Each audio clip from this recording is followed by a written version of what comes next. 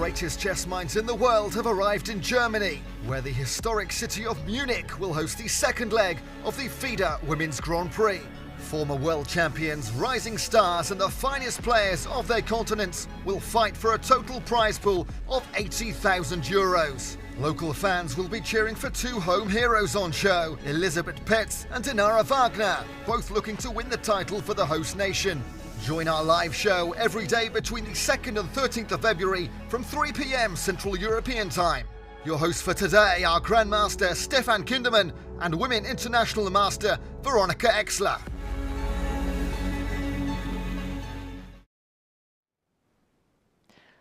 Hello, welcome to the sixth round of the Women FIDE Grand Prix here in Munich, and I'm happy that Stefan Kindermann is back. Yeah, I'm happy as well. Yeah, it was an honor for me to have so many strong grandmasters here commenting with me, but I'm also happy that Stefan is back again.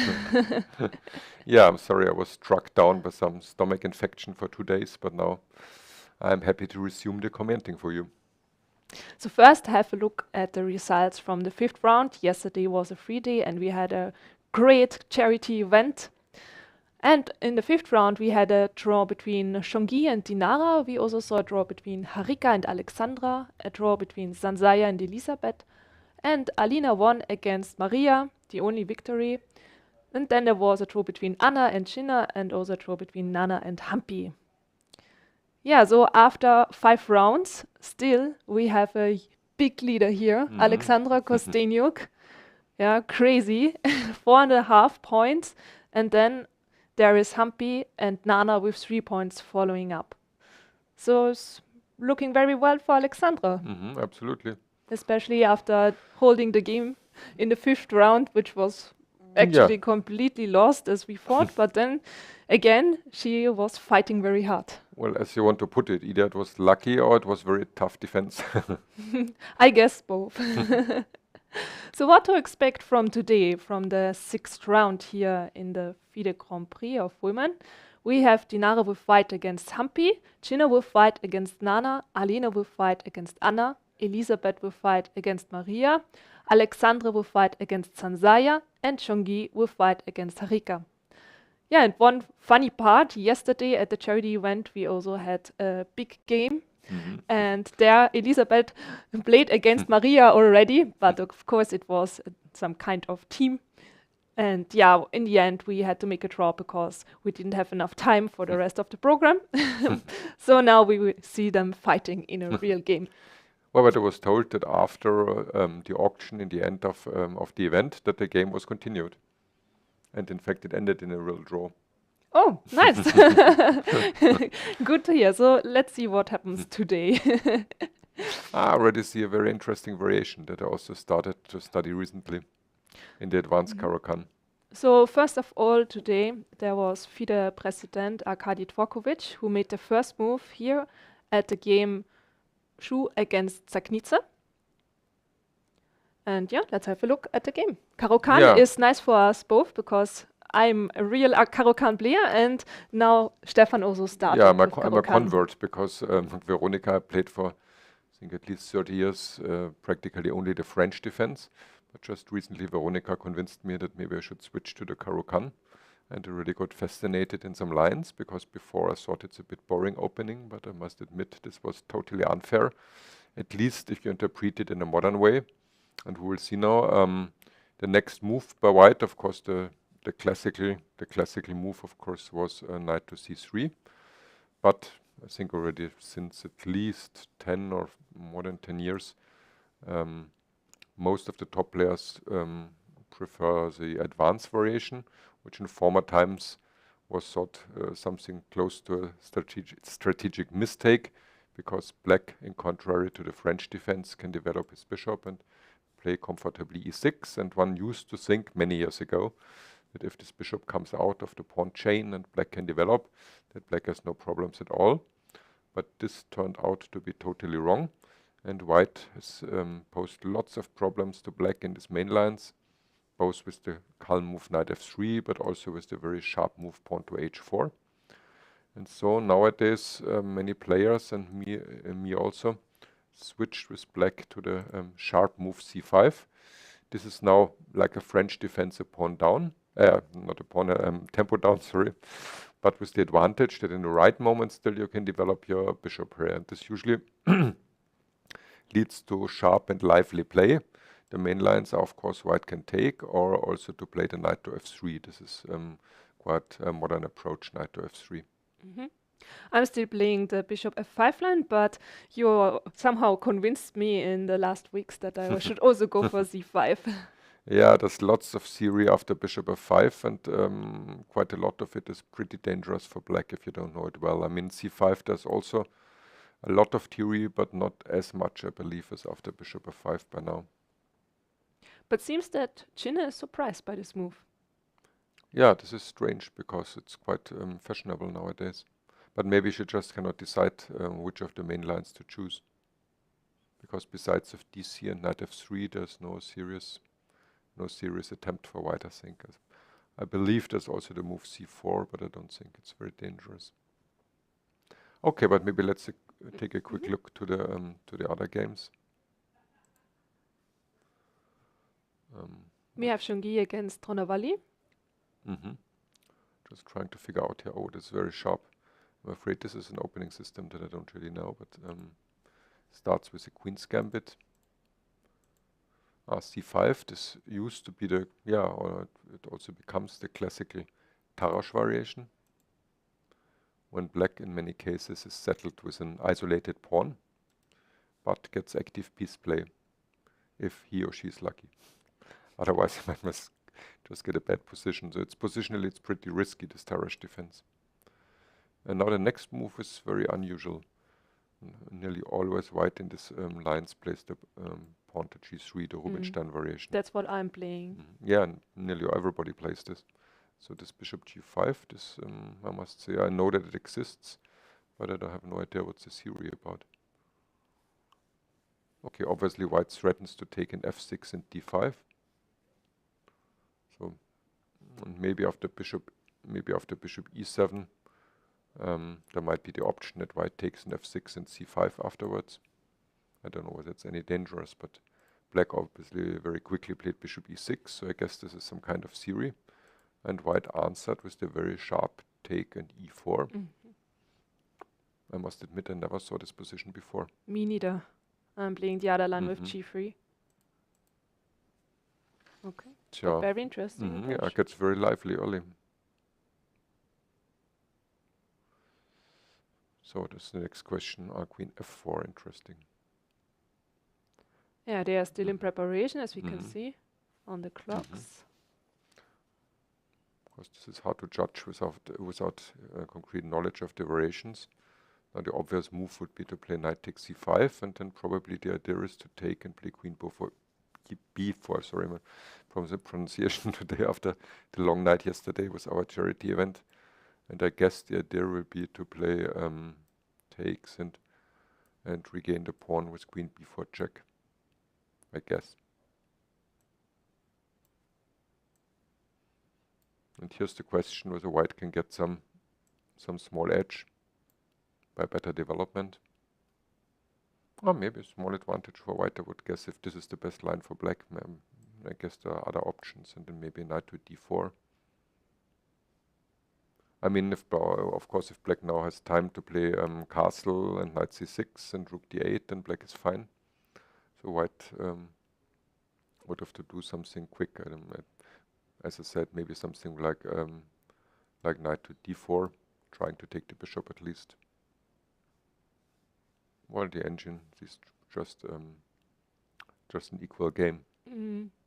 Yeah, Okay. same pawn structure, no pawns in the center. Okay, let's look at the other games. Maybe then we will return later, of course. Wrong direction as usual. Here something happened. Yeah, this I also recently had in a Bundesliga game, knight f3. This is a fashionable move. C takes d4, and here again is a split for white, quite fashionable. Was also my opponent in the second German Bundesliga played against me. Was queen takes d4, and after knight c6, queen to f4. This is a fashionable line which is supposed to give white very small chances of an advantage. It starts with bishop d3, knight b4. Black takes the bishop, but on the contrary, will have some problems in development. But it's roughly equal. Knight d4 is a bit rare, and I think that usually white changes in c6 in this moment. And c4, I think this line exists, but it's pretty rare. Also interesting position.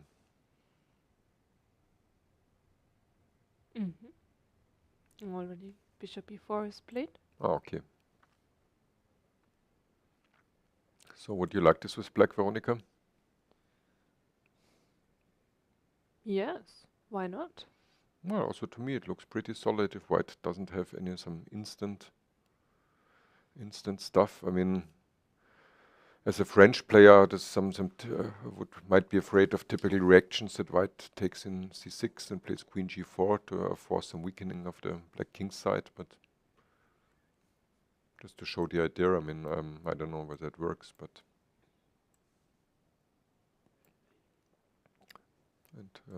this usually is like in the Dinara variation of the French defense. That's the reason why I notice these motifs when the black sorry, I cannot talk to the when the black bishop has left its starting position, then this pawn can become weak. And should black play an automatic move like g6, then white might take in d5. Now the bishop is en prise. And if black takes, then with the play without, at least if black plays like this, I mean, this might be dangerous for black because the black squares can be very weak. Just to show one idea for white. So black has to sacrifice the pawn? Or king f8? Well, after take queen g4, maybe there's some active options. Well, I guess d4 doesn't work, probably, but you never know. Of course, d4 always has to be checked. I mean, after d4, typical reaction would be to answer with a3. Might be quite interesting.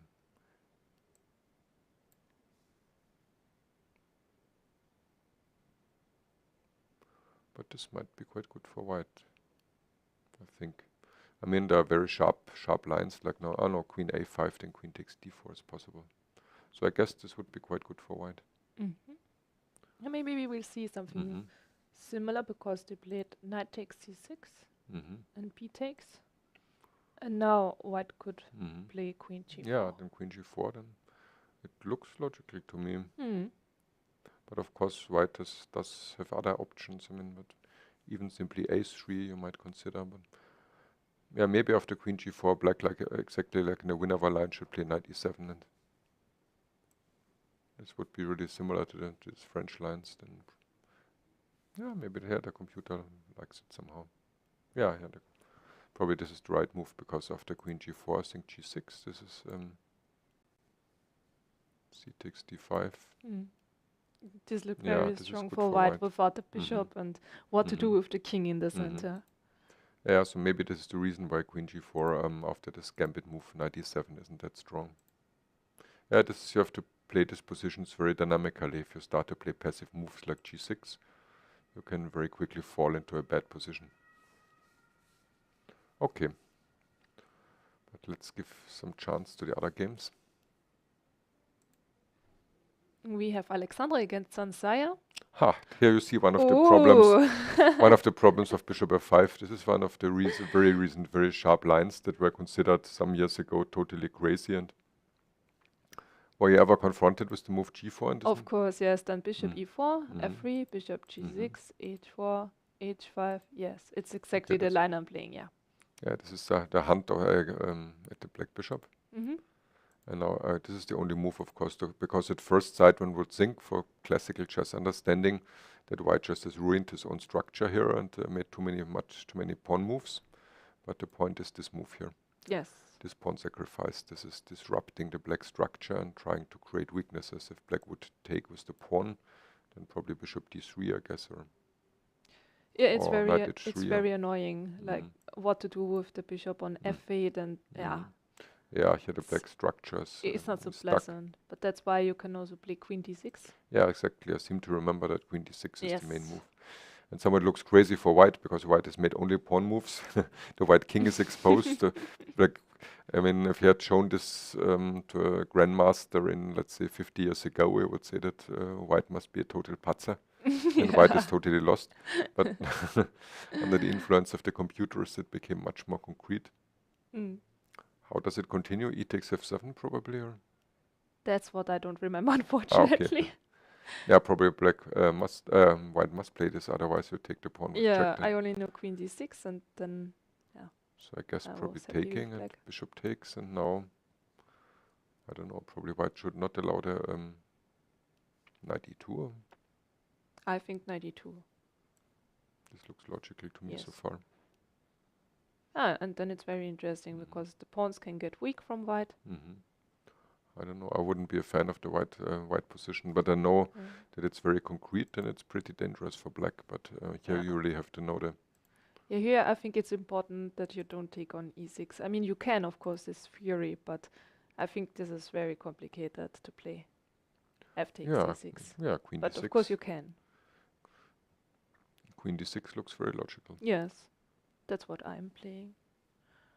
But I'm very happy to see so many Caro-Kann games. So finally, for the first time, and then it's 2 games, and maybe we see another Caro-Kann. We need to check the other games. Oh no, this is the Scotch. This is pretty again, boring. Yes. Yeah, this, as we said, this is a line which usually is pretty drawish. This starts over 4 knights, and now transposes to Scotch 4 knights.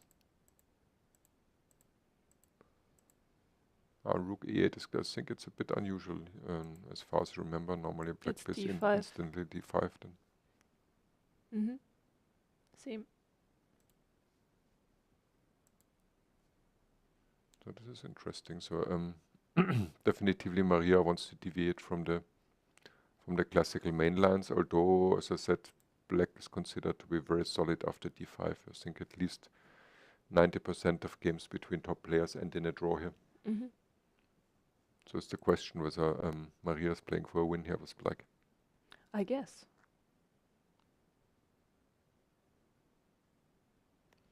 Yeah, interesting, I must say, when not being expert of this line. Queen f3, or what is the... I have never seen rook e8, but I'm also playing it just for black. So that's why I only know my black line and not everything you can have with white. Yeah. Well, now at least it gives white lots of options. One might think about bishop g5 with the idea maybe to sacrifice a pawn. I have no idea whether that's any good, but well, the principled reaction would be bishop h4, g5, bishop g3, and black can win a pawn. But on the other hand, the black king side has been weakened. So moves like queen h5 and hard to say, just one idea, but I mean, one normal move would be queen to f3. And probably then will black play d5.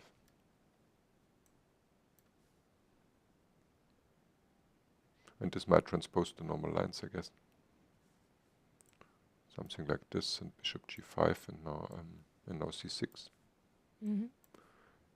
This would be a transposition to some, I think, even a line that we had already in this tournament. Yeah. Or at least very similar.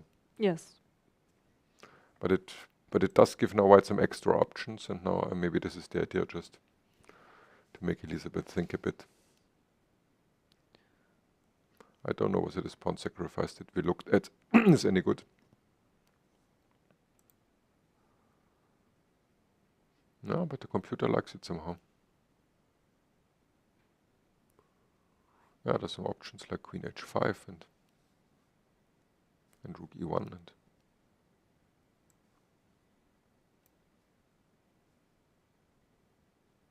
Yeah, some action. in some moment maybe rook a e1 and in some moment to attack with f4, whatever. I mean, anything can happen here. But it's sure that's a bit shaky for black.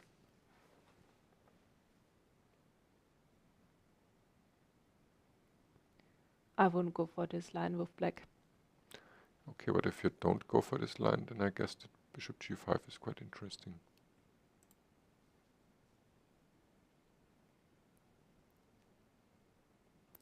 because I think you can't really go d5 now, because normally black wants to play d5 in these lines, but here if you don't play this, then I simply can take an f6 now.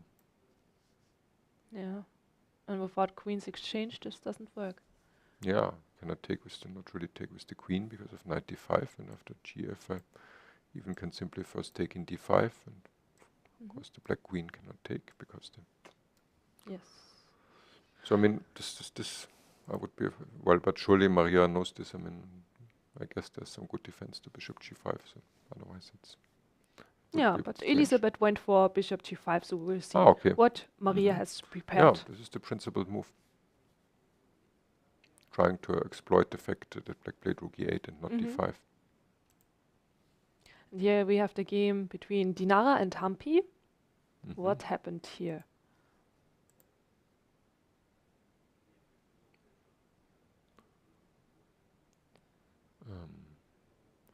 Yeah, bishop b4. Yeah, bishop g5, and then just because usually this bishop b4 stuff is after knight f3, so this is also a bit unusual, no, in this move order. Oh, but I also played with this move order with black. Ah, okay. Yeah. Because the very fashionable Ragozin lines is after knight f3 and now bishop b4. Yeah. Against bishop g5, it seems to me it's not so... Usually black plays bishop e7 in this position. Okay, but also this is not my repertoire. So. Oh, this is very sharp. Do you know this line? At the moment it's normal. I don't know. Yeah? Yes. Okay. Well, here I'm not expert. Of course, this is a very sharp try by black, definitively. But nowadays, this type of sharp counterattacks in such structures can be seen quite often in these Ragozin lines also. Yeah, there's exactly this line, but with the knight on f3. So I'm not sure what's the difference now. I think that this might be a little bit better for white, because in the knight f3 line, now white needs to protect the c3 with either queen z2 or rook c1, and then it's always the idea to play h5 with black. Yeah. But now the knight is on e2, so I'm not sure what's the difference now, if this is better or not. No, for sure. This looks relatively looks much better for white than with the knight in f3. This is why I say that in this move order, the move bishop b4 and this idea looks a bit strange to me. Because now, of course, white has the important move f3. And the knight in some, if black changes also in some lines, the knight can take back. And so this I wouldn't like for black, I mean, without knowing it really. Yeah, it makes a big difference, yeah. Because the critical move usually in these lines would be h5. But here I guess it's not very effective after f3. And with a knight on f3 by white, it's absolutely a different story. Yeah, because it's interesting after the knight f3. Still very complicated. Everything can happen. It's very sharp, as you mentioned. But here it seems that this is a little bit better for white. I think the knight on e2. I also prefer it with white now. Although maybe also this is playable for black, but... That's what I really don't know. I only know this knight f3 line. It's hard to say. Probably h takes g in a strange, unusual position. But it looks much better than the other line with knight on f3. So it's an improvement, that for sure. Yeah, it's a strange choice by black. Because after bishop g5, this old main lines with bishop e7 are considered to equalize relatively comfortably for black. So this is one of the reasons why in this move order normally nobody plays bishop g5 nowadays. You all in this position play either knight f3 or they change in d5 and only then play bishop g5, which is quite a difference. And what's the big difference now after bishop e7? Well, now it's, I mean, if you change later, then black has the option to take with the knight on d5, I think, then. Yeah. Okay. Okay, this is the other big topic. I mean, this is this Carlsbad structure in the exchange Queen's Gambit, which for sometimes was considered to be very dangerous for black. But recently they've also found quite good ways for black, so this is... Yeah, I also tried it with white in some games, and I liked it, but I don't know, somehow if black knows the line, then it's not so interesting, at least for me. Yeah, some lines nowadays also again can become very sharp. I mean, when for many decades one thought this is some calm positional game, but nowadays in nearly every line with help, of course, of very strong engines, you find fascinating ideas to sharpen things and to get really hot positions. Mm-hmm. Oh yeah, she played the principal move h5. And now I said f3, and this would be the big difference to the positions with the knight on f3. Yeah.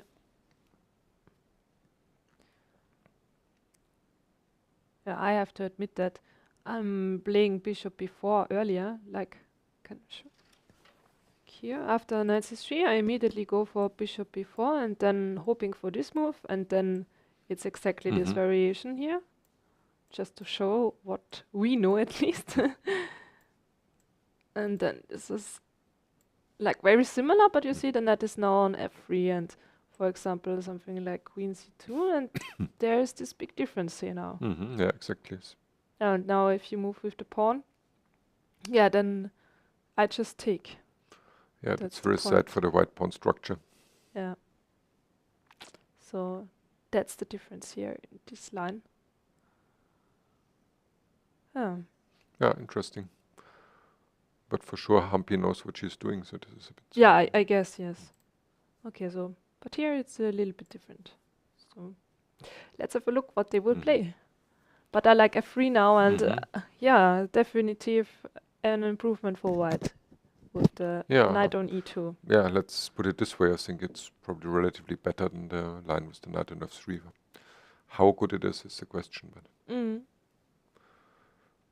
Have we seen? Oh, we have seen already. Oh no, this we didn't see yet. Yeah, Alina against Anna. Oh yeah, okay. What happened here? How did it?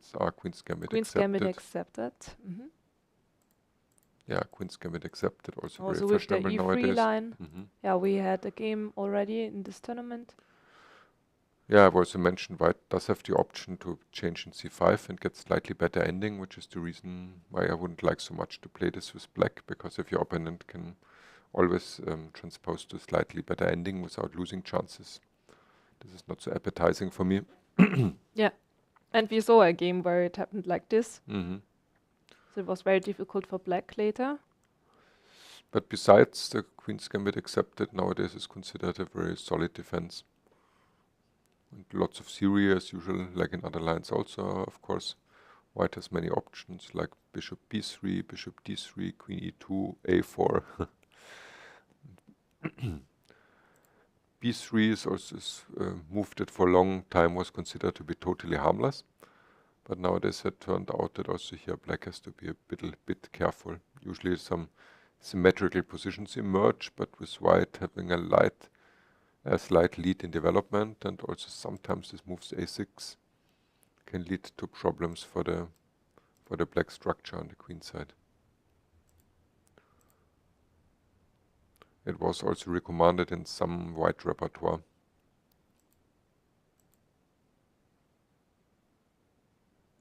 And this is also can be in practice an interesting point for your preparation.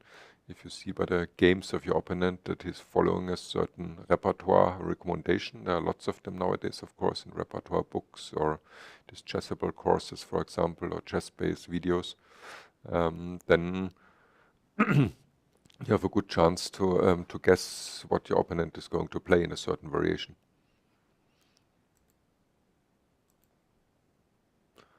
Yeah, this cautious b6 is also quite typical, but after b5, of course, looks much more attractive, but this gives white a chance later to attack the black structure, which can be pretty unpleasant. So this b6 is much more cautious. Bishop d3 is interesting. So this is a very concrete approach now. That's interesting. White is trying to use now the power of her bishops in the right moment to jump to e4 and also make pressure against the weak squares. And but Anna relatively quickly played a prophylactic move with the bishop to e7. It's the question whether the short castle would have some concrete drawbacks.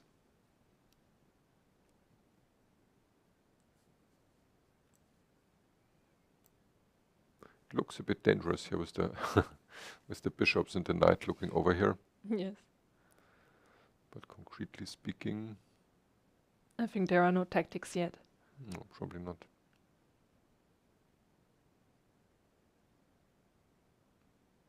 But okay, bishop e7 is also a reasonable move because now black takes out the tempo of knight e4 and has option. Has the option to play knight c5 in some moment. So this looks very solid for black.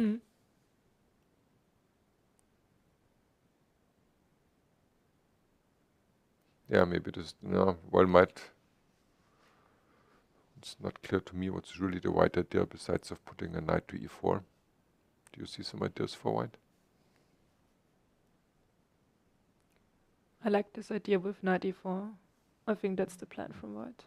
Which one? D knight or? Probably D knight. Or Not sure. Because knight d e4. Maybe then knight to d5. And then I want to play h6. I'm not sure about this. oh, knight d5. This looks dangerous because also g7 is hanging and maybe it works, so but it's not working. Okay, no okay. problem. I thought maybe I have some counter there's even attack some or concrete something. line that now Okay, white there's can play something knight concrete. takes e6. Oh, yeah, and okay, FE after this disappears. concrete line, yeah, okay. This is That said, I wanted to attack on a 2 line. yeah, of course. But I guess probably black can simply change in e4. Probably this should be the... Unless there again some tactics. No, but I think this is too much now. No. Or probably white should retake. Or maybe even with the bishop. Maybe it would be nice to change this bishop. And then play against the white squares here. At least if black doesn't have, maybe there are better moves, but here... Yeah, I like if this. black has to play castle, and now I think white looks, the white bishop is very nice here. Yeah, this might be something like a small advantage. While Queen black hopes. f3. Yeah, maybe, yeah, at least queen f3, so then with the idea of the knight f6 to change and play rook d1 and at least getting a small advantage. Then rook to d1 and queen e7 and Why not rook d1 before? Like of course rook d1. then there is no queen e7. Ah, yes. That was my idea. Ah, sorry, no, you're totally right, I'm sorry. Some, of course, probably f rook, so the other rook can later on go to c1. Yeah, and then taking on. Yeah, f6, absolutely, yeah, very that good. was my idea. Yeah, that's much better because, okay, black can play knight d5, but it looks risky. I don't believe in this move. No. Yeah, no, some queen. Also, knight c3 immediately looks good enough. Winning a pawn, right? Queen g4 is also interesting too. But it's right, knight c3 is... Maybe bishop f6. Yeah. No, but then e4. Yeah. Yeah. No, the knight on d5 is not nice. No, this is too far now, but... Yeah, but probably after... Probably that's the idea of this knight g5 maneuver. And here black has to be a bit careful. Because of the white lead in development. Black is just lacking one tempo. If black can castle, probably it's okay, but here it's a bit shaky. So I guess in the end,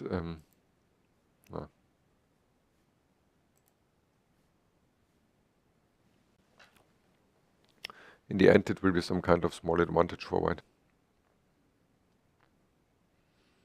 Yeah, but it shows in a way how poisonous these sidelines are nowadays if they are well prepared. Yeah, nice ideas for white. It looks very harmless, but And that's absolutely against my opening taste to play this such symmetrical positions when you're just slightly worse. Because 0 winning chances, and if it's going a bit badly, then you come under strong pressure. This is With black, I also don't like this position. I only play it with white.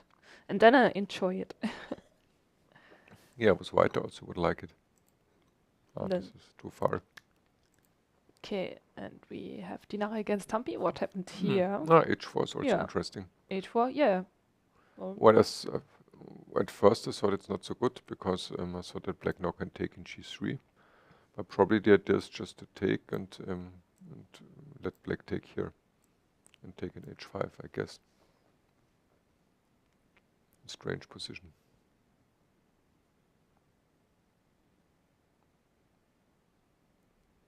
And then, well, I thought only up to this point, up to queen G5, and then now maybe knight F4 or bishop E2.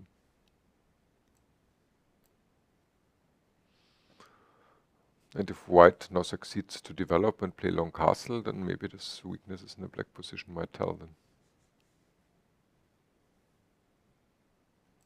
But I guess there are lots of other ideas here. a sharp position anyway. Well, but I think black will have to take in some moment now in G3. Yeah, that's the typical idea also in the other line. So as soon as the h-pawn is moving, then black plays knight takes G3, then f takes G3, and then, yeah, you try to attack the G3 pawn sometimes. And having a sharp position. Well, of course, it's a big advantage that you can retake with the knight here, and you don't have Yeah. to retake with the pawn, then because then the white structure is very That's a bad. big difference here. Well, anyway, I like it for white still. Yeah. But it's always dangerous to say such things, because if this is concrete theory, then of course it's impossible to just judge it intuitively. I mean, it's possible, but it might be wrong.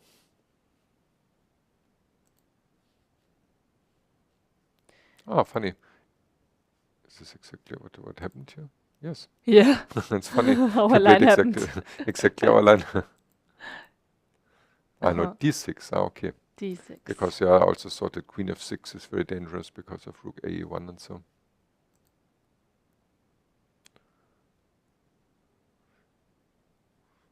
It's a bit surprising. Black gives the pawn on H6. So this is really modern chess. In old times, you would think that black is totally crazy.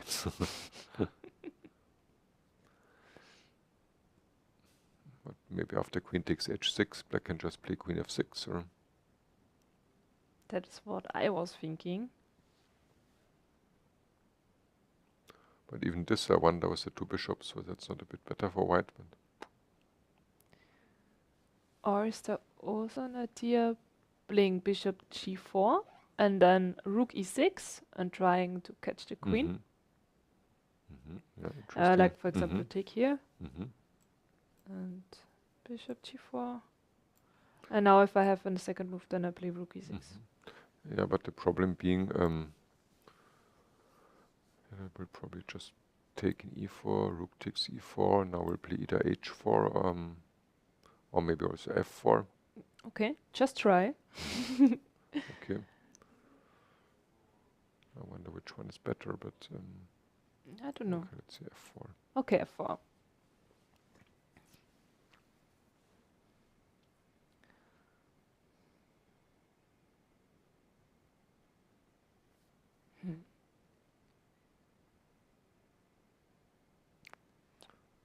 This looks very dangerous to me. I mean, you cannot take in F4, I think. Or maybe, well, you can maybe, but it's...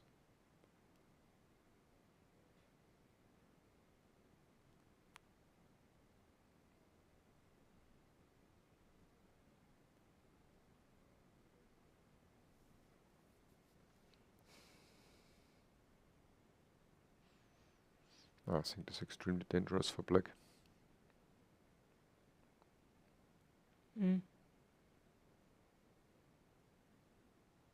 Sad. I wanted to catch your queen. I love my queens. Well, I guess the idea of the queen H6 is something more boring, like queen F6, but maybe bishop F5, but it's...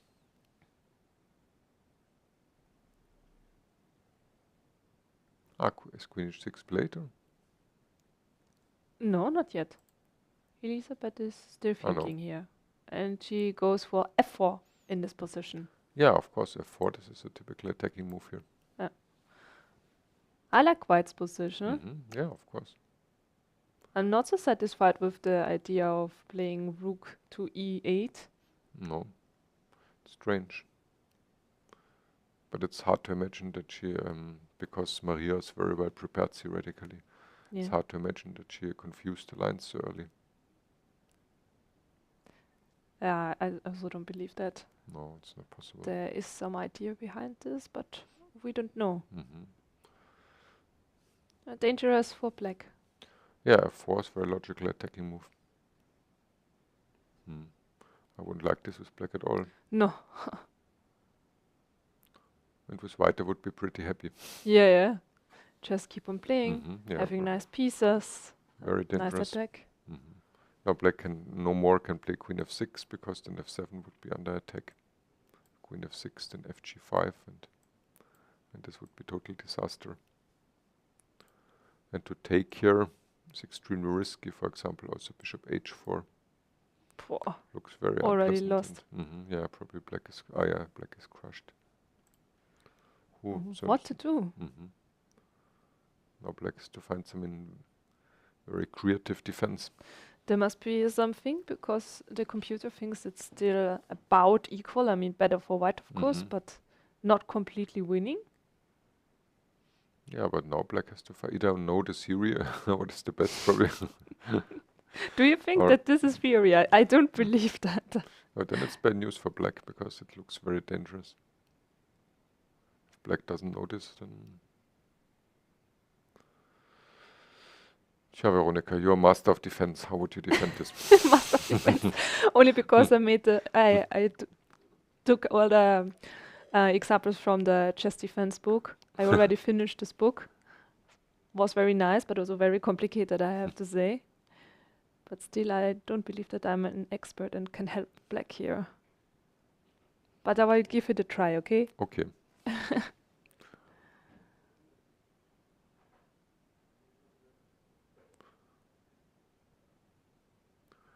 I would be close to a little panic here with black.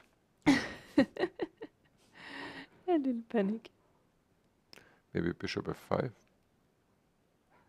I was also thinking about this one. But the white king is so much safer on all the lines. This is a bit depressing.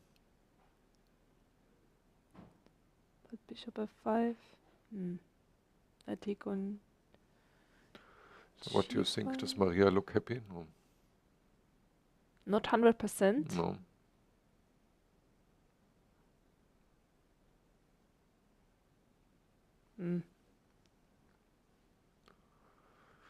Yeah, black cannot move the g pawn because of bishop h4, and on the other hand, f takes g5 is threatened, and Bishop f5 is not possible, right? I take on g5. And what's your idea behind this move? yeah, no, it doesn't work. Yes.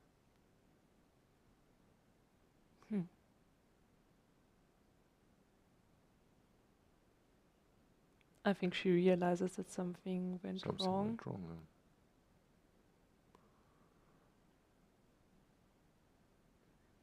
Well, this is very strange why she played this line. I mean, this rook e8 move is mysterious. But it's really hard to find a good move for black. I still don't see any defense.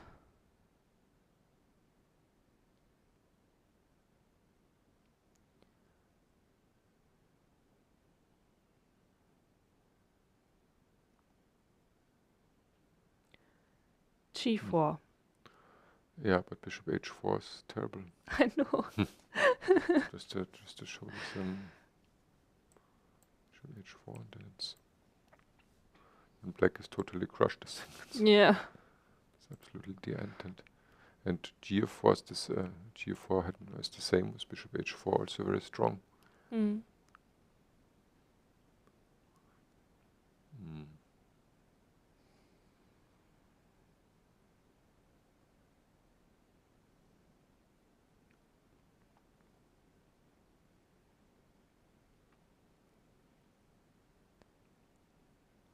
It's so unpleasant that f7 is under attack afterwards. It's no idea.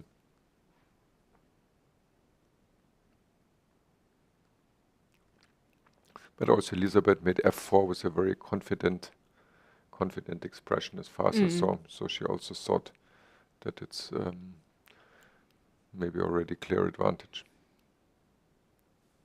But the computer only gives small advantage, so this is really interesting. Something we are There must missing. be some ingenious defensive idea here. Oh, now. I think now I'm genius. Or completely stupid. Okay, I guess more stupid than genius. Oh, no. I'm not sure if I should even mention this move. I believed in your in your genius. Yeah. Okay, it's crazy, but I was thinking about... No, I'm not mentioning this move. Please do it. We want to know it now. Okay, I was looking for f5. Well, but lose h6 with check and... I know, Okay, this is cool. but anyway, I lose h6. Okay, the computer is I not... told you that it's completely crazy. Okay.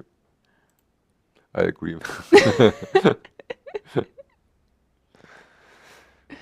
Okay, let's stay calm. I mean, what are the white threats besides of the killing f takes g5 and the killing queen takes h6 and the killing bishop takes e4 and then f takes the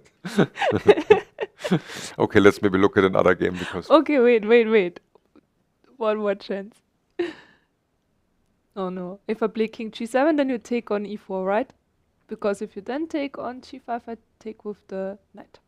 Yeah, but this also looks terrible. I thought about Yeah, this. of course it looks terrible. But it's... Well, Okay, I really have no idea. okay, we look at another I'm sorry, game. Chess Defense Sorry. book didn't help me too much. Seems I need more time. Ah, yeah, here after e6, queen d6 happened, as we expected. White took also as expected. Oh, this is crazy. King. This is modern chess. Well, first black takes not with the bishop, but with the king. It's the first thing that's a bit strange to me. Why not to take with the bishop? And the next strange thing is the next white move. You could give me, I think, 10 guesses in this position. What is the best move? I absolutely would not have this on my list on candidates. g5. Absolutely not. So interesting. If I would see this in a game in a park, I would think this is total beginners. This is incredible. But this is modern chess. g5. Just positionally, it's a bad move because it gives the square under 5 for black, and I'm in a black. I'm sorry, I'm out of words. This is totally crazy. And also the computer already gives practically a winning position for black. What's going on today? I have no idea. I think the charity event was too tough yesterday. Stefan? I'm feeling very guilty because we invited all the players to our charity event Yes. with very good drinks And good food and everything. Alexandra Kosteniuk, the leader, after 9 moves, gives the computer gives absolutely winning position for black. This is crazy. Yeah. But why g5 in this moment? The position I'm tottering already. 92? Yeah, 92 or And after something. e5, just take. Yeah, of course, this is okay. The computer is not the top choice of the computer, but compared with g5, in online chess, you would think this is a mouse slip or something. This is crazy. But why g5? Okay, e5 was also not the top choice of the computer. Why not queen g3? I don't understand. Me neither. Maybe the queen is trapped somehow afterwards, but...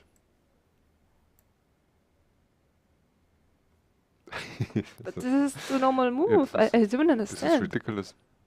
Maybe there's something wrong with the transmission. But we can also see it on the video. We have Oh. exactly this position, yeah. Okay, if this is really playable, I must eat a broomstick. Okay, we will try a game later. And then after the break, I mean, even we will if see you eating. even if black just now returns with the queen, this is quite disastrous. But I guess there must be something better here. Crazy. I don't know. I don't know. I'm sorry. I don't know what to say about this. This is total obscure. I really don't mystery. understand. I mean, these are just problems for white for the rest of the game. I mean, even if you don't see something right now, white just have problems. Problems is a small understatement, I think. This Big is totally problems, crazy. huge problems. What do you prefer? Maybe the only trap being that maybe e5 is not so good in the moment. Maybe even this is playable, but no, because maybe the black queen has to retreat because after e5, white can try to trap the black queen. Instead they're here and bishop e3 then. Yeah. But of course... but I would just go back with the queen, queen d6, and then exactly. there is the same position with a king on e2. I mean, now maybe there's can't not to be play so bad. to play f4 then. f4 now. Maybe. Okay. To clamp down the black structure. Maybe this is the positional idea here. Not that I really believe it, but at least there's some idea. Because now the square e5, and if white has time now to develop, it's knight f3 and king f2, then out of a sudden the white position might look somehow decent. And instead of queen d6, I mean, black doesn't have to go for e5. There must be something better for black. Yeah, maybe this is the point, but it must be said that I guess this engine is pretty weak, but maybe now this threat is f4. Let's say we play knight d7 or something like this. Yes, I would go for knight d7. Maybe it's a problem with the queen somehow. Still, white has no piece developed. In former times, I don't know. I'm sorry, I'm coming from an older generation. That's why you can't understand this position. That everybody had one bottle of vodka or whiskey before the game, so it's... Yeah, it's so funny. Both kings are somehow in the center. By the way, we served only soft drinks. Maybe a bit of wine and beer yesterday, but...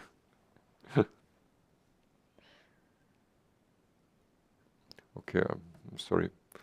Both also here, this the same like with in Mariya's game rook e8, but this is even more extreme. I mean, I noticed so far that this line exists. But the first surprise for me is king f7. Also the computer is a bit surprised, but g5 is somehow shocking, unless this line exists. I don't think so. Both players spend a lot of time. But how do you get the idea to play g5? I guess she wanted to make some kind of trap. Yeah. Okay. I'm really totally flabbergasted. I'm stunned. I'm lacking the words in English to say how strange this is. Okay, but let's take a look at the other games. We think, what do we think now? Yeah, g5, black played e5 instead of check. And knight e2. But still it doesn't look very promising for white, does it? No. If I get this position, then I would play Karo-Kann forever. But you play Karo-Kann forever, no? Not 100% sure about this. I mean, probably not, maybe knight d7 and rook e8 or something like this. Okay, this again the computer doesn't like now. Yeah, but we shouldn't look too much at the engine bar, I think. Because it's not very reliable, I think. They're just putting the rook to e8 and black has very simple developing moves, knight e7, knight to f5. Yeah. So this must be very at least very comfortable for black. Okay, let's look at some other game. Maybe that's some game we understand.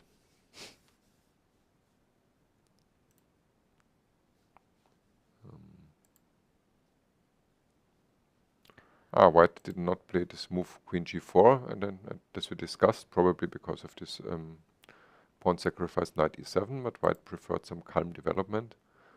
And I seem to remember that I saw something like this already somewhere. Oh yeah, now white takes here. Now of course black must take care. Positionally speaking, black would like to play cd5, but has this small drawback that after queen f4 check, the bishop would be lost. So the queen has to take, and so now positionally after castle, white has some small advantage because this pawn here is weak,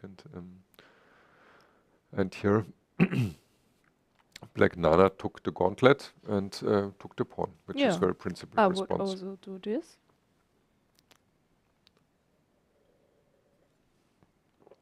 Now white has some lead in development, and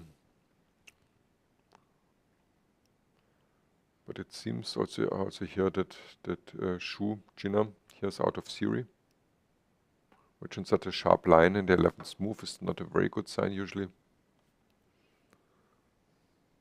But I'm sure that white does have some compensation for the pawn. But to find here the best follow-up is not so easy, of course. Knight e4 looks natural somehow.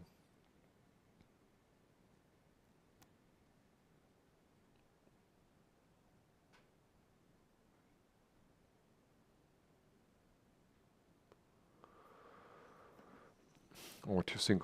What's the best attack? Or did you have time to read a book about attack also already? No, after the chess defense book, I decided to go through the book thinking like a super GM, because I really enjoyed it when you showed it to me. And yeah, I just finished it right before Christmas. So at the moment, actually, I'm looking for another book. So maybe the next book will be some kind of attacking book. Okay. Collected games of Michael Tal or something. Oh yeah, I love the games from Tal. Well, here's hard to say because here white has lots of continuations. I mean, also here queen g4, although then is the question whether black even might take in double take in c3. I think I would go for knight e4 and then e3. Or also rook e1 as played in the game was also my idea here. Yeah, that's reasonable, normal move, and just asking the black queen where to go, and because then afterwards white can react in a flexible way. Queen f6. Yeah, but then knight e4 comes with a tempo then. Not easy where to go. Yeah, to give this tempo, I mean queen f6, yeah, knight e4, this looks then also really e3 dangerous. immediately and then knight d6 check. I guess the black queen has to retreat somewhere like to c7, I would guess. And then of course with the queen gone, then white has more free hand on the queen side, maybe even some queen h5 to prevent short castle. And I would like this with white somehow. Rook e1 is a simple move, but makes a good impression. Yeah, I think so. Oh, thank you. Thank you, Mr. Subandishi.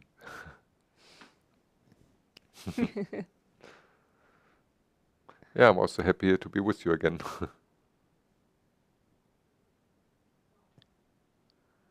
Especially I was happy to be fit again for our big charity event yesterday, because I prepared it for many months. It would have been very sad if I could not take place then myself. You are important. Ah, We needed you. This gave me strength. So, okay, we switch to defense. What is the best defense for black? Queen c7. Queen c7? Yeah, that's what I also would think. Although, yeah, after queen g4, then you can take in c3. But of course, this is really dangerous stuff. Now white has several interesting attacking moves. Queen g4, queen h5, knight e4.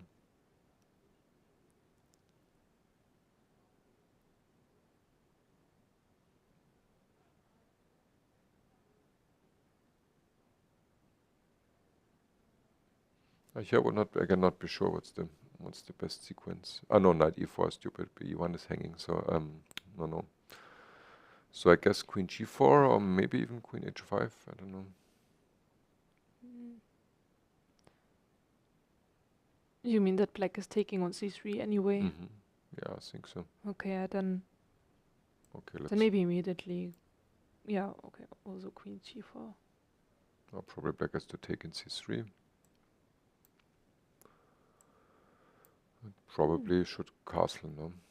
Nice bishops. Yeah. Now lots of options. The bishop. Yeah, this was my idea before, to go to a3 with the bishop, because c5 is not clear whether that works due to queen e4.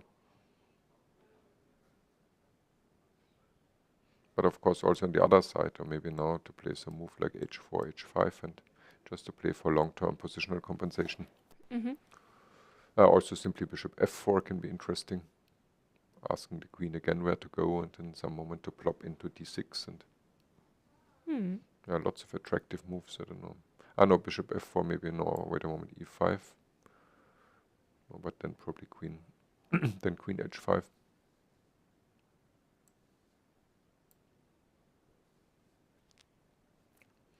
Yeah, I think black is under quite some pressure here. Yes. It's pawn up, but the bishops are very strong. Yes, it's also a risky choice by black. I wonder whether this move, also black is also out of theory, obviously. I wonder whether queen takes e5 was so wise then. But otherwise probably white is a bit better than. And without taking on e5, it's also not easy for black to continue. So what was the mistake by black after bishop d3? I thought that you're an expert in the c5 line. I'm playing bishop f5. Yeah, but this line I didn't really study, I must admit.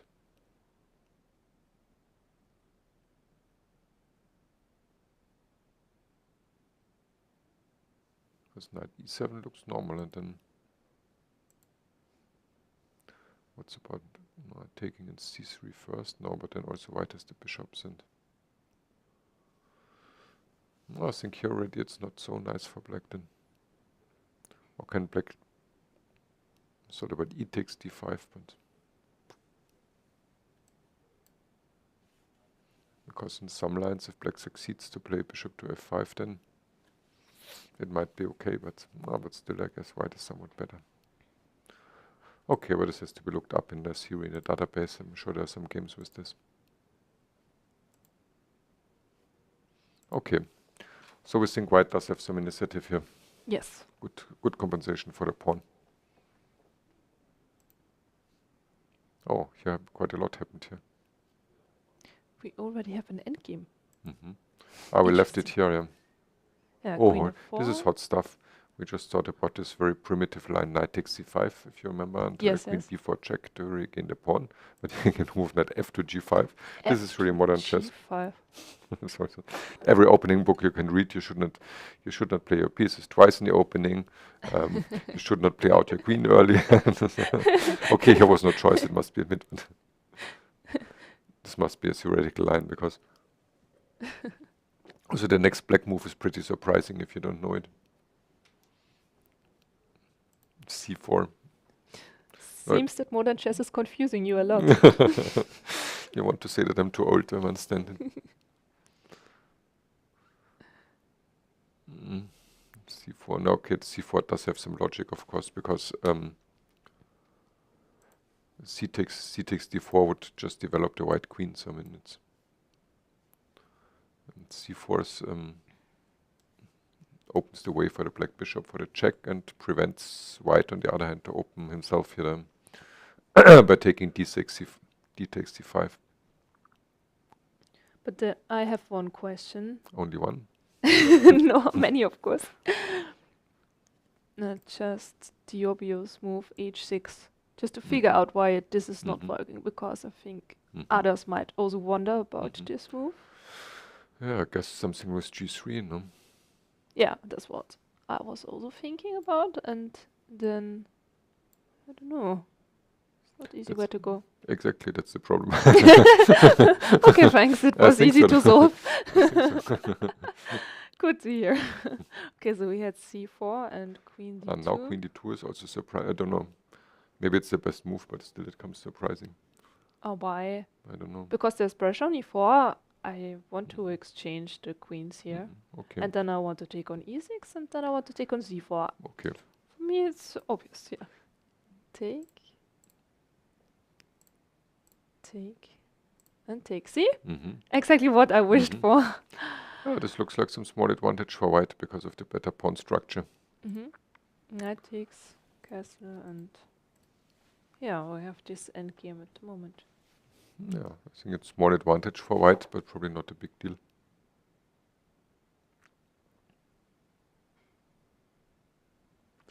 And this reminds me of this very fashionable, well, close to Tarrasch line that is very fashionable nowadays with like Tarrasch when black on CD takes C takes D4, and it's also a line that became fashionable recently and emerge endings like this quite often that look somewhat better for white, but in fact are very solid for black then. So this might be okay for black. Yeah. So the knight on D4 is very nice and compensates for the small weakness on E6.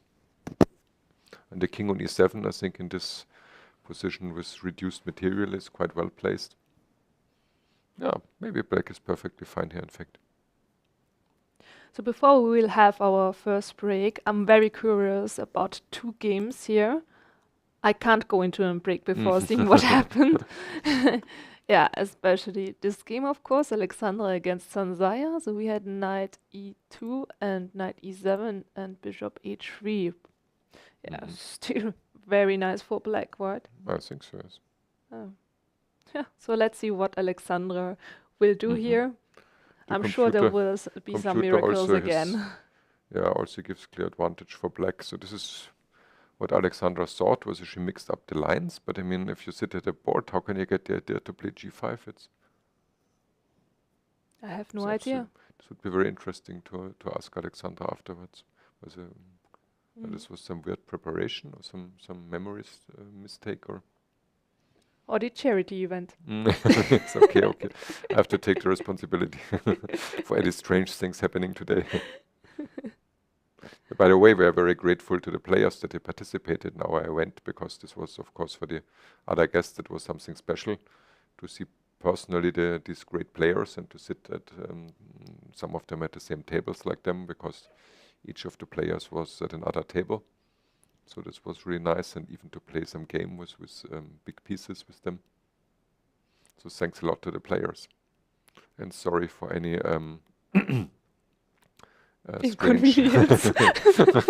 strange thought constructions that happened afterwards. And memory lapses and whatever. Okay, so we will see what happens in this game. I'm pretty sure that Of Alexandra will Elisabeth surprise us again, but I'm also very curious about the game between Elisabeth and Mariya. So we had D6. Bishop F5. You scolded me. You said it doesn't work. I'm sorry, I thought so. Okay, take in. Yeah, I thought even about bishop G6. Yeah. Yeah, I thought, but then queen H6. Now take on G5. Okay, this is still possible. Okay, this somehow. I thought black is a pawn down, but it's not true. Okay, so must excuse somehow I did not, I miscounted. I thought white is just a pawn up. I mean, anyway, I think white is better here, but I thought it's absolutely unplayable for black. I also thought that white is a pawn up, yeah. Sorry, we miscounted. We saw some ghosts. Charity event. I just said 2 words. But still, I think white is better here. I mean, the white bishop is very strong on H4 and. Nice bishop pair. Okay, but now we saw this nice chess defense. Yeah, bishop F5 I think was really the only move. With bishop and I wanted to play it, but as I said, I just miscounted. I thought in this ensuing ending, white is a pawn up and it's unplayable. But with equal pawns, white is better, but it's not totally lost. Okay. Unfortunately, this game is not crazy anymore. Yeah, so I think we can go into a break, yes, right? This is a good idea. So see you soon. Okay, so I hope you enjoy our image films. You see also some nice pictures from Munich, by the way, and from Spain. And here.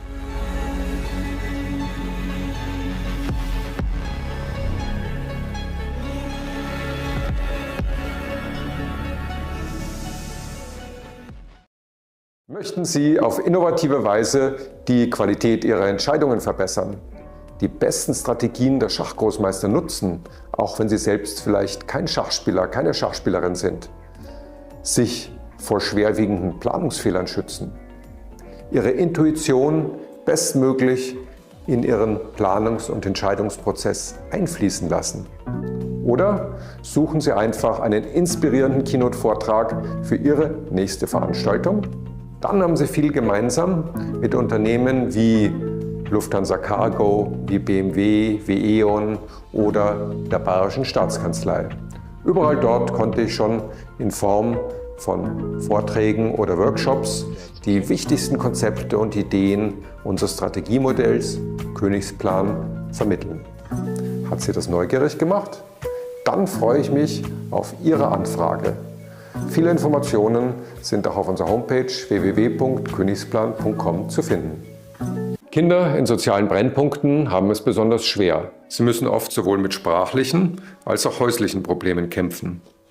Wenn vielen von ihnen keine erfolgreiche schulische Karriere gelingt und sie später beruflich abgehängt sind, wird das zu einem großen gesellschaftlichen Problem und birgt enorme Gefahren für uns alle.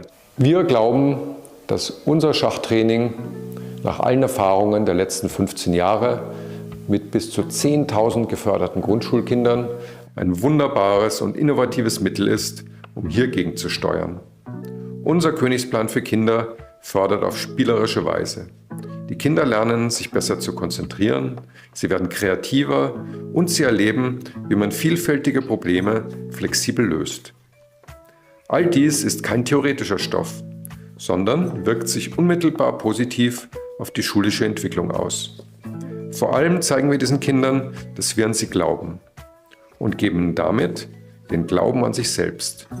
Und das ist die allerwichtigste Gabe für ihre weitere Entwicklung. Um all dies fortzusetzen, benötigen wir Ihre Unterstützung.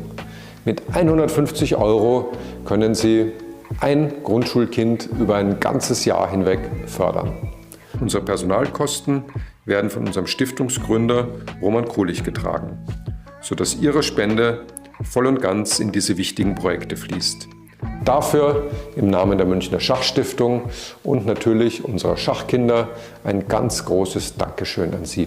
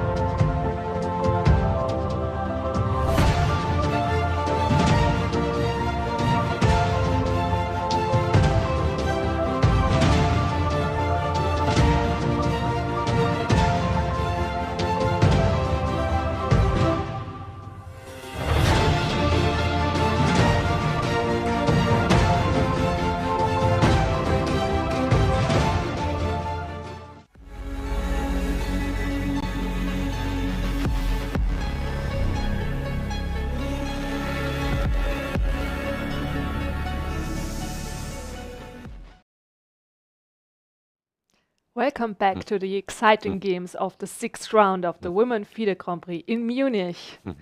Hi. Yeah, there are some crazy things happening today, and we will try to understand what's going on. But before we take a look on the games, let's have a look at the head-to-head score.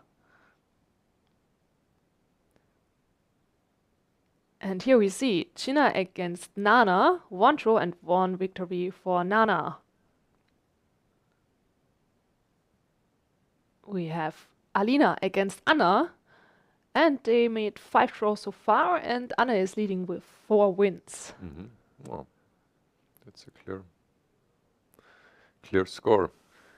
We have Alexandra against Zhansaya.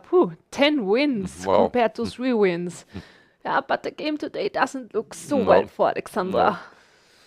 No. It might that Zhansaya can make some points to her in her favor.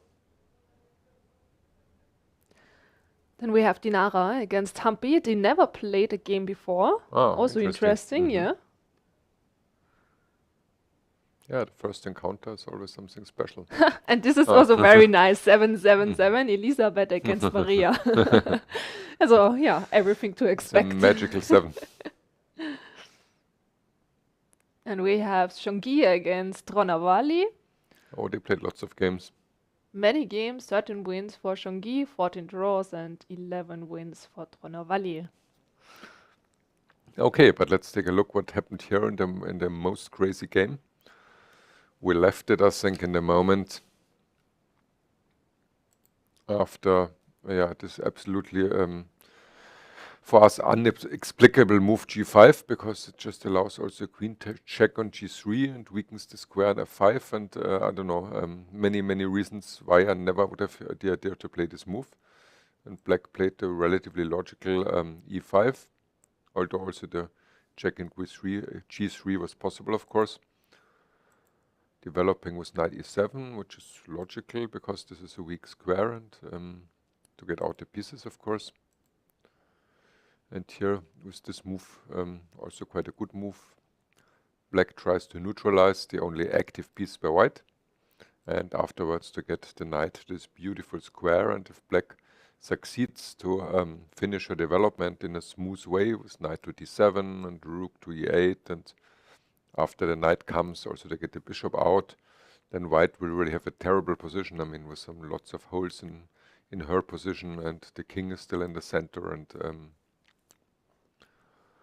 yeah, very strange. I absolutely don't understand what happened to Alexandra, because she played so well in this tournament so far. Very strong, convincing chess. Well, just in the last game she was a bit lucky to survive with black, but this is really very strange.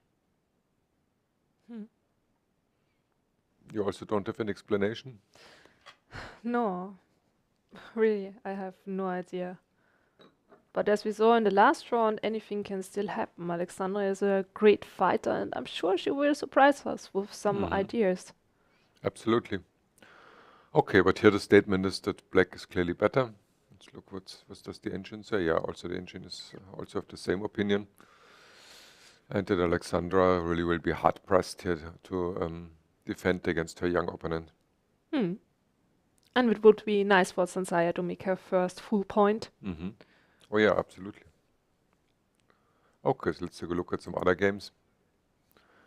Yeah, here it turned relatively better out for black than we expected, because Mariya found a nice defensive idea that we thought wouldn't work, because we miscalculated and thought after f4 we thought that black basically is crushed. It looks extremely dangerous for black with the weakened king's position.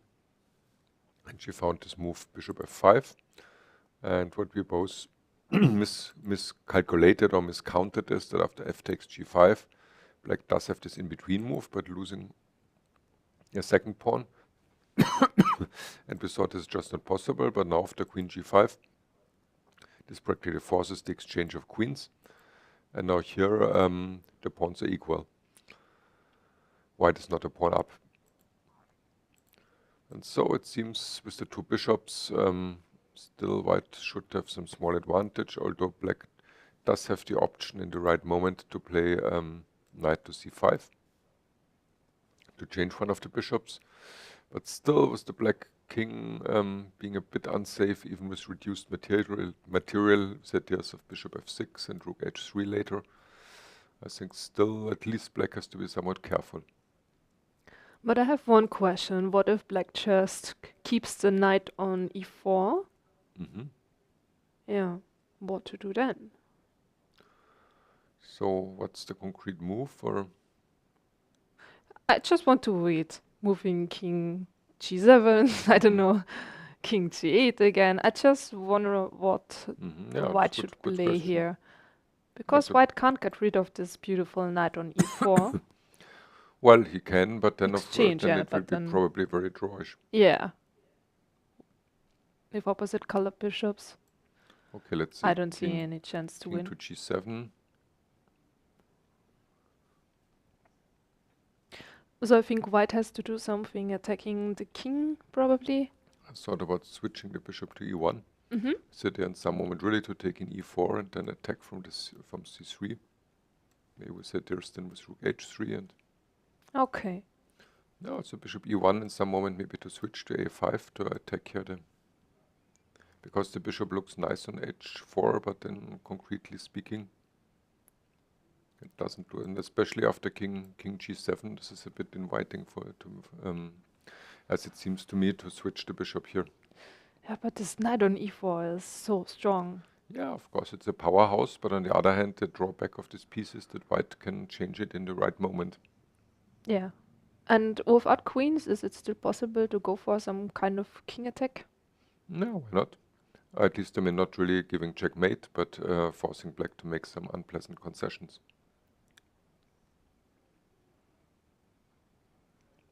But I also think now the worst is over for black. Mariya went for knight to c5. Yeah, this is and exchanging the bishop. Yeah. Yeah, this is also a typical move. Splitting the bishop pair.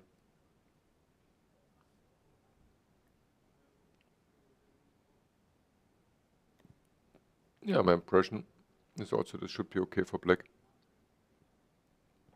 I don't see any problems for black. No. So now we understand the idea behind rook e8. Yeah, if the white had nothing better than this line. So maybe it was in preparation by Mariya. But also maybe instead of f4, Elisabeth could have played queen taking on h6, as we also discussed earlier. Yeah, it looked risky for black, but maybe it was some really precise preparation by black, and she knew that everything is equalizing, in fact. Yeah, rook h3 is an interesting move. As I said, these are these mating ideas. Yes. Putting a bishop to f6.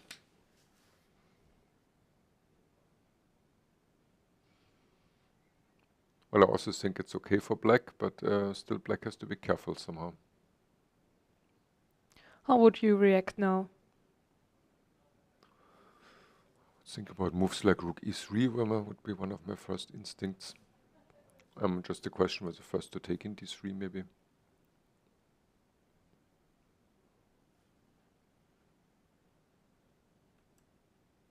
don't know, let's say takes in d3 and And now rook e3. maybe now rook e3 then. This seems forcing. Mm-hmm. But now it's just draw, right? I guess so. Okay. Yeah. And she took like you expected, and I think that she will play rook e3 right now.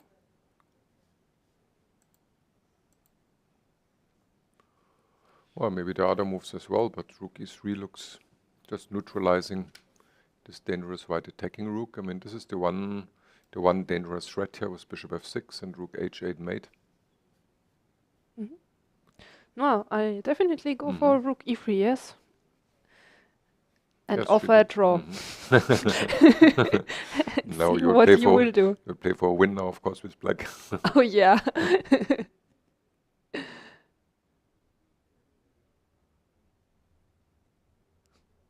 And in some moment, white can also go for the pawn hunt here after changing rooks, but of course here these pawns will fall and maybe these pawns will fall. And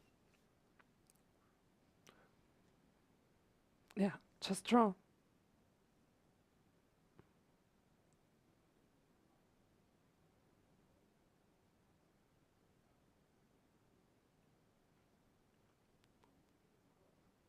yeah, because for example, one liner thought, well, of course there are many ways. Might be funny just like in this chess variation that they call in Germany rubber chess, when you have to take all the aim is to lose all your pieces or to take all pieces of the other one. It depends. I know I wanted to start with d3. I don't know. Well, basically the idea is white goes with the bishop to d8 and takes the pawns on c7, d6. Black takes the pawns on d3, c4.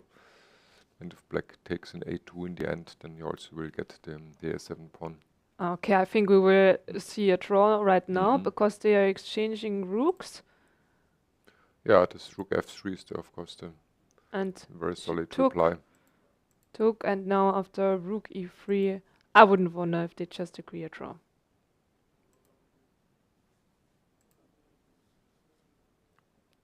I mean, what else? After rook e3? Well, but then rook e3 is not possible in the moment. Yeah, sorry, not yet. I mean, I meant rook e2 actually. Yeah, rook e2 looks very logical.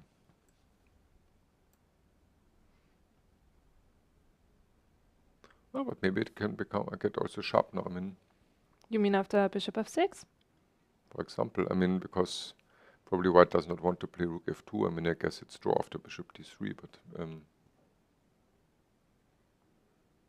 no, I would go for bishop f6 if it's possible. Well, it's possible, but I mean also to force a draw after rook takes a2.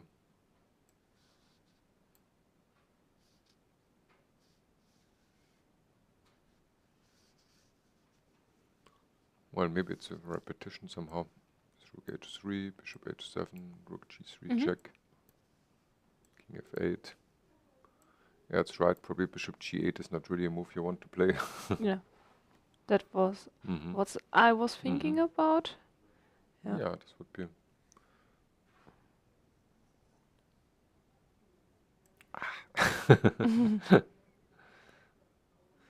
It looks very, very passive. And also white can go now bishop d8 and start start taking some pawns back then. Yeah, okay, I mean, of course now it must be draw. Okay. This is just playing around a bit.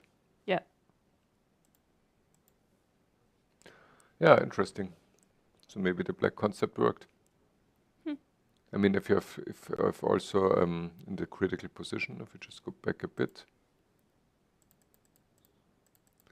if in fact f4 is neutralized here by bishop f5, as Mariya played, and also queen h6 is nothing, because maybe now, I don't know, maybe now queen f6 or. Yeah, that's what we were discussing. But still, one might think that white is a little better, but if you prepare this well with black, maybe it's an easy way to draw. Okay. Maybe. It wouldn't be my taste somehow, but... Okay, but we are pretty sure that this game will soon end in a draw, let's put it this way. Yeah, and it's also rook e2 on the board. Yeah, very logical. And probably next move will be bishop f6. Or bishop And d8 maybe. it's bishop f6 and yeah, as we are expecting, it will probably be a quick draw very soon. Very reasonable. Yeah, also the, Yeah, I mean, also the engine gives... rook taking on a2 and what else?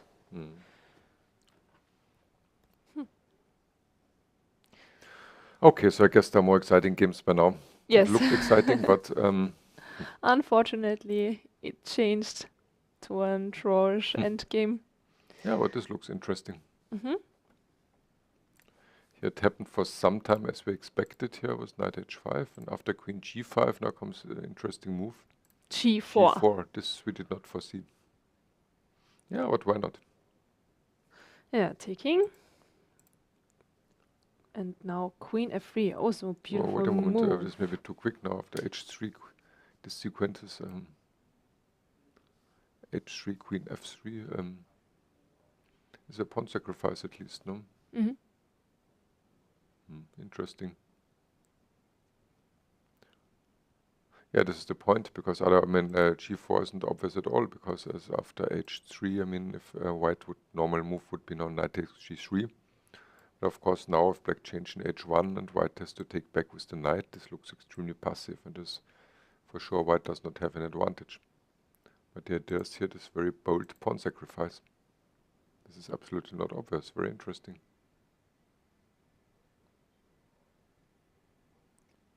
And the next thing being that black doesn't take the pawn.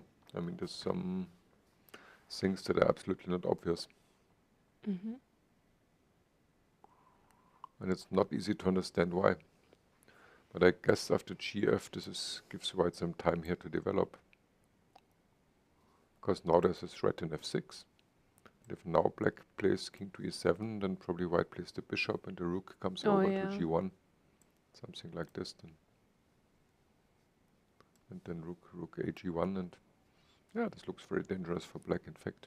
Nice play by Dinara. Yeah, very interesting idea. Very creative. g4, h3, queen f3, very impressive. Yeah. Why, so black preferred to speed up the development, bring the king out. Now the knight takes, but now the big advantage being that the queen can take in h1, which of course is more active now than the knight on h1. Long castle. That's a funny position. The white king is in the structure around the white king is also pretty well, it's bad, but it's pretty open, the white king. But on the other hand, black is not really in a position to attack it. And it seems to me, because of the delayed black development and also the black king on e7, that white should be somewhat better.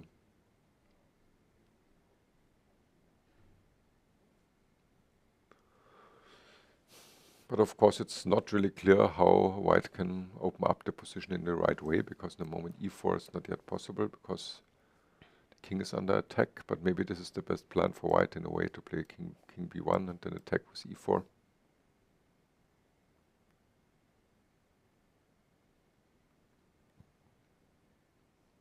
Black also needs a lot of time to develop the pieces. Yeah. Maybe black should take in c4 somehow and play knight b6. On the other hand, this gives the square e4 to the white knight. This can be also very tricky. But it's nice to see how Dinara is getting stronger and stronger the longer the tournament continues. Yeah, this was in the first leg in Kazakhstan the same. She had also a bad start and then she got stronger and stronger. Yeah. Maybe knight f6 in this position. But then maybe the queen can be cut off somehow. I mean, if black has time to play bishop d7 and maybe develop the rook.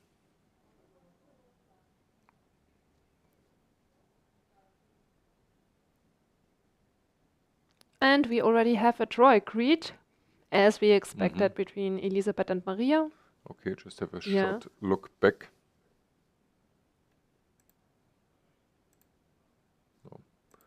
wrong direction. The first result from today, and bishop f6 was played. Now c5, C5. okay. Okay, but it And was yeah. exactly the type of, the type of repetition. Oh, very interesting preparation Yeah. from Mariya. Yeah, if it was preparation, then this was really impressive, just totally neutralizing the white setup. I mean, although anyway it's considered to be a drawish line, but in the other main lines, white can squeeze a little bit. But if this is really worked out to a draw, then not bad. And also the game yesterday between them at the charity event. I mean, of course, it was a team game, but nevertheless, it was Elisabeth against Mariya, and it was draw in the end. Okay, so And in the beginning, it also looked like a very great attacking game because it was an exchange sacrifice, but then there was this very strong bishop and the weak black squares at the king, and yeah, in the end, it was draw also.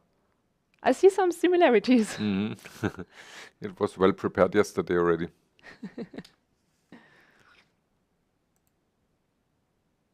Oh, here's some interesting developments. We left.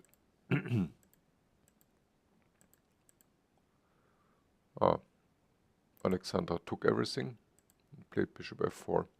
Yeah. Yeah, but still look at this terrible structure here with this beautiful knight and f5 and the white pawns, and at least for a classical positional player it would be a nightmare. And by the way, also bishop f4 is a pawn sacrifice, isn't it? Would you really take this pawn? Well, I don't know. No, I wouldn't. I don't know. Tasty, yummy, yummy. No, not at all. Yummy, yummy pawn. Yeah, but why white isn't in any attacking position? I Or don't know. control. I have really bad experiences taking pawns on b2 or b7. Well, but there being some bishop b4 probably. Hard to see a big white attack, no? But do you like this? Why not? Pawn up, and I just need two moves, knight d7, rook e8, and then white can resign. I don't know. It sounds so easy. Well, white can put the bishop to e5, but I will play rook e8 and knight d7, and okay, but the computer also gives slight black advantage, so maybe there are better options.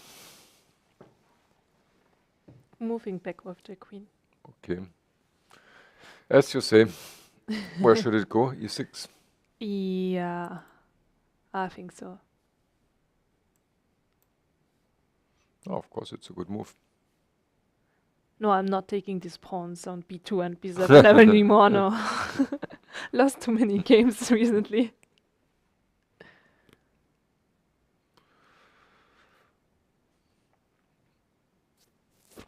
So, I mean, if white succeeds now to play long castle, then he will be very sad that he did not take the pawn in b2. Okay, so let's say knight c3.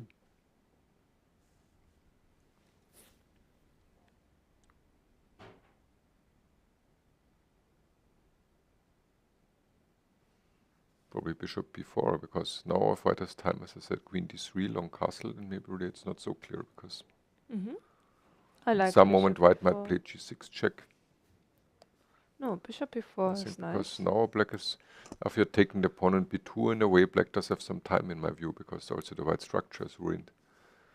Totally ruined. It's already pretty ruined on the king side. And now I guess there's already concrete threat of playing d4.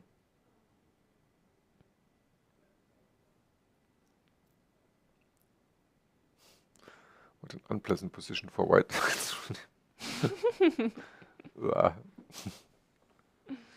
On the other hand, in a way, there's queen d3 would be the move, but I don't know what to do after d4. Maybe a3 is still possible. Okay, it's the kind of position you've got nothing to lose. I mean,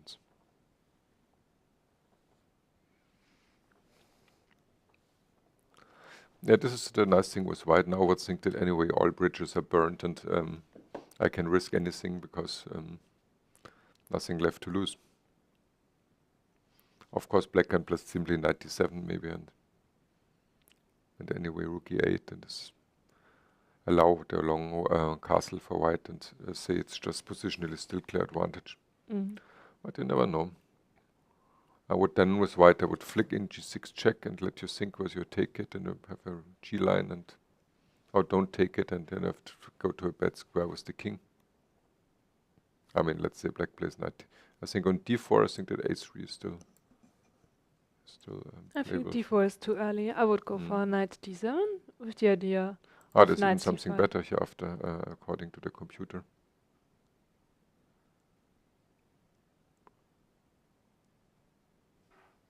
Not a3, but interesting. This game is full of miracles.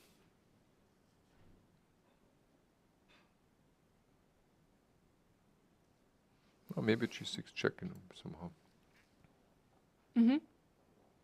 I think this is the motive that black has to look out, because now you cannot take with the queen, or at least it's not good, because if queen c4 check, then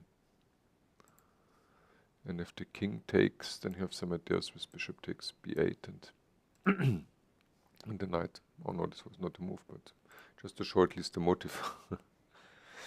But anyway, the g line of course will give white some counter chances.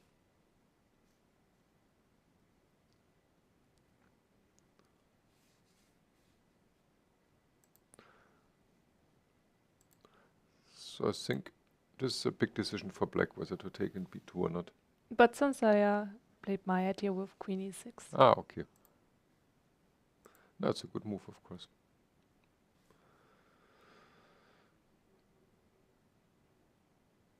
Or maybe white should play now first queen d3, so or queen d2, I don't know this. But in this type of positions, every move does have some drawbacks. Whatever you play, after the reply of the opponent, you will be unhappy. Maybe black can also play knight a6 now, or for example with some ideas with knight c3 to go, could go knight b4 and ideas to play knight d4 now. So maybe it's not that good because white can just play the long castle, but it's very tactical. Maybe now knight takes a2 check. Many funny things, but it's a bit dangerous such type of play, because in the end it might turn out that you slow down your development quite a bit. And that's exactly what white is hoping for. That black is playing around a bit, and I think many white hopes are pinned on the possibility to play g6 in the right moment, to sacrifice this pawn and get some counterplay on the g line. Yeah, at least we now found some ideas for Alexandra. Yeah. So let's wait for her play. And continue to another game. There are some games we didn't check for a very long time. Oh yeah, this was this game, interesting interesting Gambit game where the white e-pawn was sacrificed here in this moment. Queen took e5, rook e1, and here the queen didn't go to c7 as we thought, but to a5. Bishop d2 is very logical. Knight g6. Now I would probably play a3 with white. Oh, she played first queen f3. Queen f3 yeah, why not? It's hitting c6. And now a3. Yeah, because if she takes in c3, Double this attack. looks very bad, and the queen is attacked G7. and g7, and this is very bad. Yeah, this is the position. Yeah, that looks dangerous for black, definitively. But if there's no direct knockout blow, and if black does have time to play the short castle,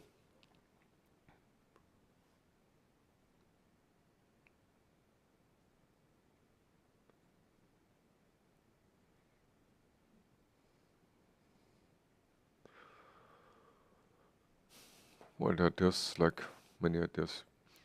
Slow idea like g3, h4, h5. Yeah, but the bishop on b7 is also strong. Oh, okay, but we always have bishop e4. I think this is not... But still it looks very slow.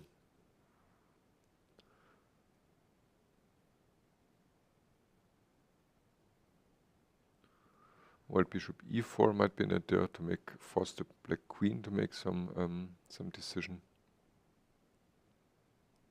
Ah no, the bishop on d2 is yet unprotected, so there's no I was thinking deflection. about knight e4 with the idea of playing bishop c3. Yeah, this looks... And also bringing the knights to the king side. Yeah, okay, but rook a1 also is Yeah. a solid move, because one advantage is it protects the bishop on d2, and so afterwards, later on, there will be many motives when you can play the knight and and open up the bishop diagonal against the black queen. Okay, can black castle now? I think so.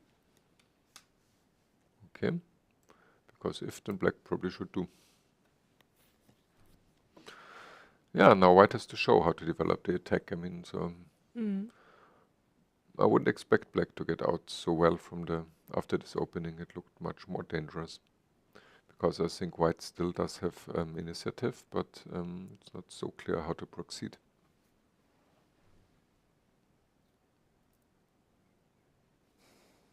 Yeah, knight e4 and bishop c3. Still? Yeah, I think so. Yeah, but then probably black will play with c5 then. Also, I don't like my queen on f3. Yeah. I don't know, this is... Because here, I mean, maybe there are better queen squares, but... Then bishop c3, and then I go c5. And out of the sudden, the black position doesn't look so bad. No, I don't like my queen. Me neither. And Yeah, I want to go for h4, but it's not really possible. Okay, let's try if we just go in a slow way. Rook a1 was played. We said, let's say, short castle for black. And okay, let's say very slow plan, g3. Oh, the computer doesn't like it at all. I also don't like it so much because Yeah, of the white squares. It's too slow. I don't know, somehow I have the feeling that that Shu lost momentum in a way.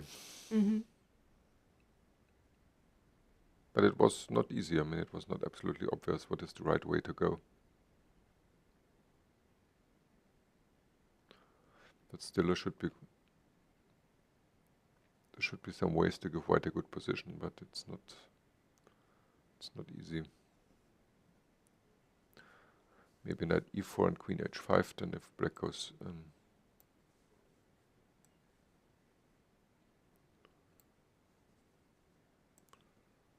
just to look what black is doing here.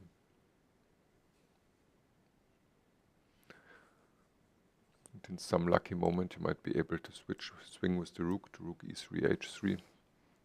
Yeah. Or at least to go with the knight to g5 and get the bishop pair.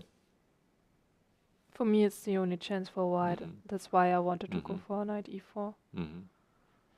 Yeah, I think this is, but it's not very convincing to me. I think before white should have really have more options and moves before, yeah, because here also the engine gives even clear advantage to white. Yeah, maybe this move queen f3 was too automatic. Yeah, it was helping black with development, bishop e7, and also the queen on f3 wasn't so well placed, as we see later. I think I would automatically have played first a3 yeah, too. me too, e3. No. Yeah, because if black plays the same, and now I guess we have some better ideas, for example, to go in one move to h5 later. If we play now knight e4. Yeah, exactly. Queen c7, and now maybe to play the queen to h5. Yeah, Also now we then- are faster. Yeah, now also it is the rook to c1. Well, the engine also is not too enthusiastic about it, but here I believe this might be something for white. But also, I didn't like this move queen f3 also.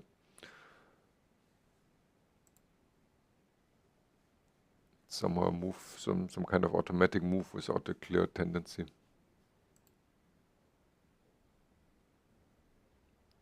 And the queen has to move again. That for sure. Mhm. Yeah, Nana's still thinking, so maybe she looks whether there are better options than short castle. I mean, of course, black does have other moves like rook d8 or whatever. Yeah, I would think here Nana recovered relatively well after a shaky opening. So definitely the Caro-Kann is holding its own, or her own. At the moment, both black's position with Caro-Kann are fine. Mhm. Okay. What happened in this ending? We said we judged it to be about equal here. Okay, interesting. Knight to c4. Yeah, but look, now black is fully developed, and the only weakness is this pawn on e6, and it's well defended by the king, while the king itself is not in danger. So I think this should be absolutely okay for black. While also move like rook b1 indicates in a way there's no... Okay, black already gets active. Okay, white makes some concession, accepting the double pawn. But therefore But having... of course it's not a big deal. Yeah.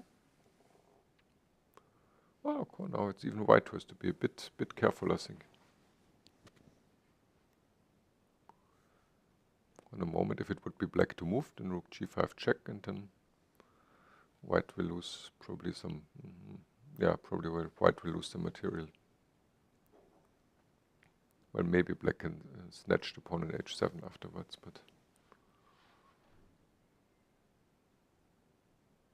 this would be better for black. So it's, but maybe some prophylactic move like h3 and then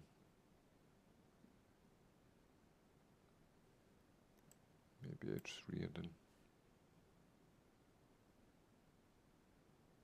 But here is black playing it, not white. Yeah, definitively. If somebody is better, then it's black, but of course I think it's very drawish due to the bishop of different colors, and there are still rooks on, but it doesn't really seem like... No, although, who knows? I mean, let's say black goes rook f8. And let's say if white plays some primitive moves, then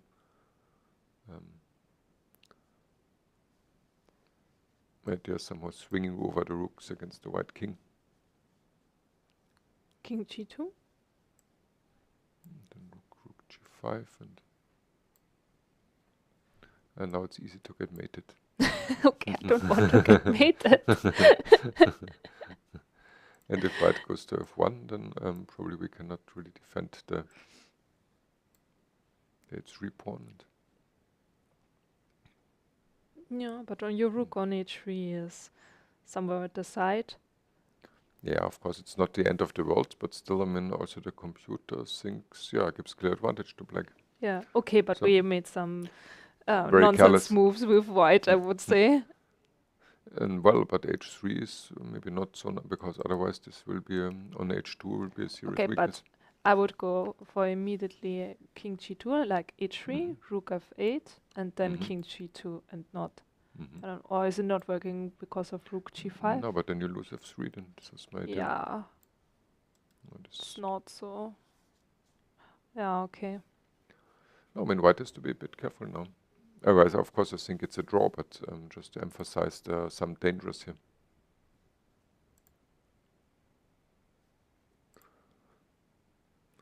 White played king f1. This is probably a wise decision. I guess the idea of the bishop h2 to take in h7.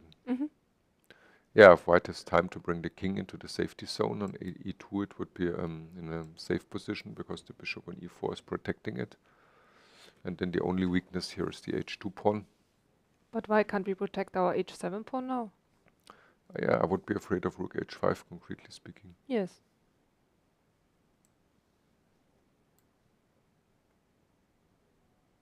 What's the idea? Also, the computer sees clear advantage for black then. Yeah, I don't see the idea from white. Yeah, you see also, yeah, this is the position. As I said, it's dangerous for... It shouldn't be underestimated.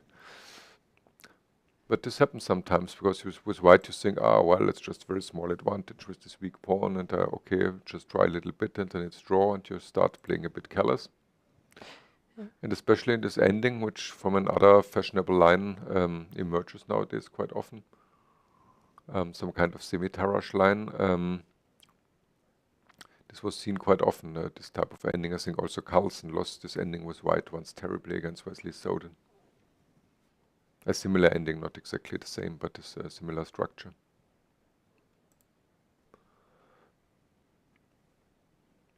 Yes, I think now Tan Zhongyi will be a bit unhappy. Now she really has to work to keep this game. I think it's still within the drawing margin, but it's interesting. It shows that also with bishops of different color, when there are still rooks on, there can be some dangers if you play careless. I think this move rook AB1, for example, was too slow. Yeah. This move was hard to explain, rook B1. Yeah, this maneuver, probably she thought knight F3, she brought the knight to F3, and I guess she thought now it's easy draw, otherwise I don't think she would do this. And in fact it's not true then, but it's, maybe it's draw, but with hard work ahead. Okay, interesting. But I guess this will be a long game. After rook H5 and... Oh, the H1 can be very fast.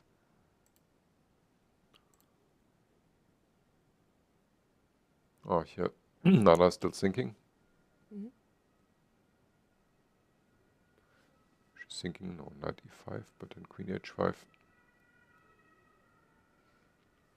Yeah, but I think we can check the game from Alina. We haven't seen this one for a very long time. Yes. Oh yeah, yeah, sorry, totally forgot Alina. How could it happen? Yeah, we left here and said that white does have some initiative. Yeah, but queen E2, this is a bit slow. We said that knight E4 is the dangerous move. No?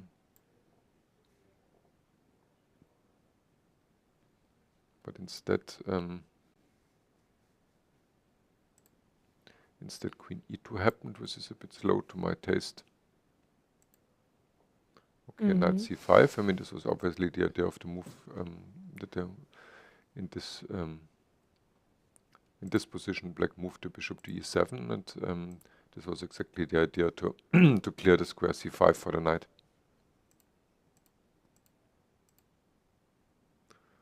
H6. And now back to F3. Yeah, yeah, so but something went wrong, huh? Yeah, this was not convincing the white concept.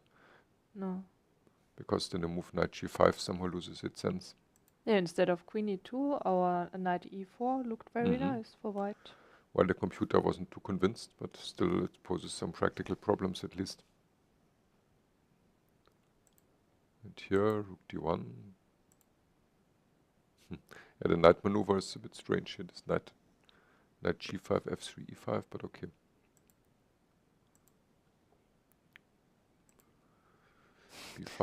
B5 in some lines can be dangerous. B5, yeah. Because the knight goes here, but in this case, I guess bishop D5 or bishop... But still, I can immediately go to E5. Yes, very strange. B5 I don't like so much. But maybe you underestimated the white position, because now... well, okay, but B5 I don't like at all. You know, I have some kind of flashback to that Zhansaya game. She also had this position with the queen on B8, if I remember correctly, and then there was also B5, and then there was also knight A5, and all these things happening, and I guess black should play maybe a move like maybe bishop E4 in this position. No? Or was it a Dinara game, I think, right? No, this was wrong, obviously. No, oh, sorry, no, there's a big hole in C6. This would be totally wrong, sorry. No. After changing, then here. Yeah, this square, this is where black has to be careful. But I guess this position still must be totally okay. But black has, in fact, to solve the question what to do about the pawn in B6. Maybe just queen C7? Or is it dangerous to go on the C line?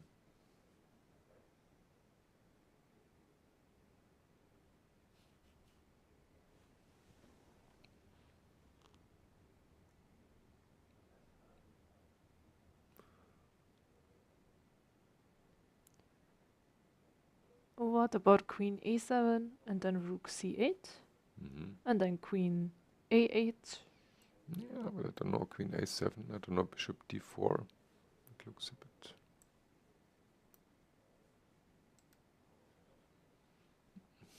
looks very dangerous.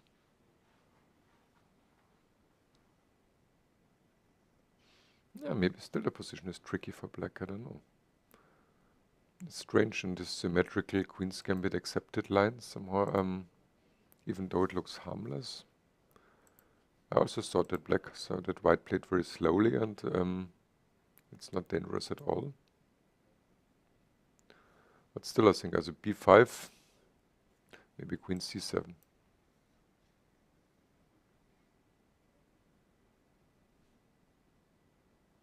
Still better, I think. Okay, but just look what's happened.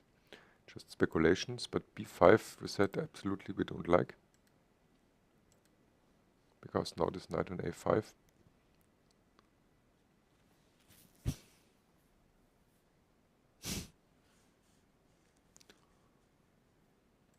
Queen c7 was played, and okay, now white got the bishop pair basically for nothing, so I think it should be at least slight advantage.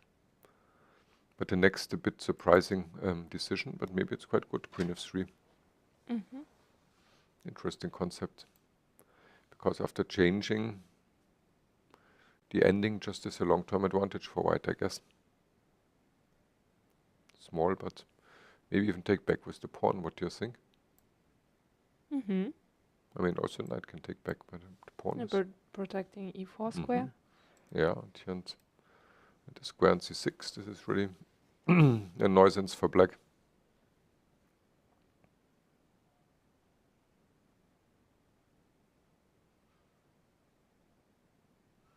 Yeah, and some moment in the right a moment attack the black structure with a4.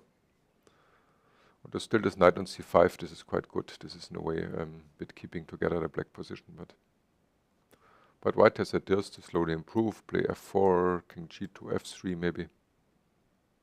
And it's very difficult for black to do anything. If black plays rook c8, then white, for example, maybe there are better options, but just can take in d8. And then probably the rook can't retake, or it's at least not so good because of knight c6. And if the bishop takes, yeah. If the bishop takes, then white can take the d-line. So some slight advantage for white. Yeah, that's one of the reasons why I don't like the queen's gambit accepted. Even though white did nothing special, but still you're slightly worse. She recaptured with the knight.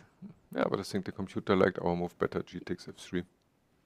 But still, also taking back with the knight, this is even a bit more cautious to the traditional approach. But still, white keeps the two bishops, and in such a position, the two bishops definitively are a long-term advantage. So usually black, there's a long and quite unpleasant defense ahead for black. And also still, when the knight comes back, the knight square on c6 will still be weak. So it's also a reasonable approach. Yeah, interesting play by Alina. Looked harmless, but yeah, it's always in this queen's gambit structure that is after the move. If this move, if this pawn would be still on a7, then black would absolutely have no problems. But all because this is an important move, has to be played in this main lines of the queen's gambit early. a6, then afterwards there are always some problems with the structure. Either b6 is weak, or if you play b5, then the squares a5, the squares a5 and sometimes c5 are weak, so it's not easy to play. I can only agree. Again, as I mentioned before, that's why I'm only playing this line with white. I can understand it. So what happened here in the game between Dinara and Humpy? Bishop took on c3, and then knight f6, bishop d3. Oh, okay, taking on c4. Yeah, this was the other idea. Bishop takes and rook b8. Ah, rook b8 is interesting. And black tries to attack the king. Wow. Yeah, this is interesting concept. Very aggressive.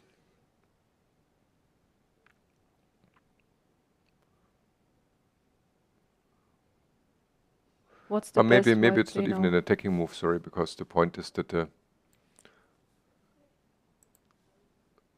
queen here is on the long diagonal, so bishop d7 was not possible because b7 is hanging. So maybe this is not even such an aggressive idea to play brutally with b5, which maybe is also interesting. But maybe it just wants to develop with bishop d7 and Yeah, but I knight also bishop like c6. b5. Yeah, it's also interesting. Yeah, I think anyway, rook b8 is a multi-purpose move, and so how do we judge this position? Does Dinara still have some advantage? Because before we thought that she should be somewhat better. But in the moment, because in some moment also the black queen Queen can a5, switch yeah. over. Yeah, sorry, this mouse here.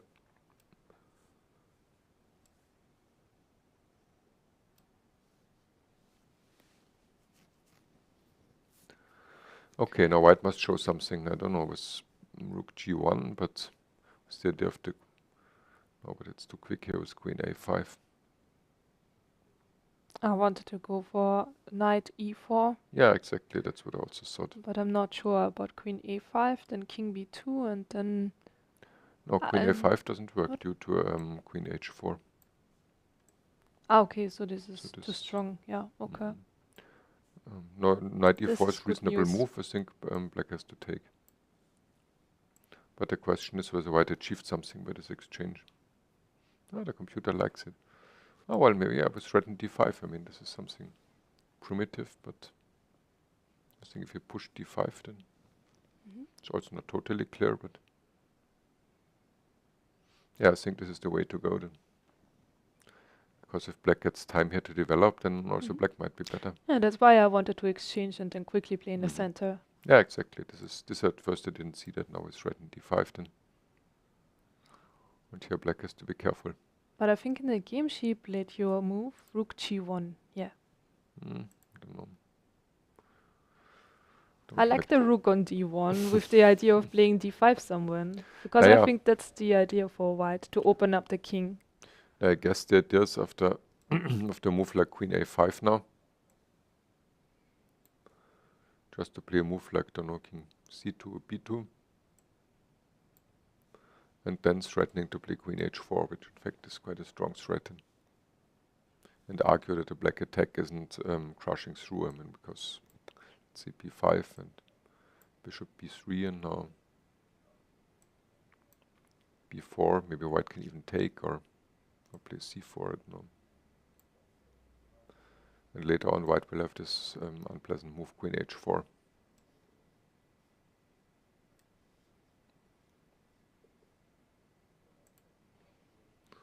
So rook g1, although being my first idea, still I don't know, it's... But now you showed nice ideas for white. So what should black do in this position?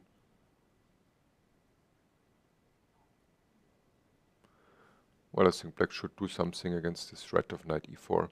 I mean, even knight e4 is not the end of the world, you still have queen h5, but this looks a bit artificial.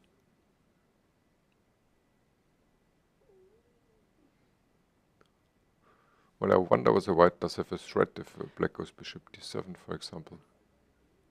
Or can we immediately play b5? Or is this not a good idea? Well, I don't know, because it it cuts off the way of the queen.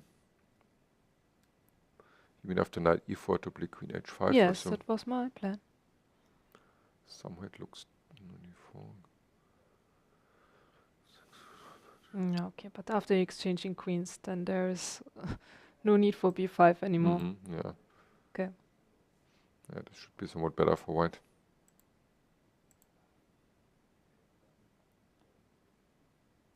I was wondering whether black can just play bishop d7 now, continue the plan.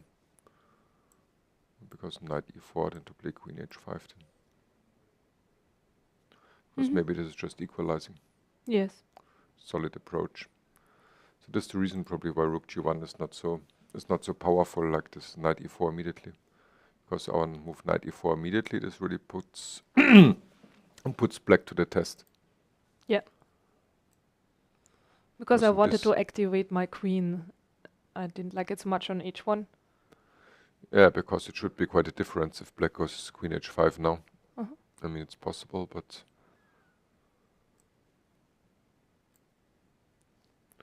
yeah, but you can maybe also change queens and play rook h1 and go to the 8th rank, and No.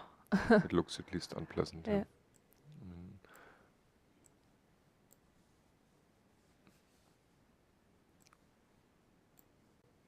I don't know how bad it is, but still it looks maybe black has time to untangle, but it's not really what black wants. No. Some ideas to play with white, f4, e4, e5, and so on, then pushing black together. No, I think knight. Rook g1 was a bit too soft, so to say, in our opinion. Black played bishop d7, yes?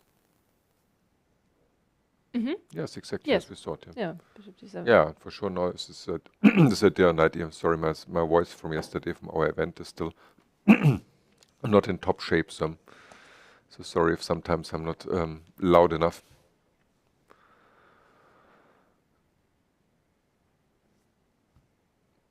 I think now White was a bit too slow. yeah, it was a pity for Dinara, because I think she had a chance to make some pressure. I think her opening concept.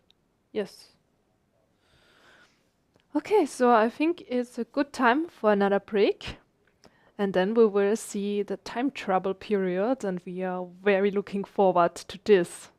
So see you soon after the short break. Okay, see you soon.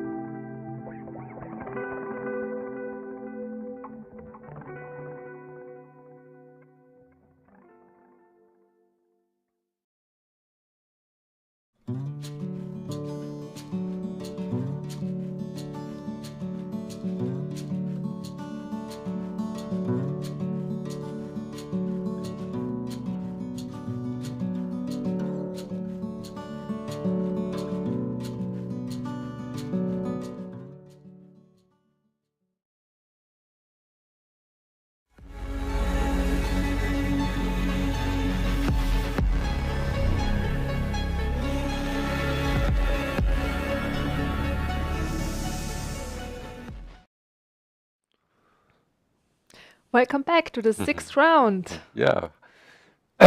Nice to see you again. So we left here and we said that by probably a bit careless play, the Tan Zhongyi here had fallen into some trouble because black is more active and the white pawn structure here on the king side is pretty ruined. But it seems she found a way just a bit to untangle. We thought that she might just lose here the weak h-pawn. But she found a clever way to play because she continued with king to e2. Because now the idea being, if black plays rook takes h2, then she can get back an important pawn on b5. And even though I might think that black is still a little better, probably it's not that disastrous. I'm just wondering, some bishop c5 maybe, or white is a bit passive, but I think this should be okay. it should be okay. Well, I still, as white, I would be a bit afraid, but okay. But not everybody is such a chicken. So, so after king e2, yeah, and if black takes with the bishop on h2, then I guess there will be rook h1, or? Yeah, rook h1, and now we've red to take on b5. And what's the other threat? I mean, just playing in a primitive way. I don't know if I play some stupid move like b4 or a6. Or Oh, I have an interesting idea here. I want to play rook b g1, and if the bishop takes, I take on h5. But there is also the counter idea with bishop taking on f2. But anyway, then it's interesting. Then I take on h7 or I take on b5. Yeah. yeah, but this looks still like some principled try by black. And I just don't know what is here the right way to proceed. Also, rook d5 is maybe a move, and hard to say. Maybe even b4. That maybe this is a bit primitive, but Yes. maybe it is some. Okay, let's just to give it a try. b4. Okay, it's probably not the best move, but But now I but can still. play my idea with rook b g1. Or not? What am I missing? Oh, the check on e5. Oh, yeah. oh no, rook it was e5 so check nice. Rook e5 check would be some drawback. So, well, here I don't know. White just lost the pawn at first sight. The computer, well, gives advantage of one pawn. Question mark.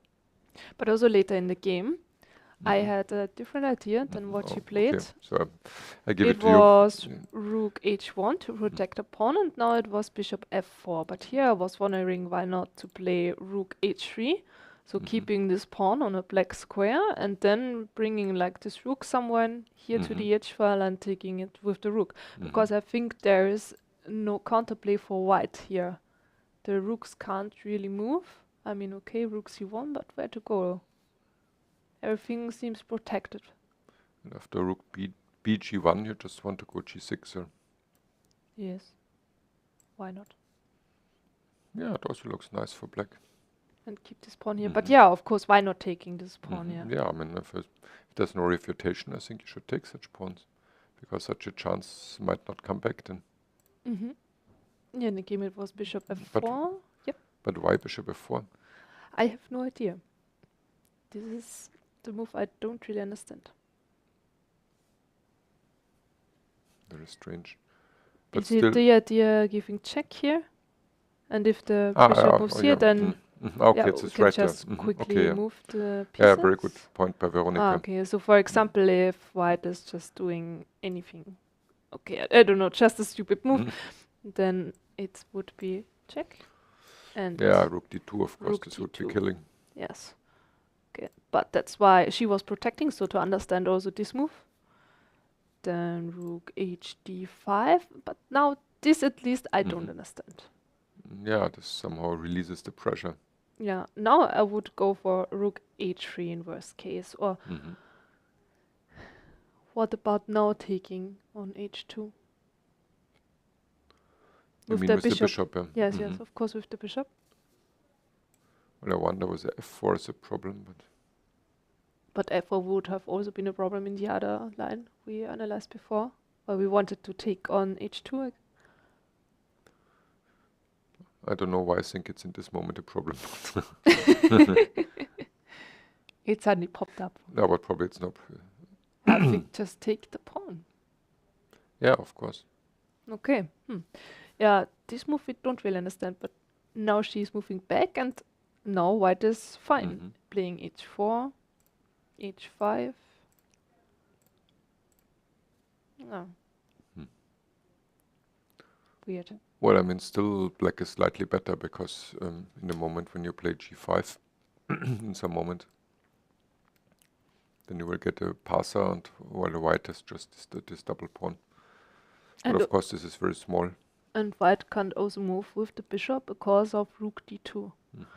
So there are some nice ideas for black, yes. Yeah, maybe she thought this is a clean way because white is paralyzed in a way. It's like some kind of active paralyze, because before with the rook on h3 here, this is like not so active. I mean, the rook is on the side and not somewhere in the center, but here, like in the game, white has active pieces and is still paralyzing white. Oh. So I guess this is a very nice way to play for black. Yeah, I mean, the main question will be whether black can make really progress, but yeah, but they still can play king to f6. You have pawn to a5, and then in the right moment to play g5. Yes. Or maybe to regroup also in a way to put in some moment the bishop to f6 and hit the pawn on h4. I mean, there are many ideas. Still, my feeling is that it should be so about just tenable for white, but it's still unpleasant. But this is very instructive how white fell into from a seemingly slightly better position into a maybe even clearly worse position by just, I think, underestimating the dangers. Yeah. Very interesting game, but let's have a look at the other ones. We have Schuh against Dzagnidze here. And as we predicted here, white played knight e4 and also queen to h5. This admits that she lost the tempo, because if she played first knight e4, then probably she could go queen h5 in one move. So yeah, we didn't like the move queen f3 so much because now the bishop was here on this diagonal, so it gave black one time. Yeah, bishop g5. This is in a way principled. It says I'm playing for long-term compensation with the two bishops. Queen c6. And now, of course, not getting mated here. Queen h3 and rook b8. What do you think about this position now? Black is a pawn up, but the bishops are very strong. But also white needs to find some idea here. Exactly. This is, I just wanted to say, I wouldn't know exactly with white how to proceed. I mean, I would think with white that I have enough compensation, but it wouldn't be clear to me how to prove it. I would go for queen g3, h4, h5. Okay. Yeah, this looks now good. I can suddenly play my h4, h5 idea. Yeah, this I like, queen g3.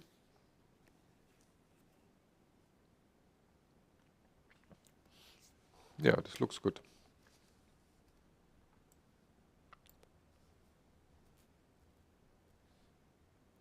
Yeah, also the computer thinks now that, well, about equal. Yeah, but equal having a pawn less is good. No, good news for us, yeah. Yeah, at least it's nice to know what you have to do, and if black doesn't do anything special, we just push our h-pawn, and at latest since alpha goes 0, we know that if in doubt, this is always the best plan.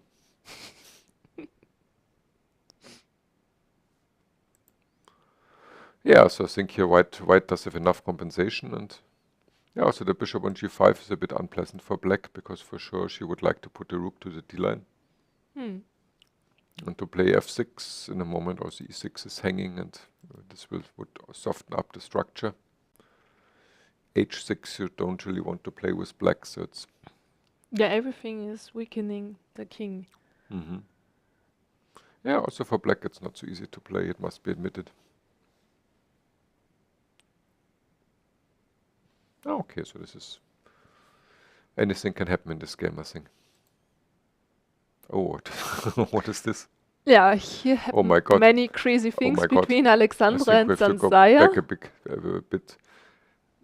This game is so exciting me that I can't talk anymore in clear English. We left in a moment after bishop f4. She decided not to take in b2, which I also thought should be some clear advantage for black, but the engine also doesn't like it too much. But her better to go to the game. But queen e6 for sure was a strong move, maybe even the better one than taking b2, keeping the pressure.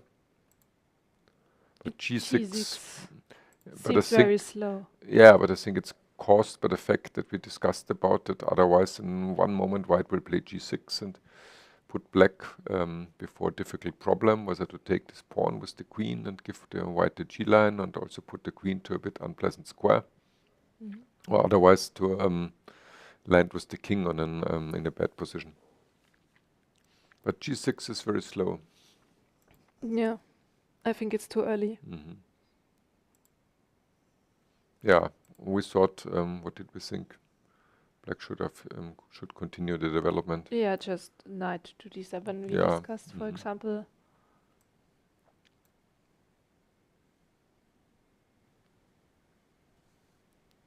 Yeah, we started to analyze these lines with knight c3 and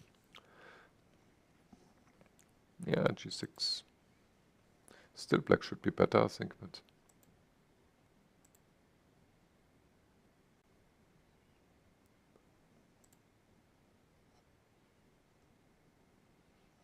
okay, now d4. This is a brave move. Now the idea is to take on e2. Yeah. Yeah, it's brave, but if it goes wrong, then of course to give white the knight square in e4, this is an extremely committal decision. And also white has all the pieces developed yet, but black doesn't.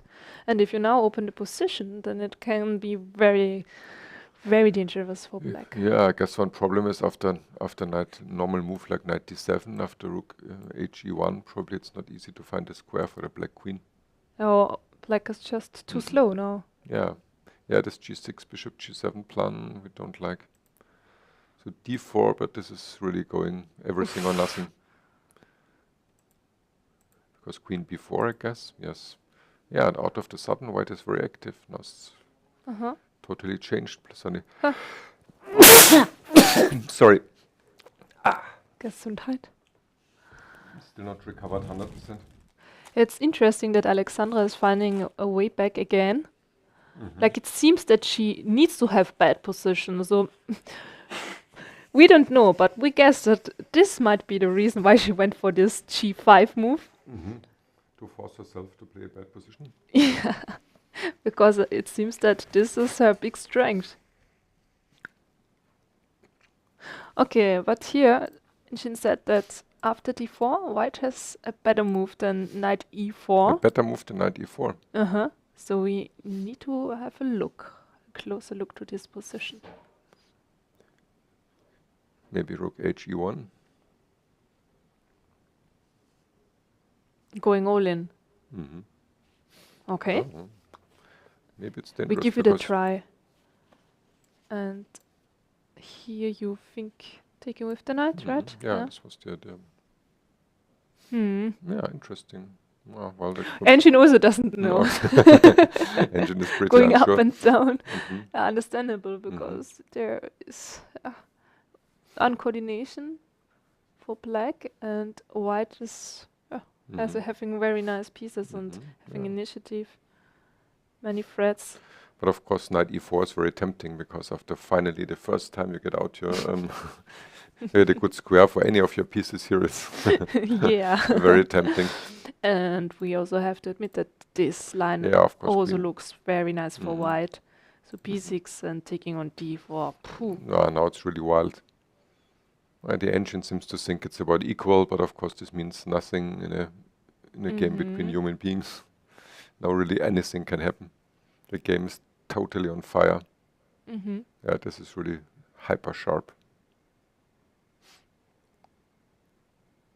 So what you knight a6 was played.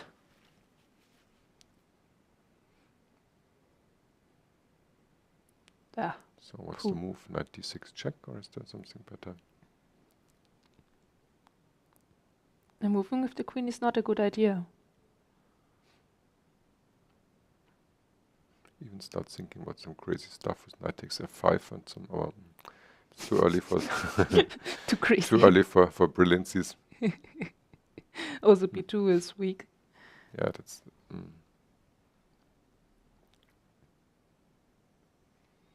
Yeah, knight d6 check, Mhm. if it's working. Yeah, but maybe it doesn't. It's not so sure. White also has some problems on d4. This is a really very hot position. Mm-hmm. Well, maybe queen b3 check and it's not so hot anymore. Mm. Maybe queen b3 check is forced, and I don't know. Yeah. Okay, let's try. Take and take. Let's probably take with the knight. And And what do we have right now? at first sight, I still would think that black should be somewhat better, because the structure of white is terrible. But the pieces are more active from white. yeah, The but knight if on e4 is nice, but also h4 is weak. It's not easy. I would play rook a8 and or hd8. Well, I don't know which one.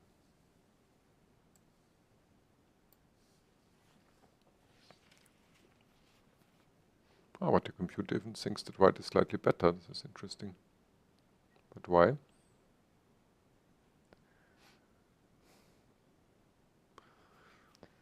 I don't know how to solve this problem with h4. Yeah, exactly.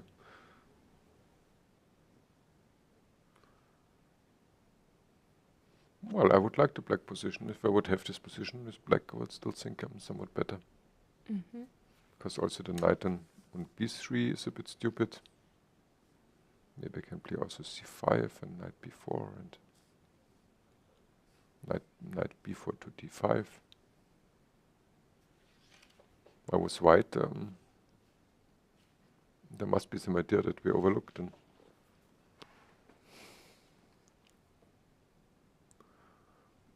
how can ever... We can exchange the knight on f5. You mean with knight With g3? Or immediately with knight Knight d6. d6. Maybe because This then can the solve knight our problems. Yeah, this is a good idea, because then the knight a6 is out of play. Bishop, probably. Or Mhm. not? I'm not sure. What do you think? I don't know. Because here then rook d7, rook d8.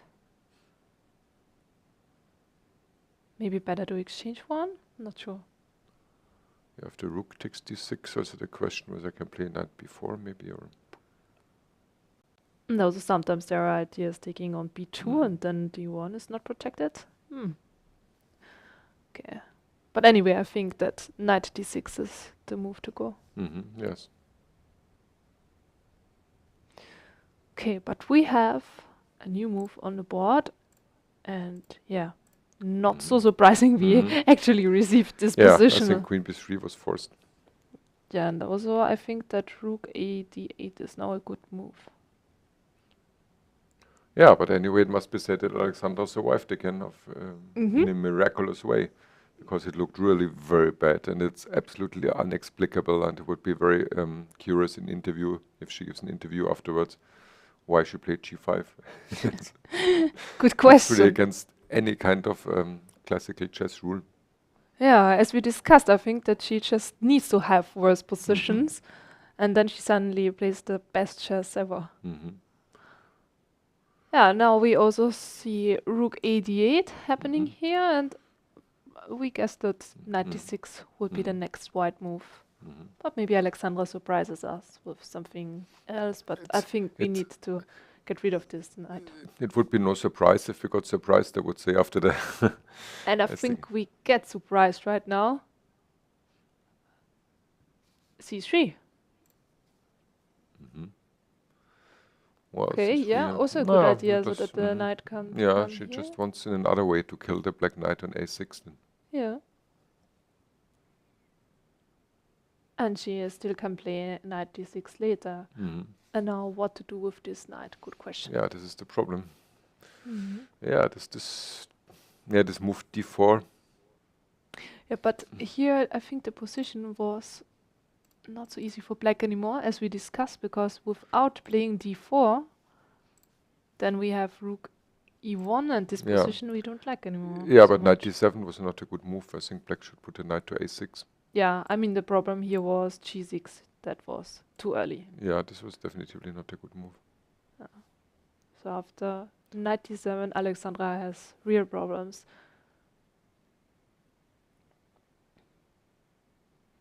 Okay, anyway, there are still some other games left.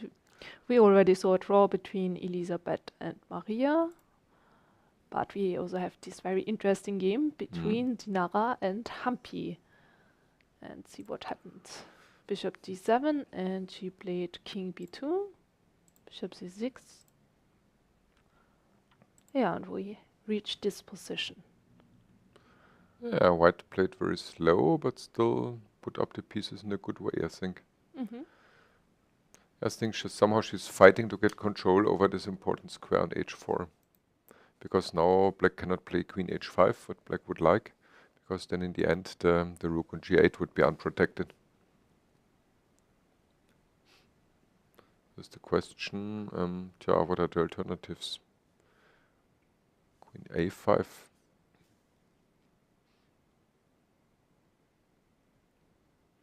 But it seems white is a little better, maybe.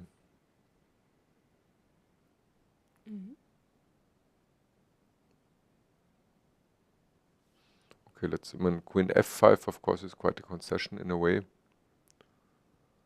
Getting this double pawn, although maybe with the king around, it's not so bad, but... Okay, but let's look at the tougher queen a5. Now probably white will take.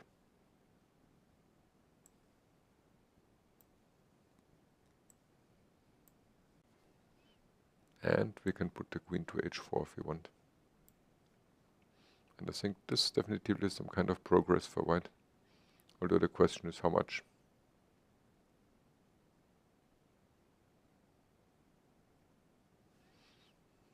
I mean, the idea now will be somehow to bring the knight into the game. Knight f4, maybe d3, 5 or so. And the question is whether black can drum up something against the white king here with b5, b4 or whatever. But I would think that white is somewhat better. Yeah, everything is protected. I think no worries for Dinara. Yeah, this looks quite nice. So maybe black should rather play queen f5, which is a little better for white, but And going for this double pawn? yeah, but the question is how bad it really is. Yeah, it's better without queens, I think. Yeah, I mean, white should have a small advantage, but now you have quite good squares also for the pieces in a way.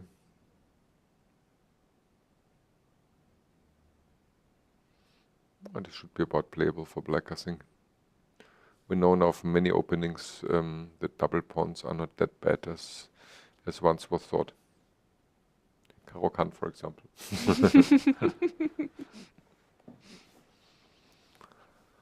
Okay. So We have Alina against Anna. what happened here? A lot happened here. Also very strange things. So today is a game, is a day where here we left and said that white is slightly better. Yes. Although we prefer to take with the pawn here on f3. We said this is more active because this also here the pawn isn't a weakness. While knight f3 a bit puts away the pressure on the black position, but we said that still with the two bishops white should have some long-term advantage. But okay, black can take the if black immediately succeeds to trade the bishops. Well, yeah, now I would think that the worst is over. Yeah. This I didn't see that black can immediately force the change, No, the it's exchange of bishops. It's because we wanted to take with the pawn on f3, Yeah. and then this is not possible. Yeah, I mean this. Oh, knight b2 is a funny move. Because also the knight will have a good square on c4.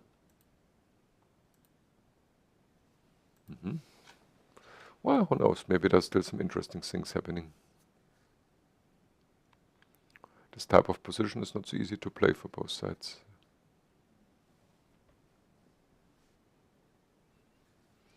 Maybe still white is a little better. I mean, you can attack with a4, although black has knight d5.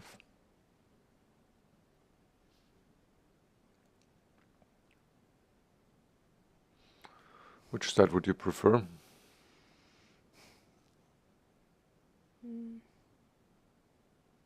Not 100% sure, but I think white after king e2 and bishop e3.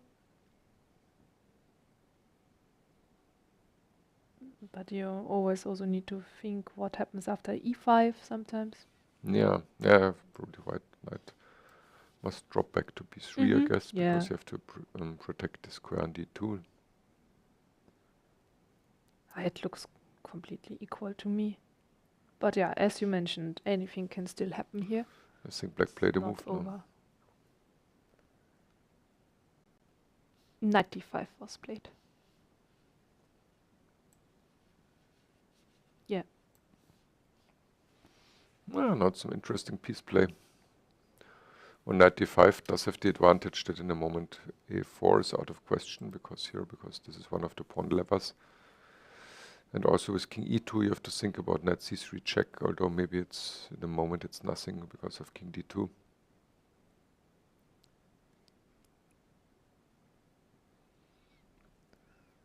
But now there are always some tactical tricks in the air. For example, if white goes king e2, maybe now knight to c4. With some knight c3 coming and Yeah. No, I don't want to e5. go on e2. What about bishop b3? Yeah, bishop b3 looks like a normal move.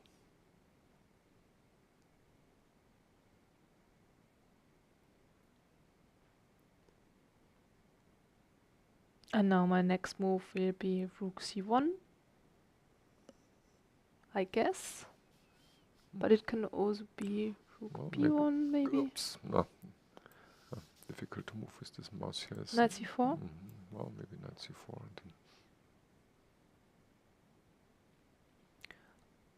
And then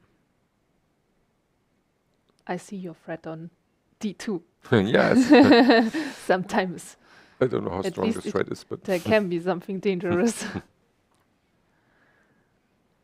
yeah, at least now some tricks in the air. Also combined with e5 in the right moment.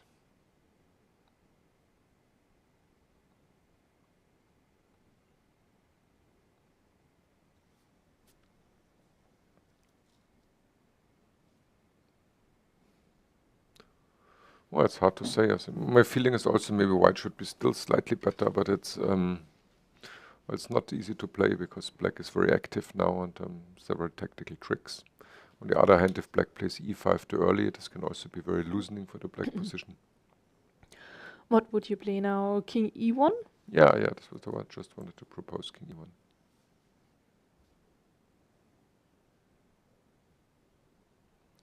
This is a very solid move.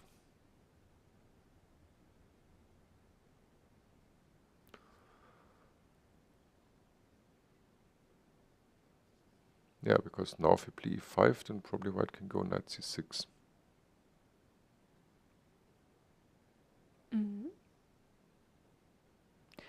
But it seems that Alina went with the bishop on the other diagonal, not b3, but bishop e4 was played.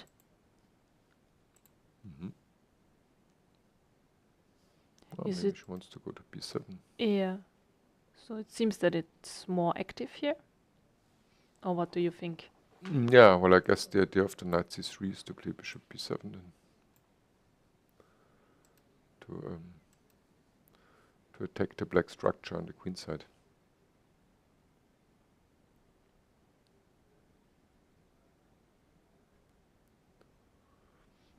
Yeah, well,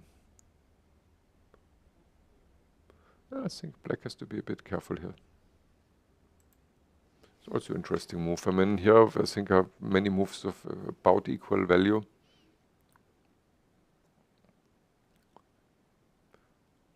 And objectively the position is equal, but I wouldn't be surprised if one side is still winning, because it's not as easy as it looks. Mm. And I think that white has slightly better chances.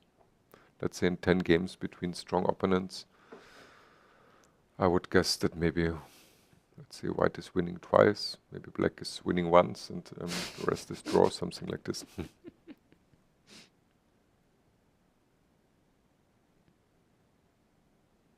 Okay, but still interesting. Okay, between Dinara and Humpy. Oh, we actually have this position on board. Yeah, I think this was clearly the most solid option. Yeah, queen f5 and taking, and now there's double pawns. Yeah, I would say probably small advantage for white, but should be quite tenable for black. Yes. Because the king is around and can defend the pawn on f5, and black has some active pieces. And you convinced me, so I'm also satisfied with this. But of course, there's You want no to discuss? absolutely no losing danger for white, but also very few winning prospects. Okay, let's have a look at this very interesting game between Alexandra and Zhansaya. I'm each time a bit shocked what happened when I look some moves later. So we had discussed this position here after c3, and now black played c5. Yeah, this is a reasonable move. King c2. Well, it's also king c2 wouldn't be my first choice, I think, but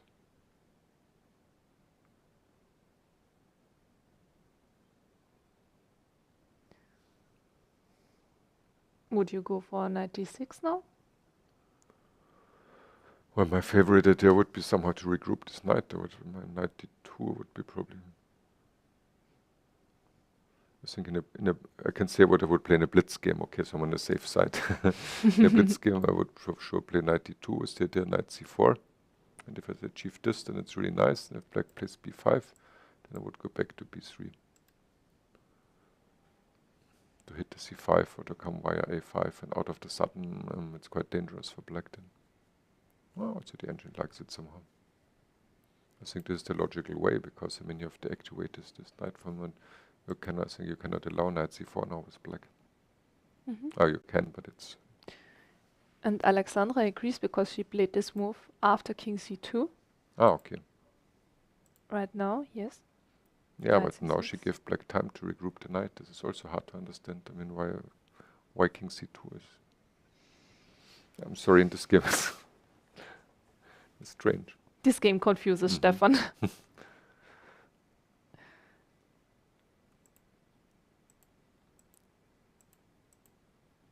And everything is exchanged. Still, it might be a bit better for black, because h4 now, after changing all the rooks. It's also a strange decision for me, but okay. Yeah, but now I would go for knight d6. Ah, sorry, yes, of course. No, don't change rooks. Or I can change rooks and then go for knight d6. Also possible. Oh, yes, you're right. But then black has king e6 or not. Yeah, after changing. So I think we should keep the rooks and play immediately knight d6. Okay, let's take a look. Yeah, this might be an interesting position. Take. Now king f8. Or king g8. Now king g8 has the advantage in some moment. Maybe we can hit the bishop with rook f8.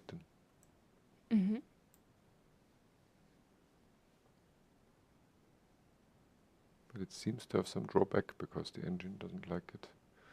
Or maybe now rook e1. Instead of rook e6.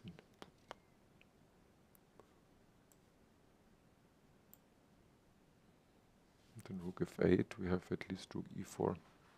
Okay, and can we move with the king to e6? Ah, you're brave.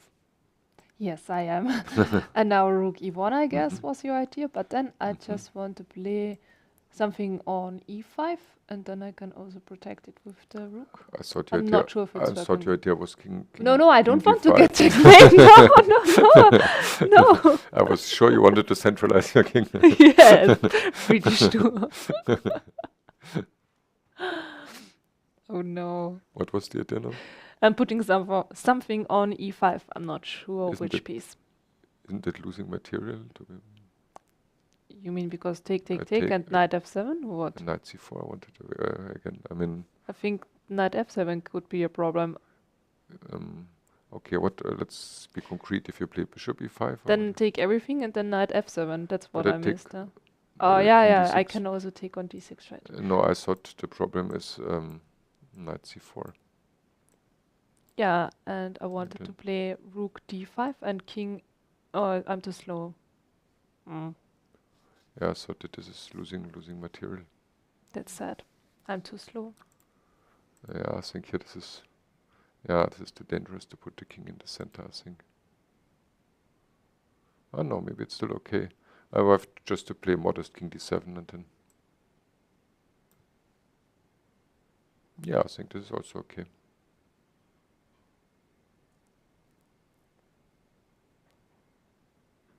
Yeah, probably it's okay.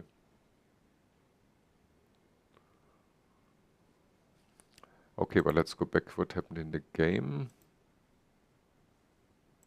Yeah, knight d6 happened as expected, and now most probably the knight will take. Yeah, maybe we'll exactly this might happen now. But not the And checkmate in the center. No, I don't think she will centralize. And will also not centralize the losing king. the piece in the center. But I read in a book that it's good to centralize. Yeah. And you should activate your king in the ending. I mean, king e6 was okay. It hits two birds with a stone, as they say. You centralize and you put your king in the.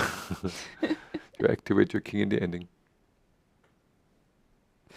Okay, continue to the next game. Ah, yeah, this is interesting game. We have Jiner against Nana. Rook a b8. And she didn't go for my idea with queen g3 and then h4, h5. How dares she? How dare she? Maybe she has found something better. Hard to c4. believe.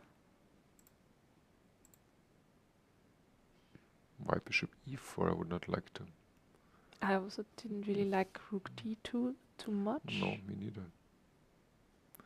And they would not like to change the bishops. It's But she's taking on g6 now. also very strange. Well, now white has, of course, one big hope to give checkmate here with rook e3, h3. But besides, it's a very strange decision.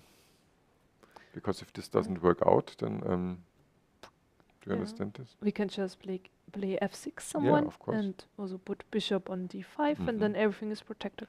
Yeah, if black succeeds to play some f6, e5 or so, then the white plan totally failed. Is there some trick that we overlook if black plays f6? Is there some rook takes e6 or so? No.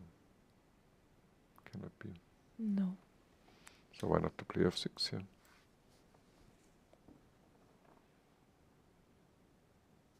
This is weird. Everybody would play f6 in a blitz game, and well, okay, it's maybe not that simple because you're hitting a7. So, But what is the threat from white now? I have time to protect it. yeah,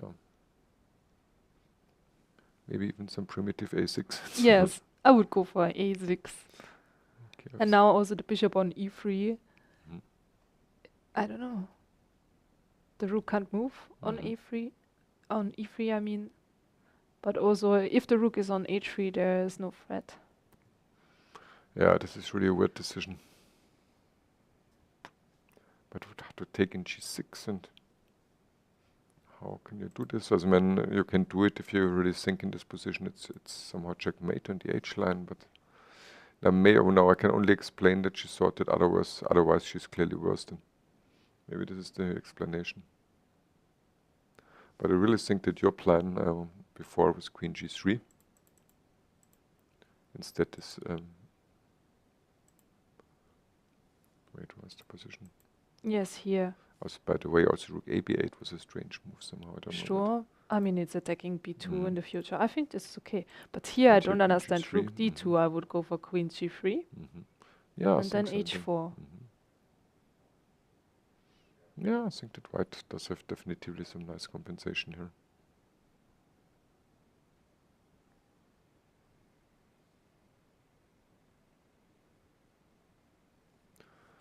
Okay, this rook d2 is that we do not like too much.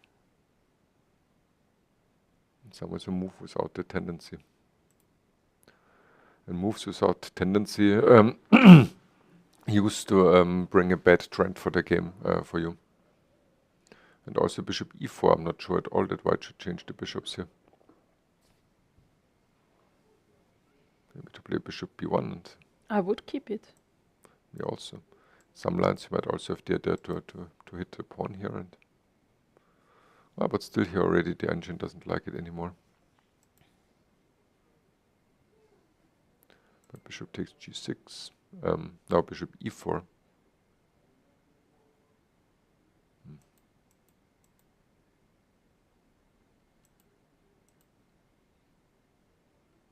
She first played rook c8. I mean, basically there's no big hurry, as I said. The only thing we should watch out that white has no time to play rook e3, h3.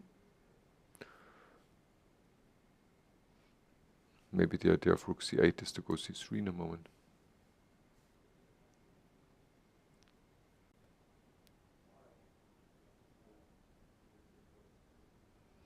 But now this is unpleasant for white. It is. Yeah, somehow Jiner lost the thread of the game. Yeah, pity, because she played a very nice and enterprising opening. I think the pawn sacrifice she played was fully correct, but somehow she lost the thread.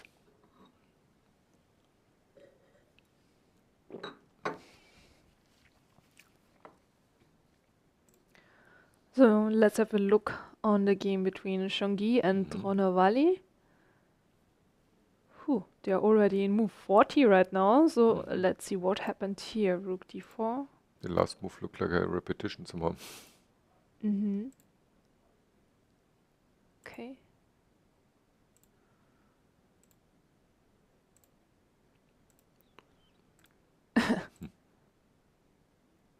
They are just waiting. Oh, and one game just finished. The game between Anna and Alina. So I think it looks like a draw. I think. Okay, so quickly move to this game just to see what happened. Yeah. Yeah, we had bishop e4, knight c4, take, Okay. take, e4, e5, and a draw offer by Anna. Yeah. Well, okay, this looks fairly equal. So the second draw in this round so far. But we have many other nice games to continue, right? So let's go back to the game between Zhongyi and Dronavalli. Yeah, here it still looks nice for black. And white is just waiting. Or maybe black But is just black reaching the is- 40th move. Black is also waiting. Yeah. Well, but maybe that's just strategy to reach the 40th move and then have some extra time to think. I'm also pretty sure they won't make a draw right now. Well, black doesn't have really reason. I mean, it's slightly better, but well, I guess to make progress in some moment, probably g5 has to be played. And Yeah. the question is, what's the best way to prepare it? King f6 and g5? Or Yes, king f6. yeah, but the king might be exposed on g5, and maybe it's not with the white rook on h1. This is the best piece because it makes it a bit difficult to implement the plan. Or does black have it and there in some moment to open up with e4, and but of course this way white gets rid of the double pawn. So it's difficult to say. Oh, I guess it's tenable for white. I mean, it's because it's not easy for black. I mean, as we said, the basic plan would be to play g5 and create a passer, maybe put it to h4. But even then, it's not easy to make progress. Because then, even if you did all this, and then you have to get the pawn over the white square on h3.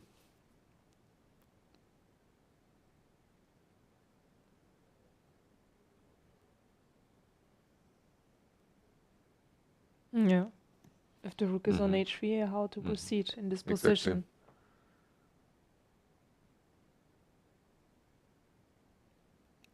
So probably the best, if you really want to win it with black, usually it's also the best for some very slow maneuvering and hope that your opponent will lose nerves or overlook a tactical trick, although there aren't too many, but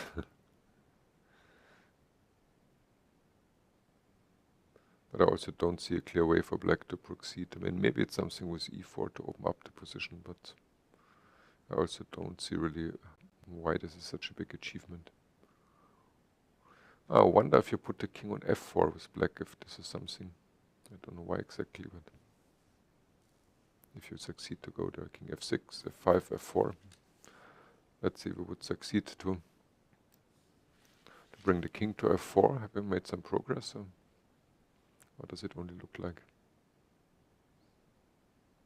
And then e4? Yeah, exactly. That's what I thought. And then later king g4. Maybe. Probably will blunder something in on a white square. But still, I mean, you might try putting the king to f4 because it won't spoil too much.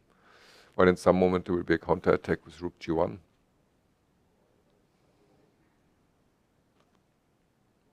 I mean, it's not easy to calculate.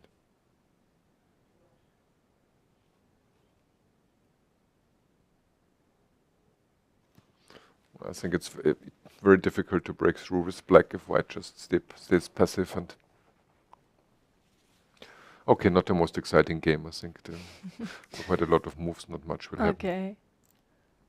I think that you might be interested in Alexandra against Zhansaya. We had a check, take, and king e6, check, king d7. Okay. Well, I think definitively Alexandra recovered relatively well after the terrible opening. No, still the position is quite interesting, and yeah, and Zhansaya played exactly your plan to go with the king to d7.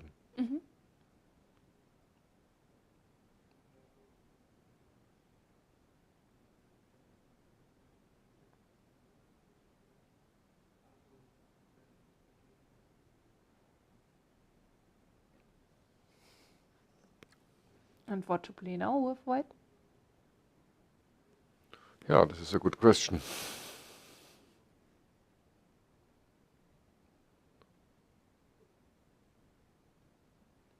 Still, the black position looks in a way more harmonious, but it's also not clear how to improve. Well, rook f8 might be an idea for black in the next move, so yeah, I think rook f8 probably is a threat, so white should do something against this. Rook d1? Yeah, maybe playing for a repetition. I think white should. Rook d1 and king e6, rook e1, check. I think that white should. Because of the rook f8, I like the position for black. I mean, you can still play rook e4, but no, not really. Then I take maybe also on f4. Yeah. So I think the black pieces, minor pieces, look quite good.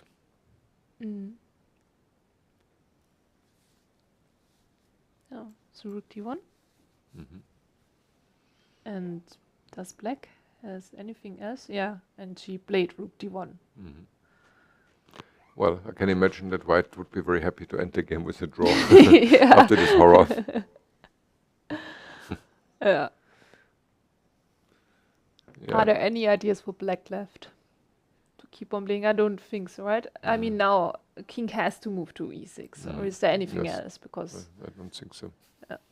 because here white is threatening knight to f5, Or so knight. king e6, and also here for white. Is there anything? I don't think they're really good moves.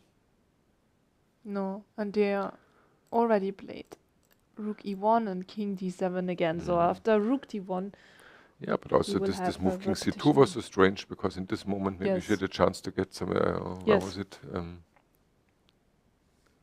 Let's just give one important tempo.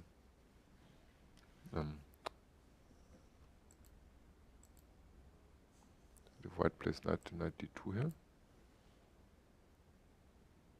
This looks quite unpleasant for black, because if you get the knight to c4, this is totally different story here. I mean, it's not maybe not the end of the world, but it's an here- improvement. But black has one, just comparing. Black plays now knight b8, knight c4, knight c6, and now you don't succeed to change the rooks.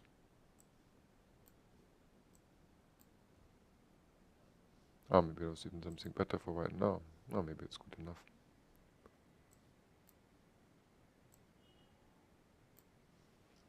And now with rook up, you would not go to e6 and have to go to the passive square with the king. And I mean, it's not the end of the world, maybe, but it's probably white is better. So where to go? Well, King g8? everything looks bad, and then white plus next move rook a1, hg1, and Oof. How to survive this with Mhm. black? So you mean king g8? yeah, probably Rook e1? rook e1. King g7, Yeah, well, I don't know. for example. Yeah. A big improvement compared to the game. Yeah, absolutely. Yeah, we don't really understand this king c2 move. This game was put your commentators to a very, very tough test in guessing the thoughts of the players. Maybe I they have no just idea. wanted to confuse us. Oh, but Alexandra keeps on playing. Oh, that's really fighting spirit. Knight c4 Cool. was her move. That's very cool. I would be so happy with white Yeah, me too. after these adventures here to make a draw. Wow, this is fighting spirit. Not afraid of rook f8 or anything. And also to mention, she only has 3 minutes left for the rest of the game, Mhm. but still 7 moves to go. Yeah, very good confidence. Yeah, and rook f8, now she still has rook e4. Yeah, for me as black, this would be quite a shock if my opponent plays on this position. So, said, oh my god, this is not possible. Did I totally misjudge the position?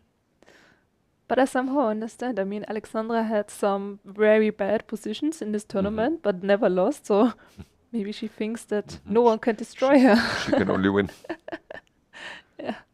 Yeah, I think it's important, because otherwise the maneuver knight e7, f5 might be strong, but I think after knight e7 that his bishop to e5 is quite unpleasant. Because out of the sudden then the black pawn on g6 will become weak. So rook f8 was the right move instead of knight e7? Or what do you think? I don't know yet. Yeah, well, rook f8 looks relatively normal, and then to put pressure here. Yeah, now to somehow to activate the knight here. What about now, knight e7?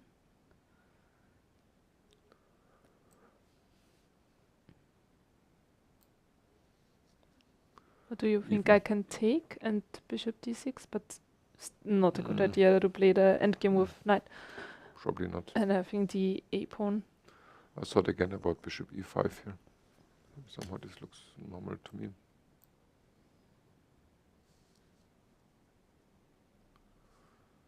Because now also this pawn will be very weak. So this maybe even really slightly better for white. But yeah, interesting decision to play on here. Really, Alexandra is really a very, very tough fighter. Incredible.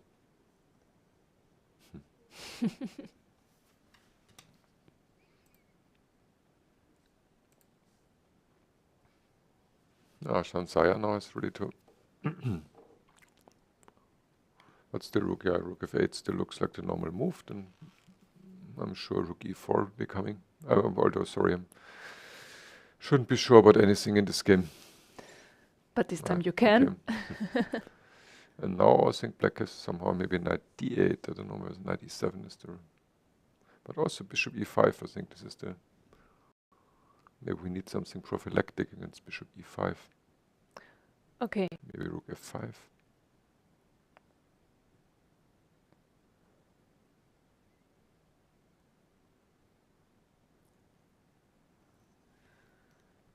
What about rook f5 just to prevent this? This says show me your hand. Good idea. Okay, white can play knight e3, but this is not the square I'm afraid often. And maybe I can push in the moment with b5 then. I immediately wanted to push with b5. Okay, here b5. Yes. Yeah, why? Right, why not? Yeah, okay. But the rook endgame Mm-hmm. is not so interesting, or what do you think about this rook endgame? But where's the rook ending? Knight e5. Okay, but then I take with the bishop and take in f3 then. No. No fun for me left. I wanted to go for this rook endgame. Slurp. Yeah, but you're right. Why not b5? I mean, maybe if rook f5 is too sophisticated. I don't know. I think both is okay. Yeah, a computer gives both about equal value.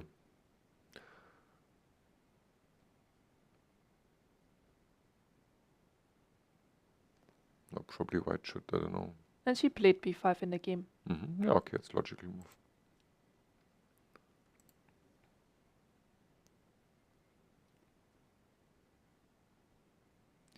Okay, now we already figured out that knight e5 is not working. Yeah, well, knight d6 looks a bit... anyway, there's also rook takes f4 again. Probably this is good for black. Knight e3. Although it's not totally sure that it's good for black, by the way. Oh, but probably. Yeah, probably knight e3, but here, or knight d2, but these are not the squares the white knight was dreaming of.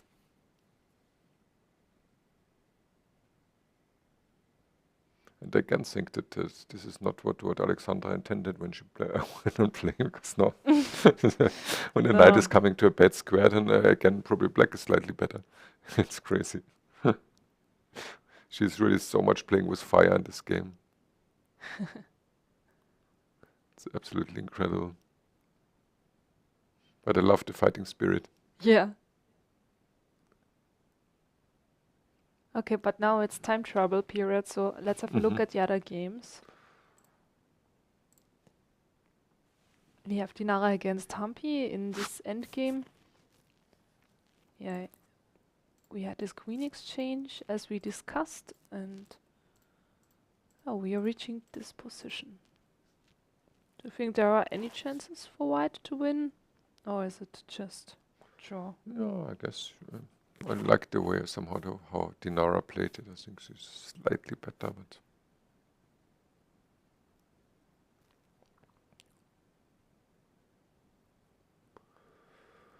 probably she wants not to put the bishop to h3 and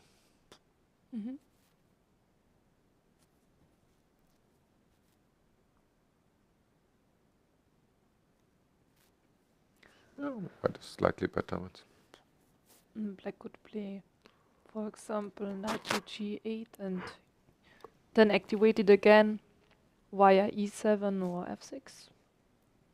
I think yeah, after knight e7. g8 you will have to put a knight to f6, I think, because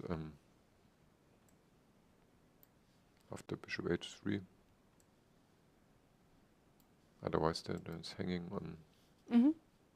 Probably must play knight f6. Yeah, I think this is very solid setup for black. It's not clear to see how white can make any progress.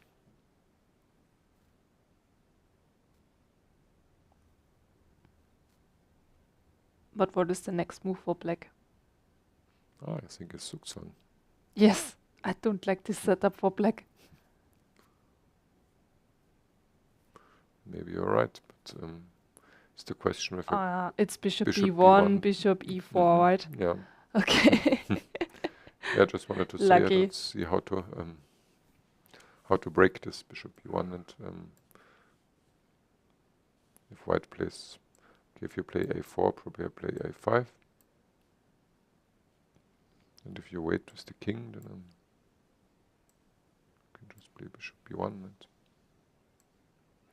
you attack, and then again bishop d3 and so on. Yeah. But Humpy played knight to g4, which is the other interesting line. Yeah, it's interesting because in white's also knight e4 and the pin with bishop h3. But then f5. Yeah, it looks. Oh yeah, I cannot take because I can, but You can take? Yeah. she plays this, but it's a pity because this was this still interesting? No, white is no. Cannot count anymore. Sorry, knight e4, f takes e4, bishop h3, f5, taking it to. What's happening here? You like this with white? I don't. No, the computer also doesn't. I just want to find it out. How can black Now play playing the quickly passer with b5. Yeah, probably this is the problem. Yeah. Yeah, this is the problem. Black will create here. But it's quite instructive now, here with this ending, because white has two protected passed pawns, but here the black pawns, they are so far distant that they are. So this would be just a way to kill yourself with white, but still this forcing variations should be looked at, because it also might be winning for white if the circumstances would be a bit different. And basically she played the same idea, knight g4. She played even more active. Knight f6 was too passive for her. We said knight f6 was also possible, but knight f2 is a more active way, and now maybe we'll see a repetition, I don't know.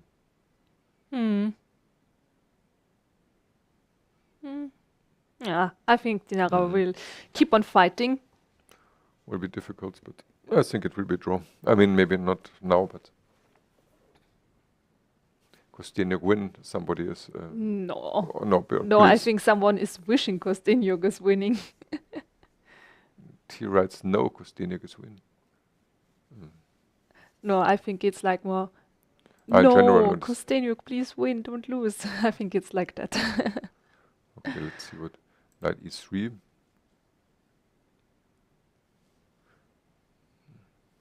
Knight d8. What did we expect? I'm slightly confused.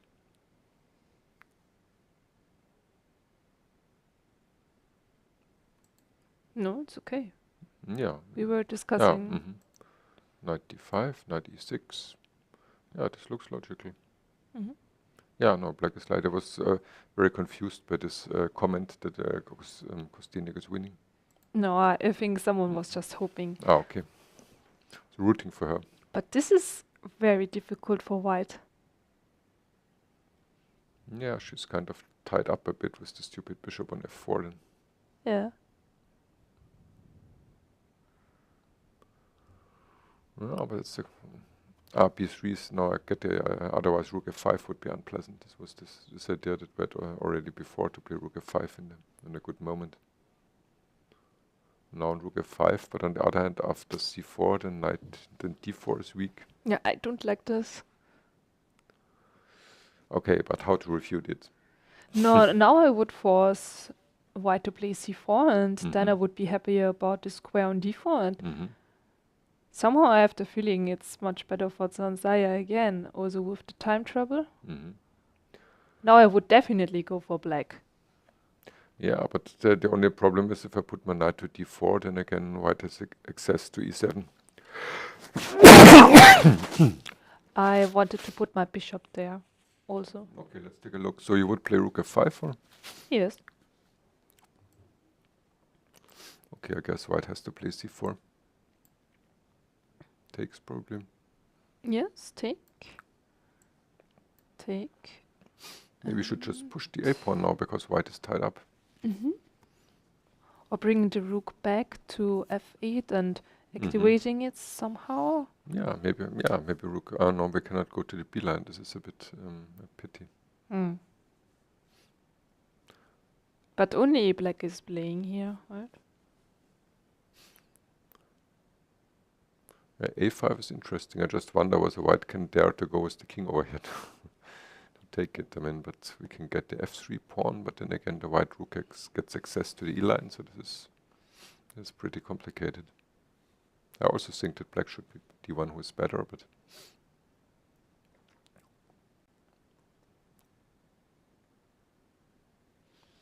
we might regroup, bring the knight to c6.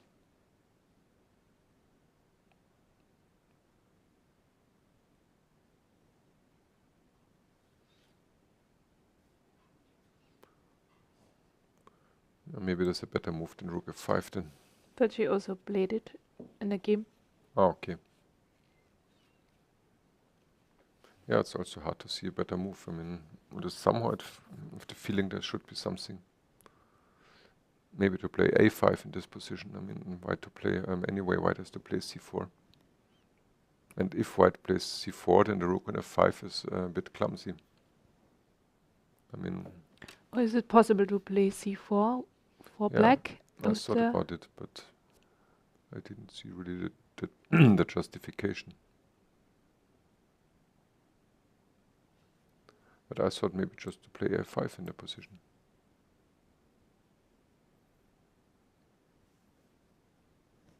And probably anyway white has to play c4 and then maybe it's not a big deal. Okay. But what about c4 from black? Can we just quickly analyze it? Of course, yeah. Oh, I didn't see exactly after bc. I want to take.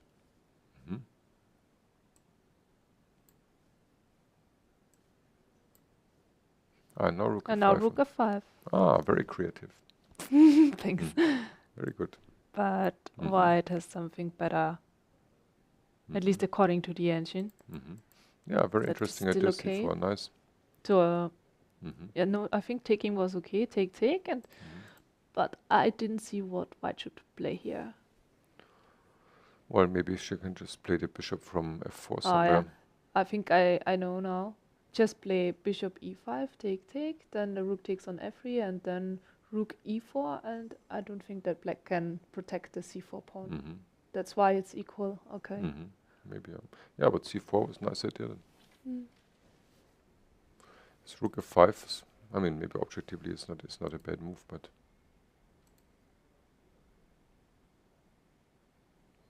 yeah, we have c4, b4. I was also thinking about this move for black. Oh, okay. Because now the b3 pawn is yes, always right, weak. Yeah, sorry. Yeah, of course, before. Yeah, this was a good idea of Zhansaya. Because here, yeah, I now have the chance to hit b3 in some moment. Yeah, of course, it's much better than the stupid automatic exchange on c4. Yeah, sorry, I'm not in best shape. Yeah, now again, black does have some pull. Yes. Although it's not clear how really to improve, but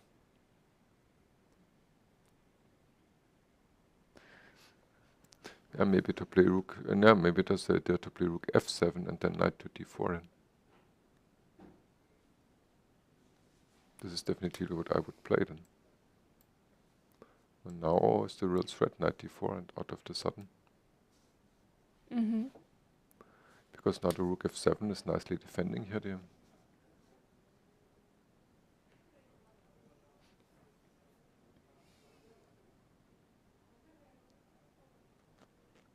What did she play? Some long move with the bishop.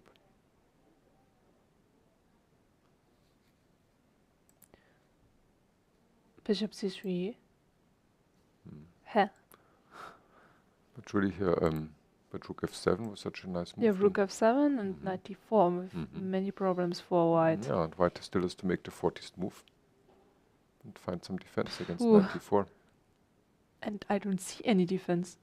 The engine gives, well, some advantage. Probably is. But how can you protect both of your pawns now? Yeah, I don't know. This would have been very difficult for Alexandra. But Alex Bishop C3, I don't get Alexandra has this also move. got at least nine lives 9 in this lives. game. Bishop C3 is a weird move somehow. And King E3.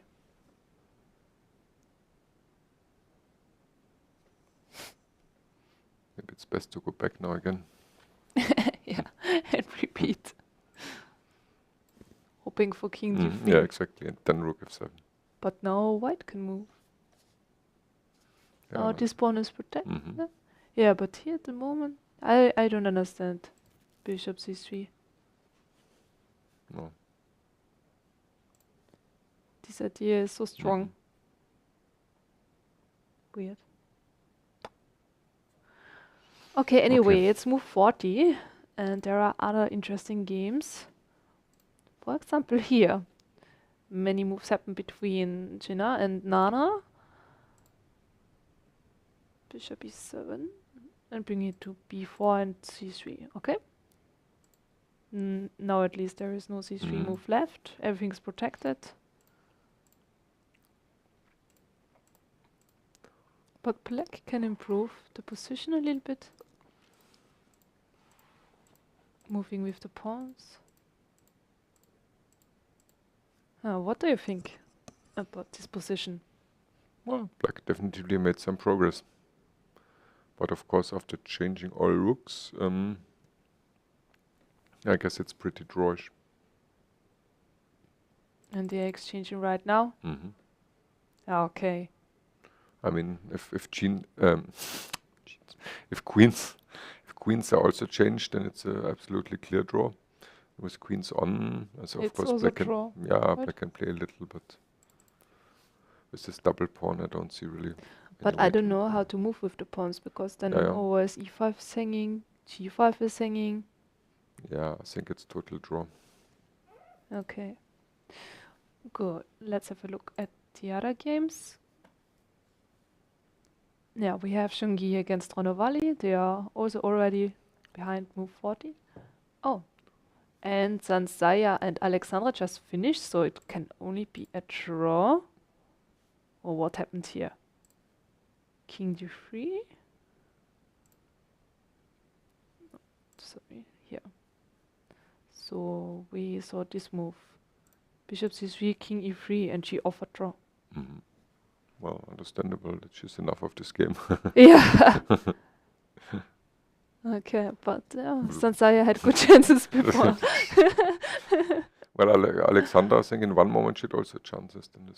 In this moment when she could activate her knight with knight d2, c4. Yes, as we This was- discussed, yeah, instead of King This was C2. the one moment when it looked good for Alexandra. Mhm. But this was really absolutely inexplicable game. Would be very interesting to hear the thoughts of the players, but I can understand if they both want to go to rest. So it's not your favorite game from today. No, it's favorite in a way because it's so surprising. Yeah. The move is a surprise or even a shock. Yeah, so we are pretty sure Alexandra should have went for the draw here Mhm. with repetition. Rook d1, Yeah, rook this was e1.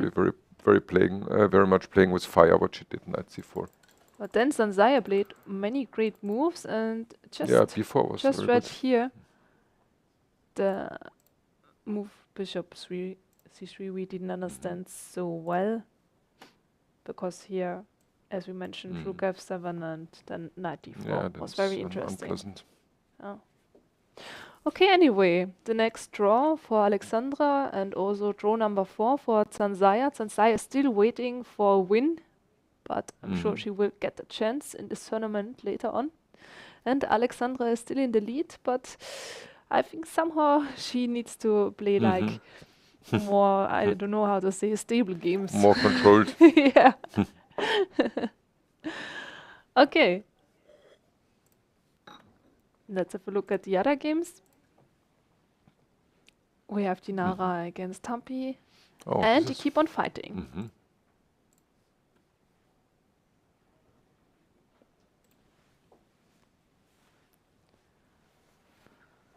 So bishop f1 and bishop b1. Humpy still wants to continue this game. and exchange the bishops. And now we see a knight endgame.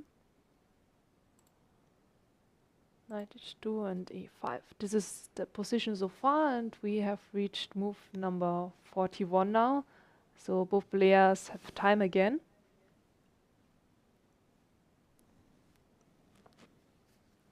Okay, so what do you think about this endgame draw or chances for black now? Yeah, I think if it's very strange, because if somebody has chances now, then it's black. Then with the outside with the pawn majority and the. So what went wrong? What do you think went wrong here? Bishop e4. Bishop e1, king b2. Maybe this king b2, because then black was able to exchange, for example, a3. Yeah. Ah, just. Why not? Yeah. I mean, white can never be worse here. This is. Yes. Okay, the exchange of bishops was maybe not the best idea. Yeah, but still white cannot be in danger. Well, knight f1 maybe looked a bit passive, but. Okay, now slowly black has, the trend has shifted. I mean, this is always important. But I would have offered also my knight to h2. I think I would have went to knight d2. I don't know.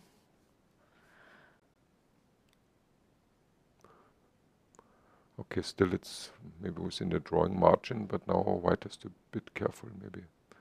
If the black king goes to d5 and then b4, a4. That's what I mean, yeah. So exchanging the bishops was a very good idea from Humpy. Yeah. Giving her some possible chances now suddenly in this game. Okay, before we have a quick break, just have a nice overview of the game. So we already have a draw between Alina and Anna. Then we have this very interesting endgame here. A nice knight endgame, which is about equal, but Humpy has good chances. Then we have a draw between Elisabeth and Mariya. We also have a draw between Alexandra and Zhansaya, but could have also been differently. And we still have this game here between Jiner and Nana, but... Yeah, but this is extremely drawish. Yeah. So now white also wants to exchange queens, and if they exchange queens, then okay, the game is finished, and we don't see many other ideas. And we have the interesting game between Zhongyi and Dronavalli. Right at the moment we have this position, but we will discuss it after a short break. So see you soon and keep on watching. See you.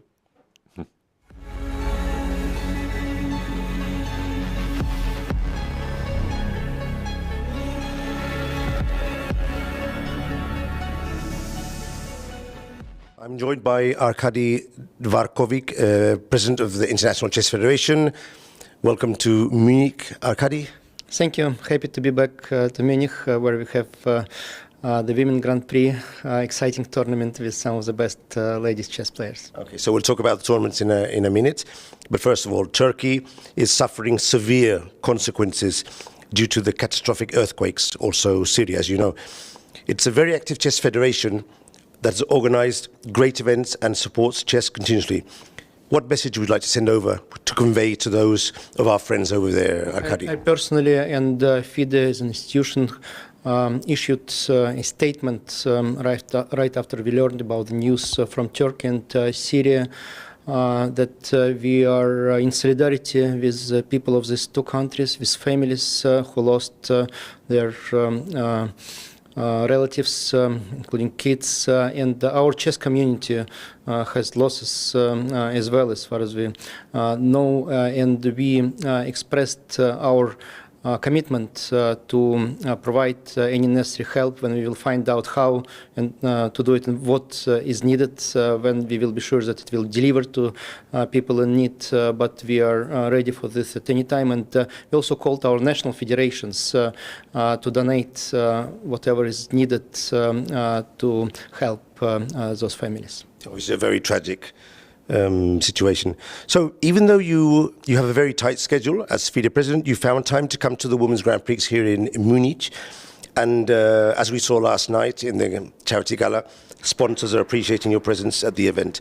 So my question is the Women's Grand Prix consolidated as a 2-year event, or are there plans to modify the road to the candidate structure as in the open section? How do you see the women's tournaments in the future? As compared to the open section, there are not so many tournaments for women. And that's why we decided to keep the Grand Prix series to provide more opportunities for ladies to compete directly and to have a chance to get spots in the candidate tournaments through real tournaments, and we do believe that unless we'll have more private women tournaments, we should keep it like that. Of course, it requires some thinking and some decisions regarding how many spots we take from various routes, including World Cup, Grand Swiss, Grand Prix by rating.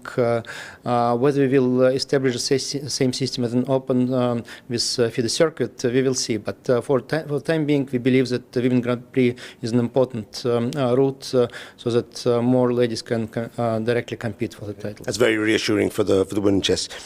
You've probably noticed that recently there's been a debate in social media about classical chess being phasing out.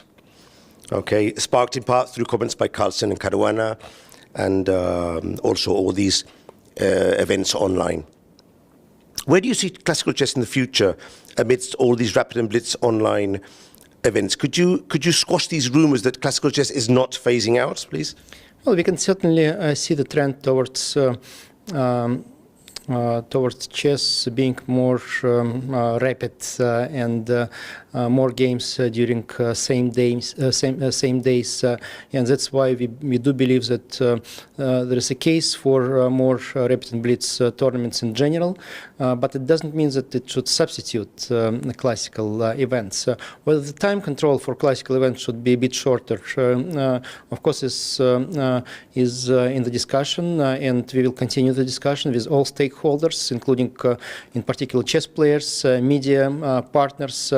But again, it's not about getting rid of classics. It's about the time control that we should use in the future for major classical tournaments to keep chess a smart game, not just a game where you do more physical activity playing by hands, not with your brain. So a follow-up question to this first question. Where do you think is the sweet spot for classical time control? Maybe 60-30, around that range? All kind of ideas. Some people believe that we should go down to 1 hour for each player per game. Now we have at least 2 hours for top players. We have 1 hour for low-rated players already, like below 1800, as far as I remember. So I don't think that it should be that radical. We should have sufficient time for players to think. So it's somewhere in the middle, but where in the middle, I don't know. Again, we'll have a broad discussion with all stakeholders, and we will present a few options. Okay. You've probably seen the video that's circulating now where you were watching the charity game after the game had finished with a lot of interest. Later on, we carried on playing the game. Do you actually miss playing chess tournaments? Because I noticed that you were very interested in the game. I didn't play any serious tournaments since I was a student, so I cannot say that I miss playing. But of course, I'm struggling to find time to play even occasionally. I play mostly in the internet, so having a chance to play over the board, even with big chess set, is just exciting, just fun. And yesterday we had fun with some good players, and the position itself was very interesting. So my last question. I've heard that you're studying Spanish now. So would you like to send a message to all our Latin American and Spanish fans. ¿Quieres mandar un pequeño mensaje a todos nuestros seguidores? I promise to do it when I come to the region for sure, and it's going to be soon in April. So now I'm at the like right path, I would say. So hasta mañana. Okay. Gracias, muchas gracias. Muchísimas gracias. Thanks very much, Arkady.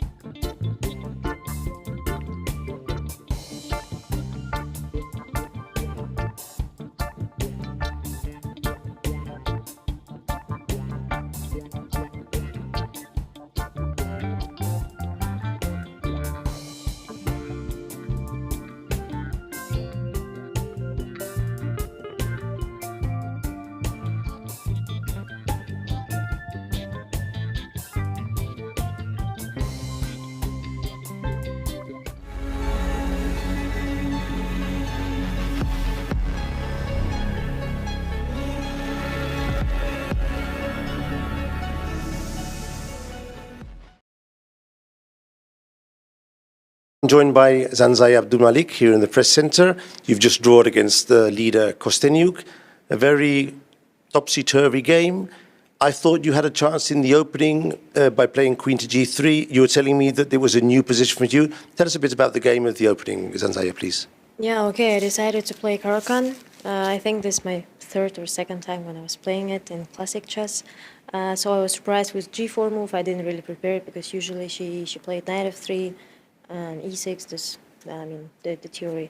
But after g4, yes, I was like thinking. I mean, it's not the best, you know, when you're like making only 3 moves and then you're thinking. Yeah. Okay, I think after e6, queen d6, she took on f7, king takes. I really like my position. I don't know, I mean, what computer says, but for me it was fine. Yeah, I felt really comfortable after e5, knight e7. I thought, yeah, just equal. So is it risky to, in this type of tournament, to play a new defense?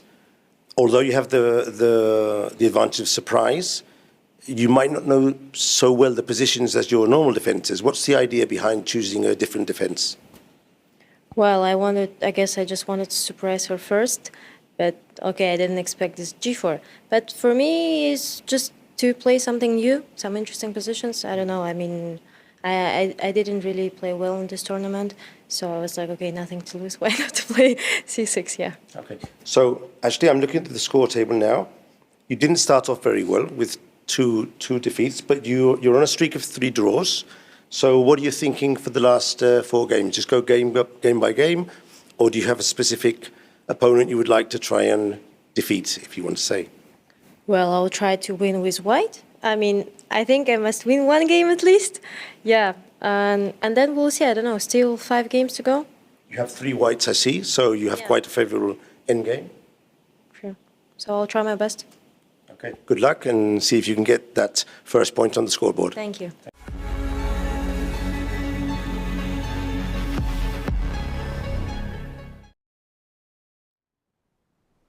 Welcome back to the 6th round. There are only 3 games left and many end games.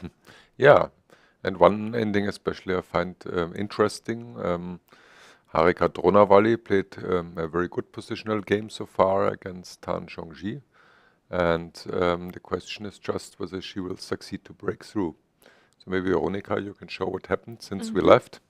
Yeah, we left about here. And then she played king f6, g6. Yeah, and later on she played the idea with g5, as we mentioned before. That's the only break. But it's not easy to implement it in a good way, and I think she succeeded to do it in a good way. Bringing the king to h6 Yeah, this was a good plan, very clever. because h5 is protected. And Yes, no. She took the exchange, and yeah, here she took with the pawn, because if she takes with the rook, then there's this threat of rook d2, but yeah, rook d1. and I just think rook d1 and then I guess Ah. it's pretty clear draw, because the bishop from d7 will block the pawn from h3, and yeah, I think this is total draw. Okay, so e takes d4, now having here a pass pawn. But of course, white can stop it with the bishop. Bishop d3 and rook c6, and this is the position. Oh, and already bishop e4 right at the moment was played. So now this is the position on the board. Yeah, and it looks still very equal. Yeah, but you can also lose with white if you're not careful. For example, if you play in blitz, if you play rook c3, and then f4. Okay, we're not sacrificing our pawns just for nothing. Yeah, No, I mean, after f4, white is winning. yeah. I mean, for black, why should we do this? Oh, but the motive is quite nice, no? Yeah, okay, so take, just to show what's the idea of Stefan's craziness here. King h7. I'm used to, nobody understands my ideas. Now rook c6, I would not play them. You would go here, Yes. yeah. Yeah, sorry, I wanted to attack the bishop actually, yeah. So rook f6. No, I mean, just to demonstrate that it's not automatic that black can do anything. In this Still- case, yeah, in this case, white has some chances. But actually, we were thinking that black might have some ideas with the h-pawn. Yeah, of course. No, I mean, of course, black is playing for the win. I just mean, still also black has to be a bit careful about tactical tricks here with the cut-off king on h6 then. So basically, it means that the rook has to stay in the 6th rank, I mean, which might be important in a way.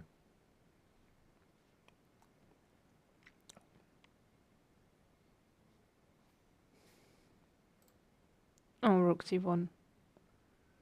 Okay, maybe with this two pawns, maybe this is a chance to change rooks. Maybe this is a very strong move. No, but I can't believe it. But how? Yeah, probably white can't break through. Oh, we can give it a try as taking. Yeah, the big problem is, I think maybe the easiest way is just to play f4 here. Can't we just put... Oh, okay, because king... No, anyway, yeah, I think anything is a draw because black cannot enter.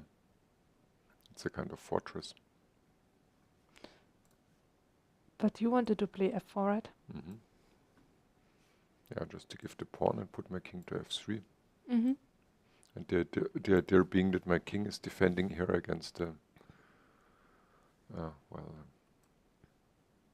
black bishop, and I thought at least now maybe. Yeah, draw was agreed. Okay, it's strange. I would try with black a little bit, but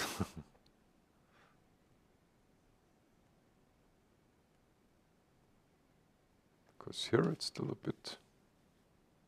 But why did you sacrifice your f-pawn? Oh, there was no need, of course.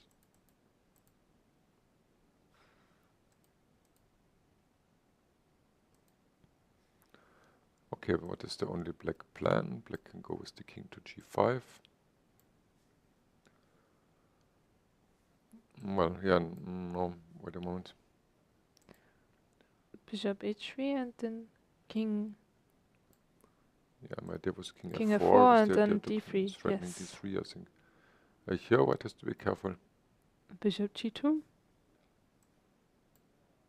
What do you want to sacrifice first?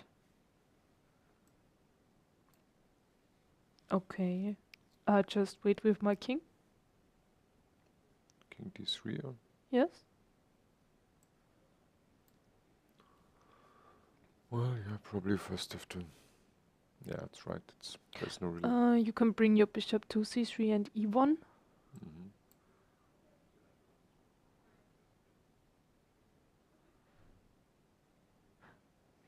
Yeah, but I also don't think there's some. I just tried to. I was thinking about some Zugzwang for white. And what if we continue? Mhm, King okay. e2, Mhm. bishop c3. And also bishop e1 doesn't work. Mhm. Yeah, and if the black king plays, then we can play the bishop freely. Mm-hmm. Well, I think Yeah. there are several ways for white to. Still, I'm a bit surprised because with black pieces, would try a bit because it's absolutely no risk. But okay. Objectively, it's a clear draw. I think this is correct. Mm. Okay, so we have another draw in Maybe the this players round. also just exhausted after our charity event for our chess foundation. Might be, yeah. There are now only 2 games left. We have this game here, and not a lot happened. So the rooks were exchanged, but black decided to keep on playing like we expected. Yeah, and this is the position at the moment. Yeah, but this I think is even more draw than the other game because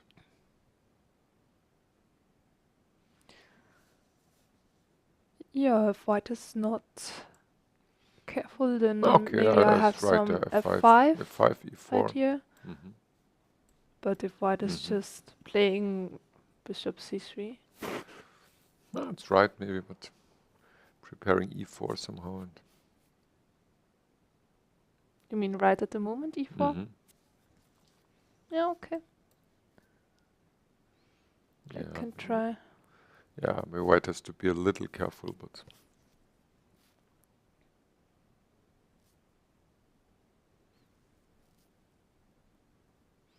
the more I think maybe it's right. Maybe white has to be a little careful. Maybe I was too optimistic concerning the draw. This plan simply to play E4. Because then black will have quite, after changing in a way, of course after changing queens it would be total draw. But with queens on, this pressure against the white structure. The white king is open. No chances for black. Maybe there's some small chances. Still think it's a draw, but That's why she right. went for queen z5. yeah, she just So, wants to change queens.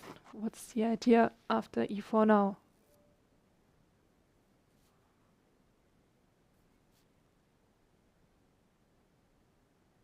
Maybe queen e7. Yeah.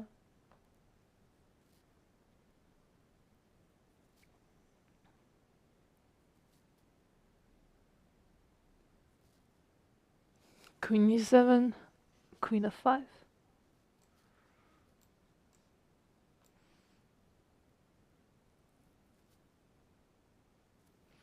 Yeah, it's interesting. Because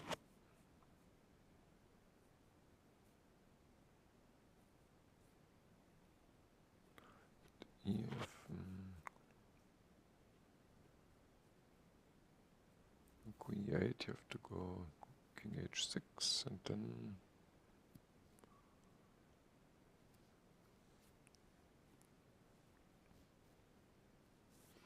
but I also don't see the draw. So the engine thinks now obviously it's this clear draw, but I'm sure there's some interesting trick here.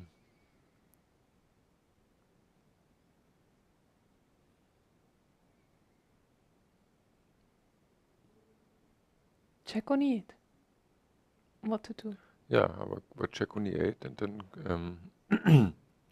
only try king h6 and But then check on h8. sorry, I'm totally blinded. Yeah, of course, it's really Like yeah. there are checks everywhere. For I only example, thought- here Yeah.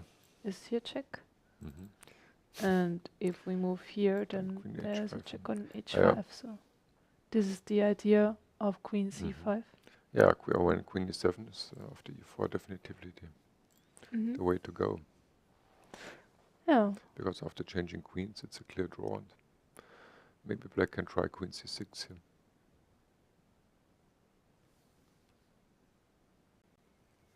Queen c6 you want. Maybe back queen c5 to to tantalize white. For Or sure. queen d6, I don't know. Queen d6. Yeah, okay, but still black goes queen somewhere b7 and then queen e7. Yeah, just follow the queen. Then queen a8, queen f8. This is funny. Because with queens on, if the position is open, it might be a bit dangerous, but after changing queens, it's a clear draw.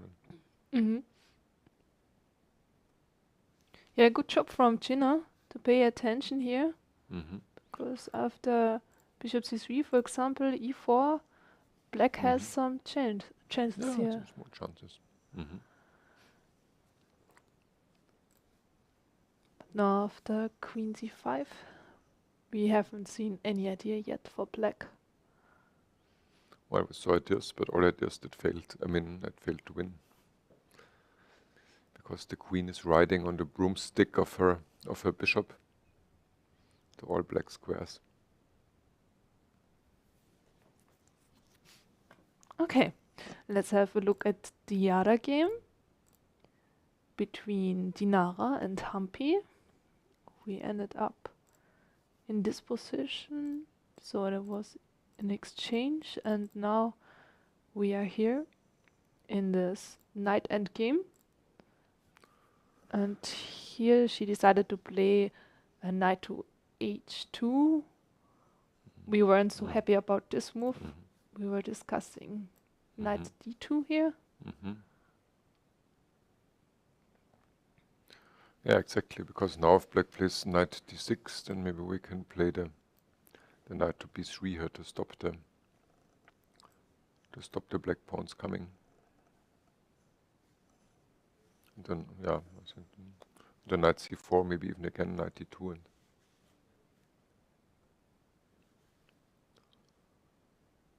okay, but the game is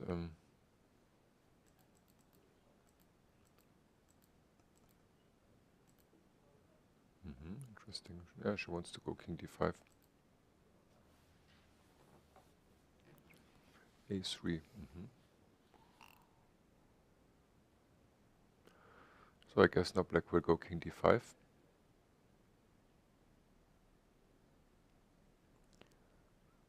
And then? Then wait what white is doing at first. a4. I don't Yeah. know. But then knight a2, knight c2. Okay, let's play king d5. Just look what's happening. So what's the white move?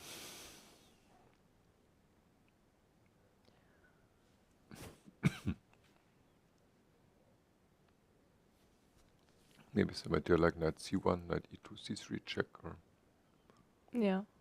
I Or think going we over- need to move with the knight. or going via a2 to prevent b4.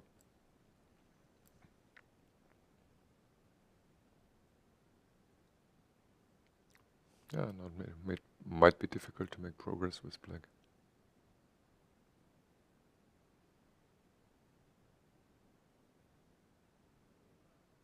Because of the b4, I would simply take and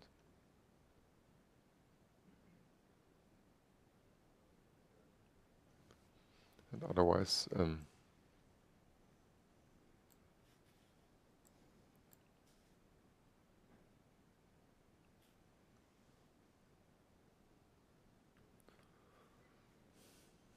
well, I think black can try a little bit, but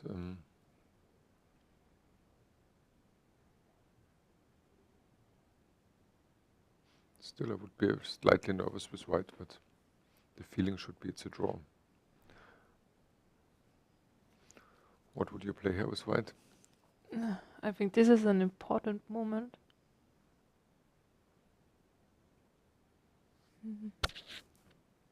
Not so easy. I'm really not sure. Because of the knight c4, your idea is to play a4, right? I think it's white But to this play. is not possible. Yeah, I know. Mhm. But I was thinking about something like knight c3 Mhm. and then knight c4. But a4 Yeah. is not really working, right? Mhm. Knight b2 check. Mhm. Yeah, exactly. I think this is Or difficult maybe it's still a position. draw, but let's try just to check if it's possible.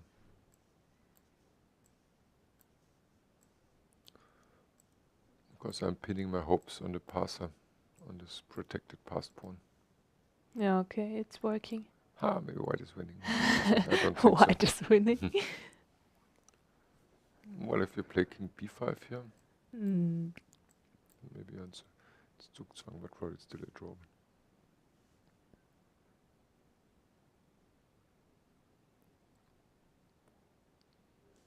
But of course, anyway, black would play King b6 b6 here. and wait for Mhm. king a3. Mhm. Now black can make some progress, but not enough, I think.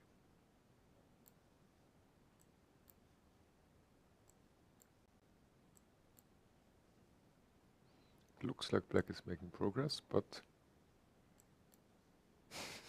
It's only a pawns. but yet. I would even give you an a pawn on 5, 6, and 7. Oh, thank you. You're so generous. Yeah, but these lines just show there's a very, very big drawing margin here. Sorry, I'm just starting sneezing again. It's a bit cold here in the room, in fact. Okay, Yeah, knight c1. knight c1 was played.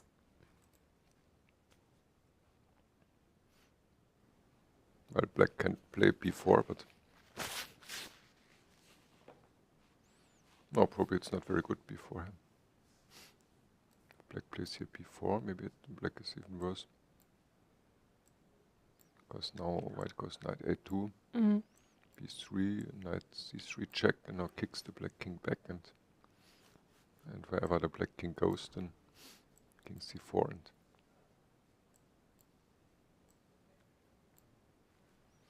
although probably also black is keeping this. So now coming to c4, and it's also drawn. Okay. Yeah, it should be drawn. Black can try a little, but I think this was our position, no? Yeah, no, Yes, now this it's an is our interesting line that position. white can play knight a2. And if black goes Knight c4. knight c4, knight c3 check, king c6, and we simply can go a4. Because this pawn ending is draw. Mm-hmm. But this is an important point. Mhm. Yeah, otherwise, if the white could not do this, then it would be at least somehow unpleasant. This knight c, also knight c3 b1, I think would be too passive, I guess, but maybe even this primitive move is possible. It should be punished because it's so primitive, but maybe white falls into some Zugzwang after a4, and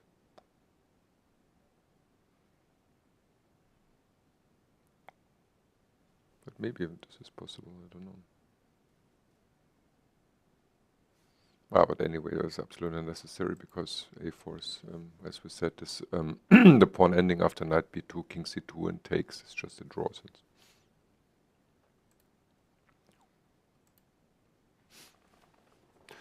but of course, over the board you can become, you can get nervous and suddenly lose your belief in your ability to evaluate these pawn endings and make some strange decisions after a long game. I think Dinara played knight a2. Yes, 92.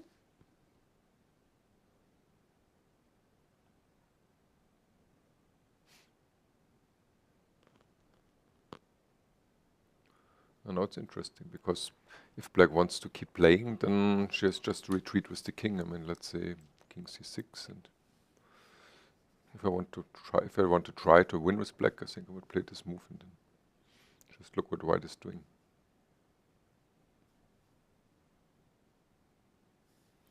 Because if white goes knight c3, then at least we can try b4. Although it's not clear why black should be better here, but okay.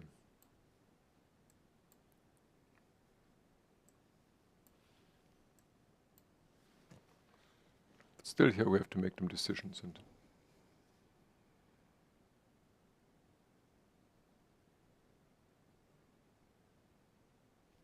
but somehow one might imagine that white is could misplay this in a way, or maybe knight a4. I don't keep b5. And then knight b2 or knight c5, yes. Not like this, maybe.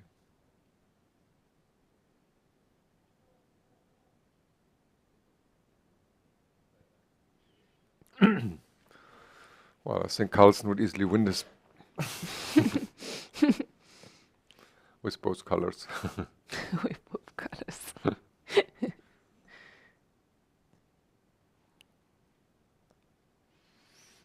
Yeah, I guess. Well, but this is the only try for black, I think, because the pawn ending is just draw. Well. What else was going? Ah, here. Only Jiner and Nana is still left. Oh, it's funny, exactly what we thought. And now they are dancing with their queens. Also queen c5, e4, and now some nice dance. Nice. Yeah, exactly happened what we thought. Yes. Yeah, that's funny. Do you finally expect a draw right now, or do you think that they will still make some nice dances with the queens? Maybe if you like dancing, they're just queens, so maybe they like dancing. Yeah, there was no dancing yesterday at the charity event. Oh my God, this I forgot in the program. Yeah, see? Why didn't you tell me? That's why they are dancing right now on the chessboard.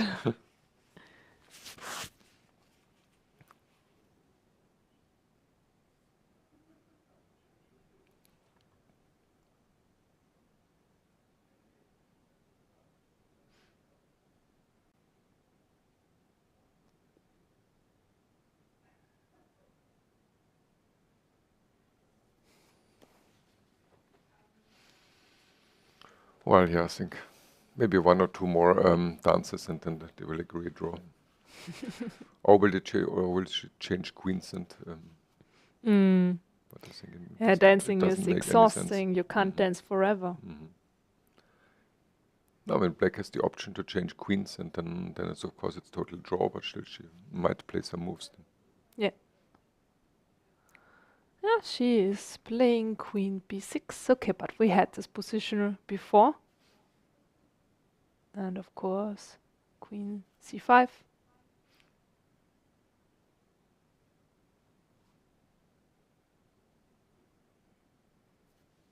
Yeah, one more move and then we will quickly see a draw, I guess.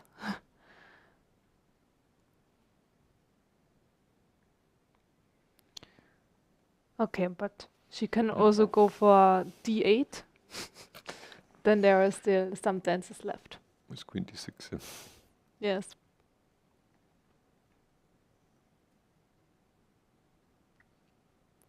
The dancing position we didn't have yet after queen g8, queen f8. Or the queen on g8 is in such a stupid position. You mean queen?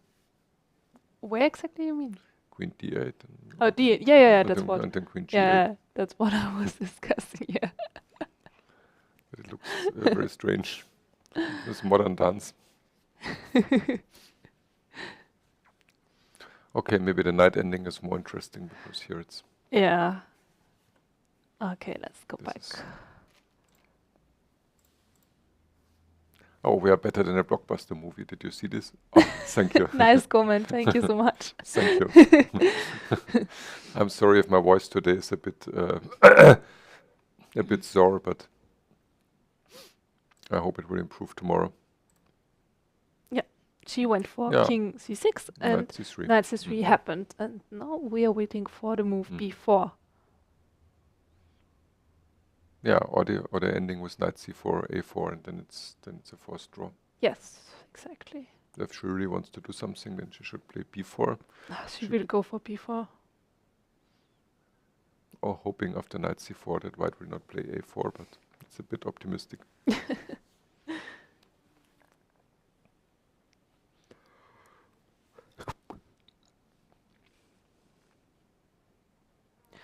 What is your most favorite kind of endgame? Knight endgames, rook endgames, pawn endgames. Ooh. What do you prefer? I never thought about this in this way. Never. Okay. Interesting question. For me, it's not knight endgames because they can be a nightmare. Yeah, absolutely. Well, but queen's ending can even sometimes be even a much longer nightmare. Mhm. So I don't know. I've always found interesting knight against bishop. With some pawns, I guess. Yeah. Otherwise, I'm just asking. well, knight against bishop without pawns. This is even better than counting sheeps to fall asleep.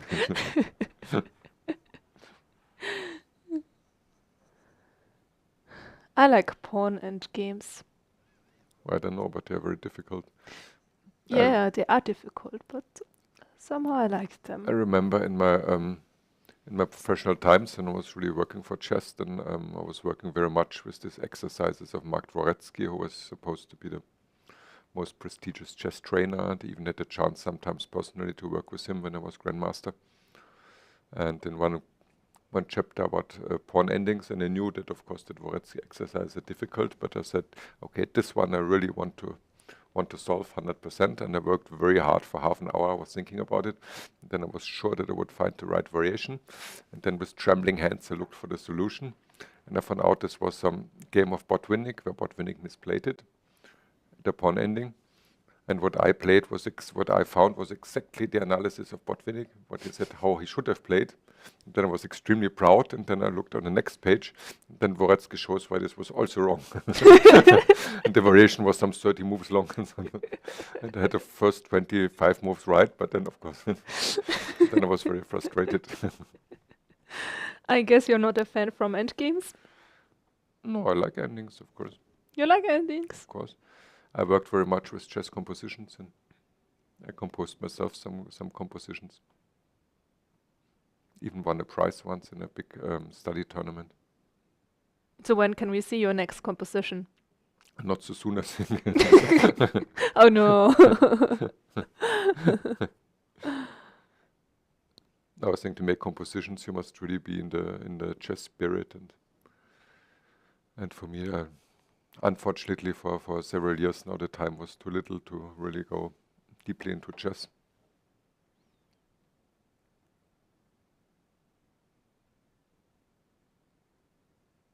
You have to be kissed by the chess muse, and the chess muse doesn't like it all if you're too occupied with other things.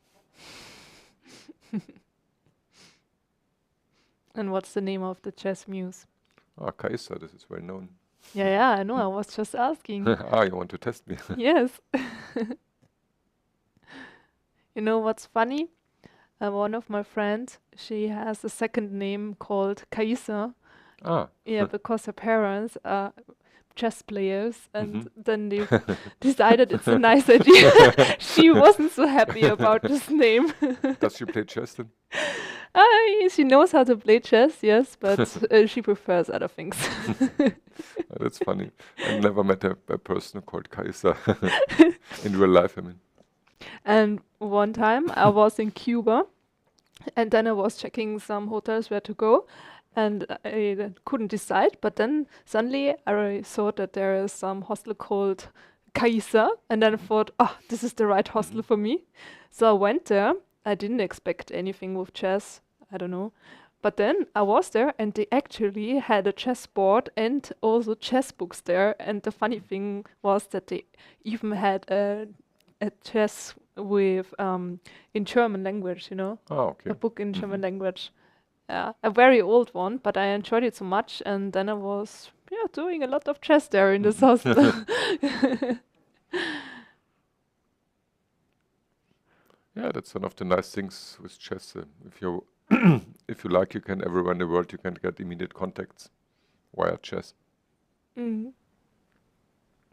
Yeah, and I couldn't speak any word of Spanish, so I was doing a lot of chess there. Yeah, I remember it once saved me when I had a girlfriend in Romania, and the times when the East was interesting move, a4. But please tell us the story. We Yeah, are of now course, it's more curious. important, of course. And I went to a very long trip for nearly 30 hours to visit her. It was quite complicated to find her, and then in the end, I succeeded after some kind of odyssey through. I think they finished in a draw. Okay, but afterwards you tell us the story. Of course, of course. Okay, I have a quick look on the draw. As we expected, between Jiner and Nana. So what happened? Finally, they exchanged queens here. Taking on a free.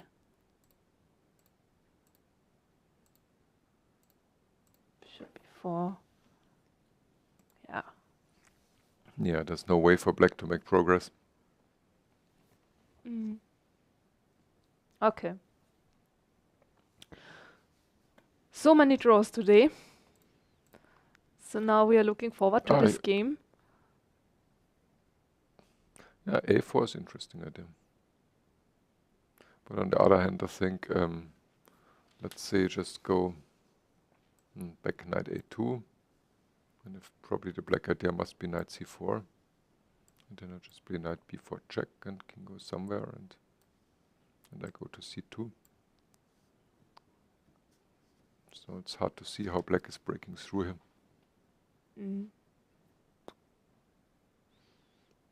Must be some brilliant sacrifice in a3, but I don't think this will ever work, and I don't think that white will fall into Zugzwang here. Or maybe I can try to play some triangulation with king e6, and then king c3, now brilliant king d5. Okay, but now we simply go back to d3. To d3, and I don't see any way to make progress. Okay, so you want to hear the Romanian story? Of course. Okay, and yeah, because I met this girl in some chess tournament in Romania, because in those days I was in the 80s, I was playing many tournaments in East Europe, chasing the Grandmaster norms. Anyway, and then I found a girl, and I thought I could stay at her home, but then it turned out that in those days when the East countries were closed in the Cold War, that it was absolutely forbidden normally for to let foreigners stay in your home. This I didn't know. And I had very little money with me, and that, okay, I stayed 2 nights in a hotel, but then I was running out of money. And after a journey of some 30 hours, I didn't want to return and wanted to stay with my girlfriend. So I was quite desperate.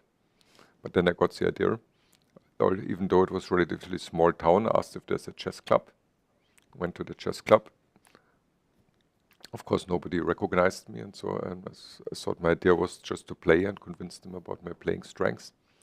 And then, but there was only one chess clock in this club, and so I had to wait a long time because everybody wanted to play with the chess clock. And then I was so nervous after this time that they lost the first game, so they wasn't too impressed.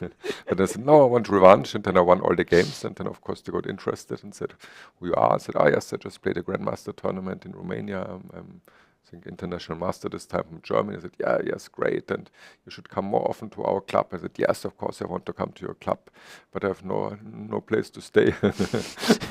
and then immediately one guy who was a lawyer, but he was not afraid of a really severe punishment if he would find out.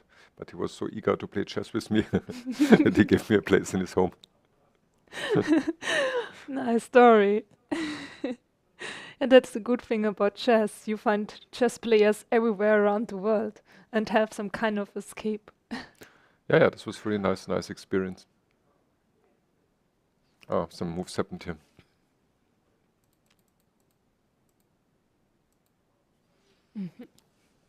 What is Black's idea here? Yeah, maybe some kind of Zugzwang, but I don't see how.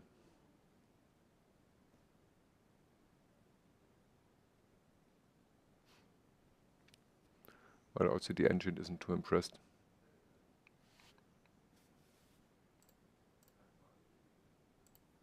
Okay.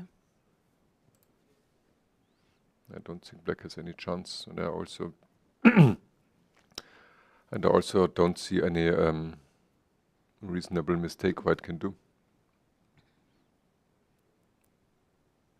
Mm.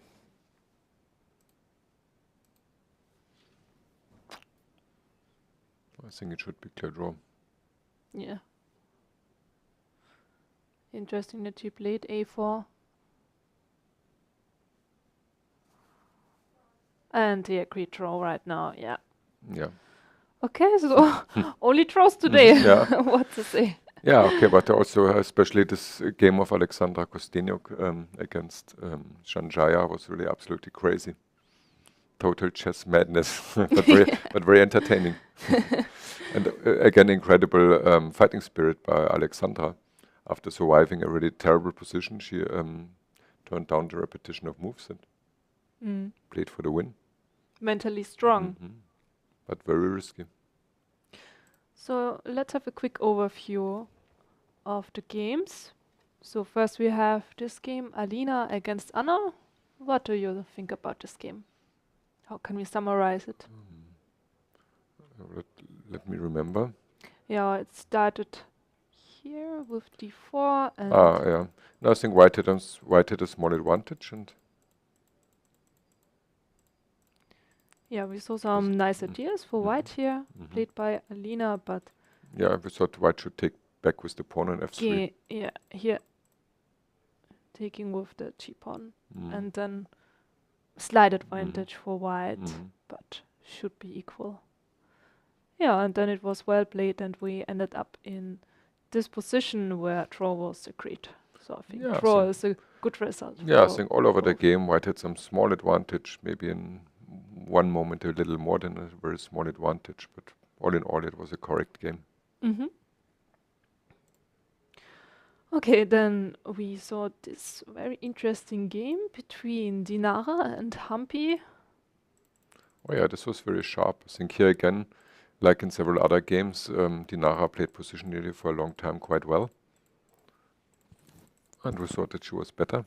Yeah. Played very inventive pawn sacrifice here with g4 Yeah. and queen f3, very nice idea. g4 was really beautiful. And queen f3, so everything's great here, but now, here at this moment, we were thinking that Knight e4. knight e4 is a bit stronger, and then if black takes, And threatened to break with they d5. take and yes. Okay, rook g1 is also of course an interesting idea, but this was very strong from Humpy. Yeah, queen Like- f5 was a good yeah. decision. She Queen understood very well that this double pawn is no danger.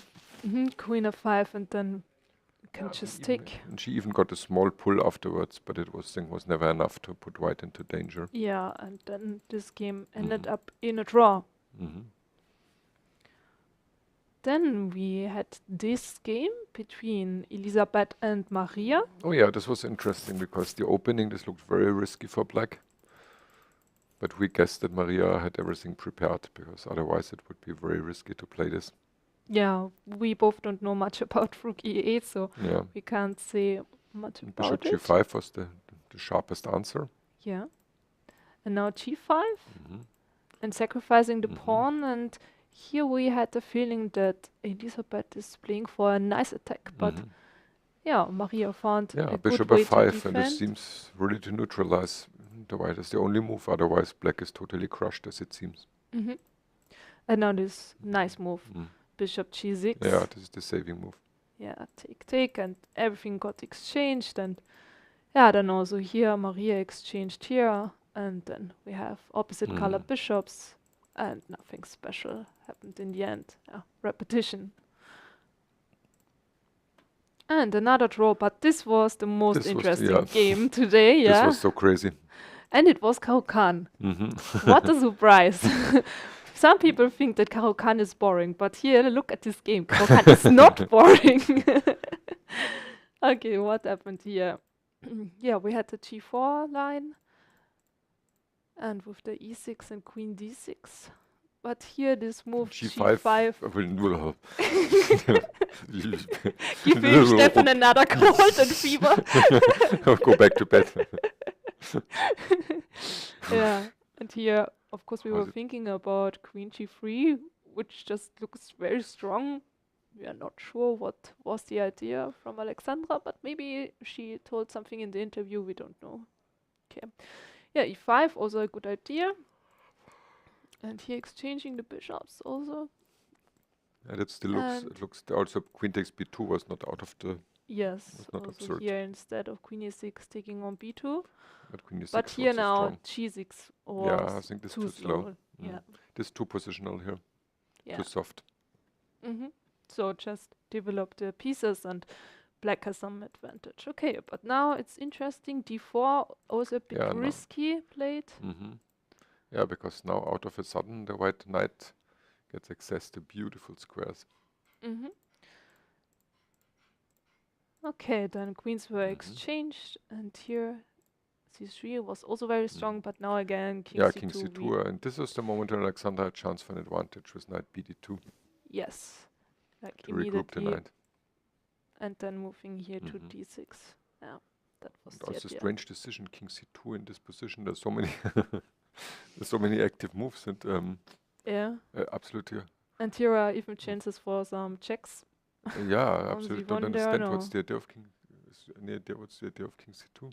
No, sorry, I can't help you. Okay, but now black had time to regroup also Yeah, her to change one knight, rook because this is and the important yeah, point. also and to change one rook. And here we were really thinking about the yeah, repetition, we're but sure there would be draw here. then suddenly, big surprise by Alexandra, she just keeps on playing. Yeah, incredible fighting spirit. But it seems that this wasn't the best idea because now Zhansaya played very well. And here, after Before, b4 and King now black- e3, she had some chances. Yeah, the idea is to Sorry, free King the H2. knight because protecting e7. Yeah. This was the vulnerable square e7. Okay, but King d3, Bishop c3, and then Alexandra offered draw after King e3. Ah, interesting decision. For white, it's not easy to play. I think white can be very happy about Yeah, this draw. yeah, absolutely. Okay, then we had this game between Jiner and Nana. Yeah, this was It again Karo-Kann, was of course. Also Karo-Kann, but the other line with c5. And this was very sharp here. White sacrificed the pawn and had nice pieces, but it wasn't so sure what Jiner should have played here. Yeah, we think that Queen f3 was just wasting a tempo. So immediately moving with the knight later here, like Yeah, first for a3. example a3 and A3, then later with the knight here, and then immediately moving queen to h5. Yeah, but now after queen f3, bishop b7, yeah, she lost the tempo here, and Yeah, and here white does have some was- compensation with the two bishops, but now instead of playing Veronika's idea, queen g3 and h4, h5. and then Some- attacking here. Some interesting compensation. She played in a bit strange way, rook d2, we didn't really understand. And now she was exchanging Yeah, this is and probably hoping for draw. yeah, no, she definitely played for draw, and this she got, but of course, well, A hard fight. Yes. Okay, so she regrouped the bishop. Black was moving with the pawns. And then later on, they exchanged rooks and they made then was the funny a dance. short dance. Yeah, They because missed dancing yesterday at the charity event. And okay, here this endgame is completely drawn. The bishop is taking care of h4. And then there was only one game left, also draw, between Zhongyi and Dronavalli. yes, this was a good game by Dronavalli, I think. Yes, very strong game again. This was an unusual line of the Tarrasch. And also with e4, very actively played. The queens got exchanged, and we had this very interesting endgame with the weak pawn for black, but very active pieces. And this was not so easy to play for white. And we ended up in this endgame where black tried to win this position. Yeah, black definitely had some pull. Okay, so black tried everything, and we think that black should have taken this pawn somewhere, and then maybe have some good chances for winning. Yeah, absolutely. Why not take the pawn? Yeah, also we don't know why she never took it. Well, maybe she overestimated this position. I mean, it's also better for black, but it seems that white is holding. Yeah. And now the only idea for black is to play g5 somewhere, what she did. After moving around a little bit. Yeah, but now the problem was that one rook got exchanged, and here also this king on h6 is not so well placed. There are always some ideas with rook g6, and yeah, so that's probably why she decided, okay, let's just go for a draw. I tried everything, but it didn't work out. Yeah, so very nice games.